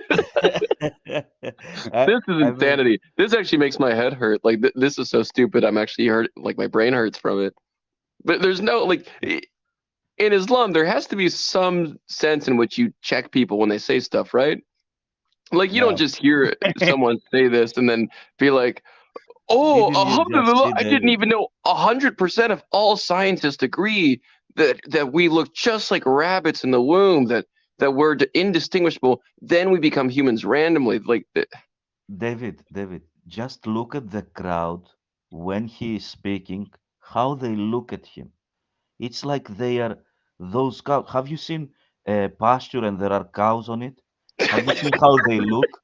It's because they They don't look so understand anything that's being empty. said. It's all a performance. It's a performance for TV. So that's such a funny description. Actually, it was just a bunch of cows staring at it. No, I mean the way they look. I don't mean they are cows, but I mean the way they look. No, You like see, just I their know what you meant, like the eyes. blank stare, the Yeah, blank the blank stare. stare. Yeah, that's what I mean. It's like so empty. I mean, It really what is are like they they're lost in looking at? Dr. Zakir Naik's eyes. They're just lost in his wisdom, right? About like kids being blood clots and like sperm being a leech or something, whatever he was talking about. Or Well, was he talking about like the zygote being he a said leech or something? he said the baby is a blood clot. Okay, so it's a dead baby. Then it becomes bones. Which type of bones it becomes? Fish bones, elephant bones, cat bones. What kind of bones? This is insanity. This is insanity. Yeah, I feel like I'm that's a. going insane. What's that? A mouse or a Close. cat? That's a Oh, that's a cat. it has to be a human baby, obviously. It Yes, has a head. this is a photograph of a human being while they're in the rabbit stage. Look at that. not without head and limbs yet. Of course it has to. Of course that would have to be a Oh my human goodness. being. I was drinking, Thaddeus. I was drinking. Don't do that to me. Medical As you can doctor. see, as you can see, there are no limbs and no head. Uh, it looks nothing like a rabbit whatsoever, but exactly like a rabbit and a human because they're identical at this stage of development. And then Yeah. later on, the head and the limbs are added, and it becomes a human being. And you could tell that that's not a human being because it doesn't have any arms, it doesn't have any legs, it doesn't have a, it doesn't Mhm. have a head. So that can't be, that like look at that. I That mean, is untrue, and you are both kafirs. This that you see here. Hey, Lorenzo's here. Lorenzo wants to come up and tell us about embryology in the Quran and why the there's Oh, Quran no is please. I way. true I am and muting corrects myself. everything. I Come am on I'm up, muting muting myself Lorenzo. myself. too. Come on. You can do it. Yeah. So it's gonna have to be click, Lorenzo. We were actually literally about to turn off, and they obviously haven't watched the stream, so I'm not sure exactly what you're going to respond to, but let's hear your theory if you can come up in the next minute or two. Yes, As it long as has to the be first on 15, embryology in yeah, the Quran. You have to defend and say that the Quran teaches embryology correctly. yeah. That If is the the first subject. if the first 15 seconds of what he says isn't addressing that, then he's not saying anything. He should just be kicked off. Yep.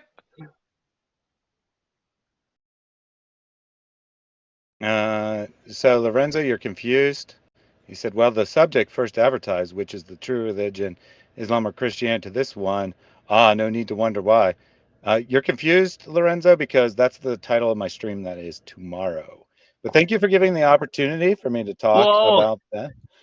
Tomorrow, I will be having on a Muslim from the comment sections. He goes by the name Hansel Gretel, obviously not his real name, and he's going to come on and he's going to give me his arguments why he thinks Islam is the truth, and hopefully we'll have a very nice discussion. When this stream ends, you'll be redirected to that stream, so go ahead and set a reminder. But no, this stream was always about embryology, just because Lorenzo doesn't pay attention and thinks that I could only possibly have one thing posted at a time doesn't mean that I changed the subject, because the title has not changed. Actually, that's not I true. I The had the original title. title was Dr. Not Shocked from Quran Embryology, and I changed it to at. So I completely changed the subject because I changed the preposition. Ah, you kafir. Yeah, I Mhm. I did invite Lorenzo to talk to me about what I had read previously, but we're about to sign off, so he came too late to do that. If he'd been here like 30, 45 minutes ago, then yes. But Lorenzo, I will talk to you again about all of those verses uh, being the scriptural basis for why the third day is mentioned specifically in the phrase according to the scriptures. So I will talk to you about that, but just we're about to sign off. So final comment here from Zayed Ali. In general speaking, I'm not specialized in Quranic translations because I, the scholars, are specialized in tafsir. And if you have any questions related yo DNA, you can ask Muslim scholars. Well, that's a good I point. We did look at that fatwa, right? Thaddeus, what did the fatwa mhm, say about DNA and about whether or not it establishes that someone had sexual mhm, intercourse with mhm. someone else? Yes, according to that fatwa, which is not like pulling up some ancient history, right? This is written by a modern author published on one of the most popular Muslim websites in the entire world, said that DNA is not a reliable guide to determining who the father and of a child is. I was going to say and mother, but mother's rather obvious, right? It's not reliable to determine who the father of a child is. So Muslim scholars do indeed tell you how DNA works. In Islam, you never know. The baby dies inside the womb. Who knows who the mother is left after Hmm. Hmm. that? So you So, never know, man. yeah, It's Laughter asked whether or not testicles are redundant in Islam. Actually, they're copying a an idea of uh, Aristotle. Aristotle thought that the sperm ducts, came from clinging to the backbone. So they were attached to the backbone. Sperm was collected there, and then it matures in the testicles. So Aristotle did understand that you needed testicles to have the baby because otherwise it wouldn't be, it couldn't reach the penis and couldn't be matured also, but the testicles are just something through which the sperm flows on its way, or through which the seminal fluid flows on its way to the uterus. It does not actually generate anything. So, not entirely redundant because Islam did know about eunuchs, but it never actually addresses that, never actually talks about that testicles have any role whatsoever. You have to know your Aristotle to know that, which is hilarious. Yeah, I think Aristotle slaughtered a lot of slaves to learn about that. I mean, That's they what could I have done the believe. animals. They wouldn't have Or to be he could do it eunuchs. on animals, or he could do it on humans as well. You never know. Hmm. So a couple comments to close us out. From Houston, the Zakir Naik Wikipedia page says that he has a bachelor's degree in medicine, which is not a medical doctor. It is Uh, the degree that he has is although it's a bachelor's of science in medicine, it is the equivalent to a doctor in medicine. It's a British equivalent to it. I don't know yeah, what so the I would have to check that. I'm sure that they have a source I for it, checked it. but it could very well be a news media report, which doesn't actually prove that he has that degree, because the news media will generally take your word for it. He very well might have a degree. I'm not saying he doesn't have a degree. What I am sure is that he was never a practicing doctor, because it's literally impossible given the timeline of his life where he goes into full-time dawah at age 20. Jesus Saves says, Islam took the term earthworms to the extreme and says we're all just small suckling leeches. Yep, Nice. with heads and appendages. No, But not at the beginning. brother You and don't have any sister, heads, right? You're just like a That's right. leech. That's right. Go brother and ahead. sister. Oh my goodness, that guy. And then Zimbabwe told us the full stages of development according to Zakir Naik. First, you're a bone, then you're flesh, then you're a fish, then you're a rabbit, then you're a monkey, and last, you're a human being. Ah, it makes sense now. But Mhm. up until the monkey stage, there is no head. No head, Right. no appendages, no arms, no legs. So how does This he is know insanity. what the baby is up until the monkey stage? It could be anything, a worm, a slug, I don't know, a snail. Well, the moms have to eat a lot of bananas during the monkey stage. That way, that monkey stage is placated. So during the rabbit stage, they have to eat a lot of carrots. It's a tough thing. Pregnancy is a tough thing. Oh, I think Eh, you just determined why women have strange cravings during their pregnancies. You Because the many different types of animals that their baby is changing into, and they all want What Alhamdulillah. different did my foods. saltine cracker phase represent? It was a Yeah, that's parrot. Oh my goodness. yeah. Appearance. I'm going insane. This is amazing. You know what? 65% chance that Muslims actually try to make that into a real argument. 65% chance that Muslims actually try to make a real argument out of that. Crazy. I could believe it. I could believe it. It's the last comment here from space. The neutron wasn't known until 1932. Fascinating piece of information. I have no idea what you think that is supposed to mean. Yeah. I assume he's trying to say it's some kind of scientific miracle. If that's what you're saying, newsflash: the Quran doesn't know about a neutron either. Yep. Nope. All right, so let's get closing thoughts here. David S., you're the last to join. You're up first. Try to keep it to 2 minutes. All right. Well, I'll keep it even less than that. But God bless all of you. Praise to our Lord and Savior Jesus Christ. Let the Father, Son, and Holy Spirit be glorified in all that we do. Thank you so much for this wonderful stream. Mary, as usual, you continue to impress me with your incredible research. Love to see it. I'm a nerd just like you. I love seeing all the work you put into it. So I pray that the Lord blesses you and your wonderful presentations. I pray that Muslims will take all of this seriously, actually listen to the presentation instead of looking at the title and then crying, freaking out, and running away. Really give it a good listening to. And for everybody else, we are not parrots, fish, or rhinos, or monkeys, or different animals in the womb. We are humans through and through. Anything else is factually incorrect, and, and I don't know why anybody would believe it. So please start to learn a little bit more science. Read your book so you can throw it away and get a good Bible. Love you all and have a good night. Amen. Amen. So Michael says, what animal is the craving for my wife's immediate need for waffles Waffles when is the she name of was my with child? dog. So, Uh-oh. that's Uh-oh. it. Must have been a dog. Must have been a dog. That's My a dog. 90-pound German Shepherd is named Waffles. That's So a nice dog. super chat from Happy Camper. Sir, how can we contribute financially for your organization? They get in touch with me. And very easy, people know where I am.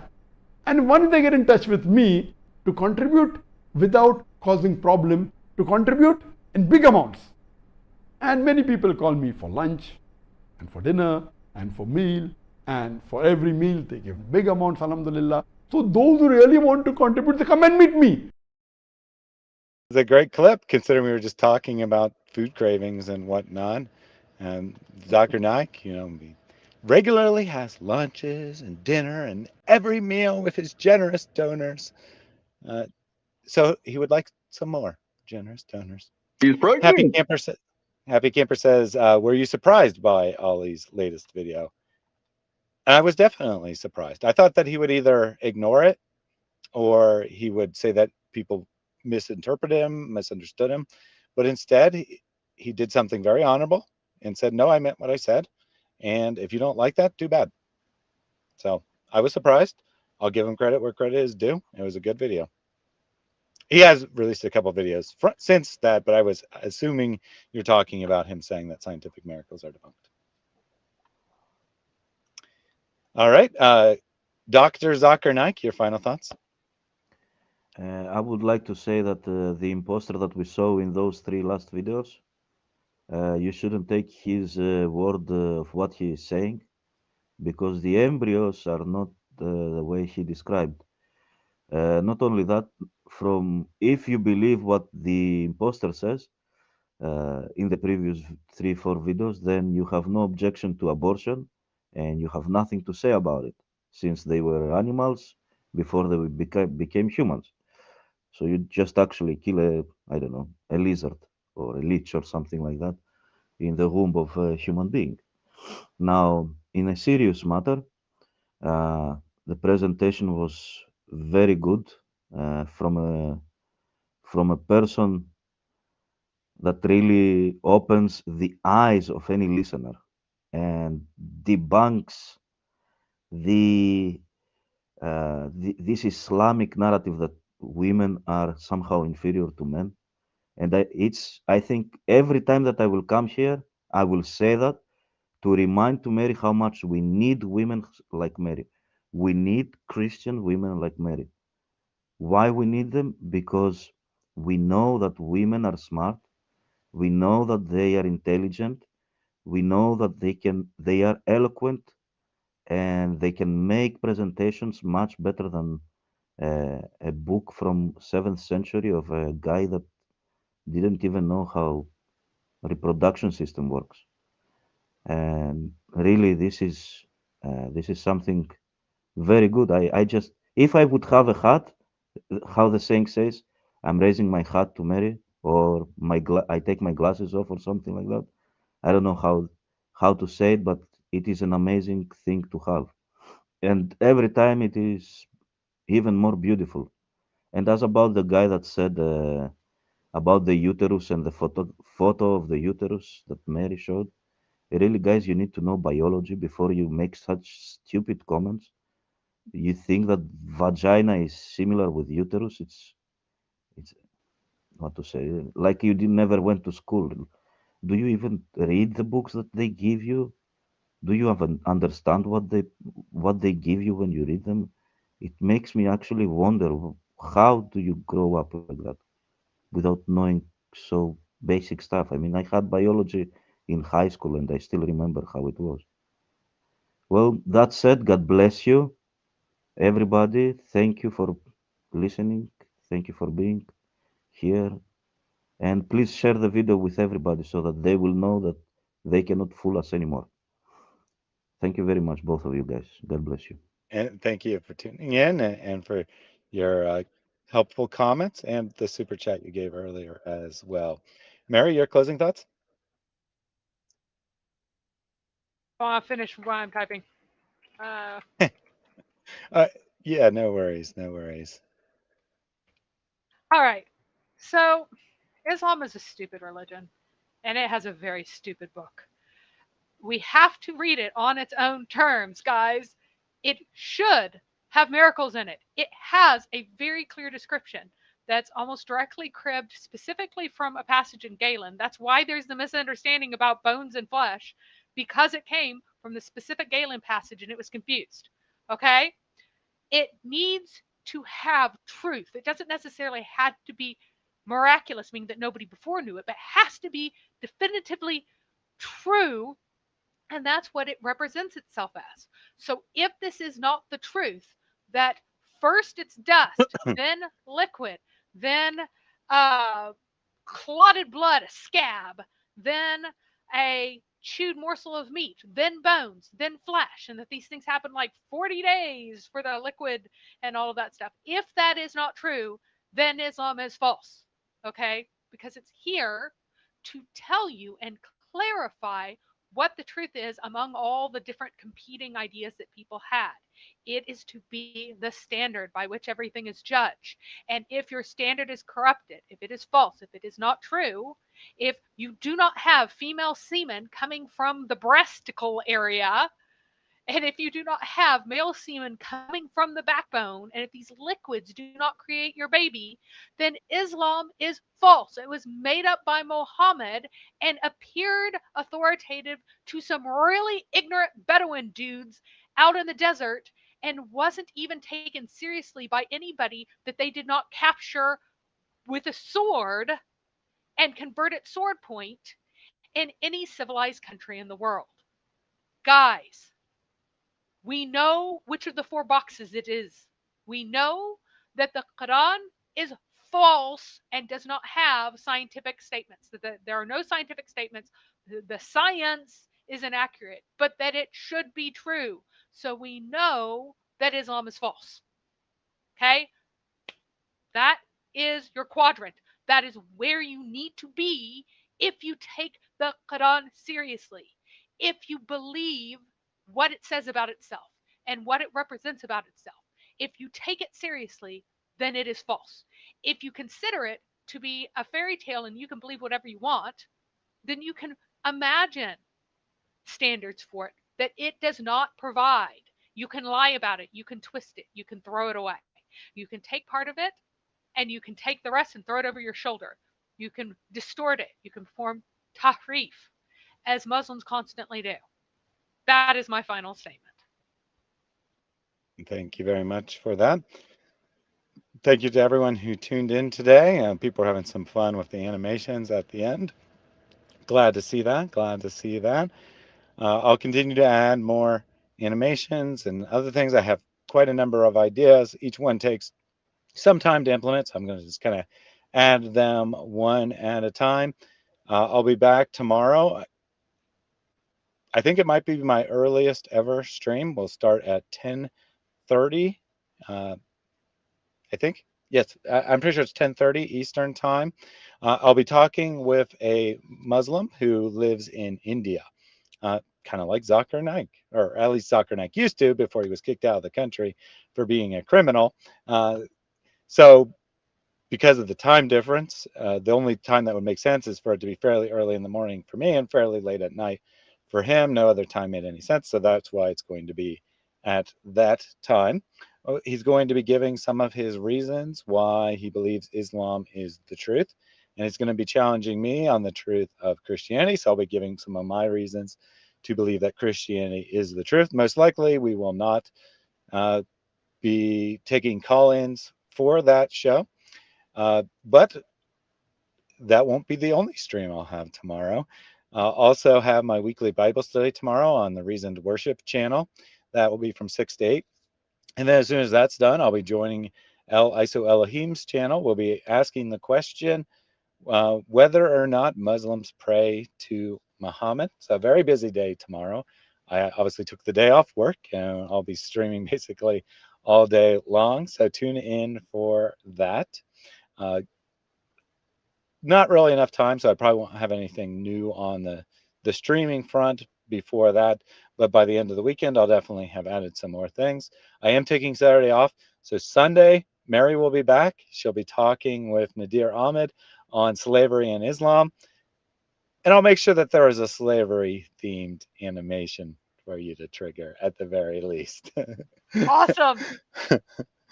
So thank you all for tuning in today. My thoughts on this subject: obviously, the Quran is false. We don't need scientific things to prove that. I would say that many of the things that the Quran, that Muslims try to cite as scientific miracles, are blatant distortions of the Quranic text, i.e., if they just took the Quranic text seriously, there wouldn't be a problem. They create a problem out of nothing. But things like embryology that we discussed today, clearly a scientific claim, or pseudoscientific might not be the proper word for the 7th century, but it's a claim about reality. It's not like some metaphor or something, right? It's clearly a claim about reality, and it's wrong, which might not be that big of a deal if a human author wrote the text, and you could say, well, they were just reflecting the ideas of their time. That doesn't mean they didn't have contact with God. But Muslims say it's the literal speech of Allah. So as Zakir Naik said, You want to prove the Quran wrong? It is very easy. You try it out. because of the standards the Quran sets for itself, it's very easy to prove the Quran wrong. One scientific mistake proves it wrong. If assuming it's actually a scientific statement like embryology is, there was about, I don't know, 4 scientific errors in the 4 things that the Quran claimed about human embryology. So Quran is disproven, not the word of God. Time to find a new religion, Muslims.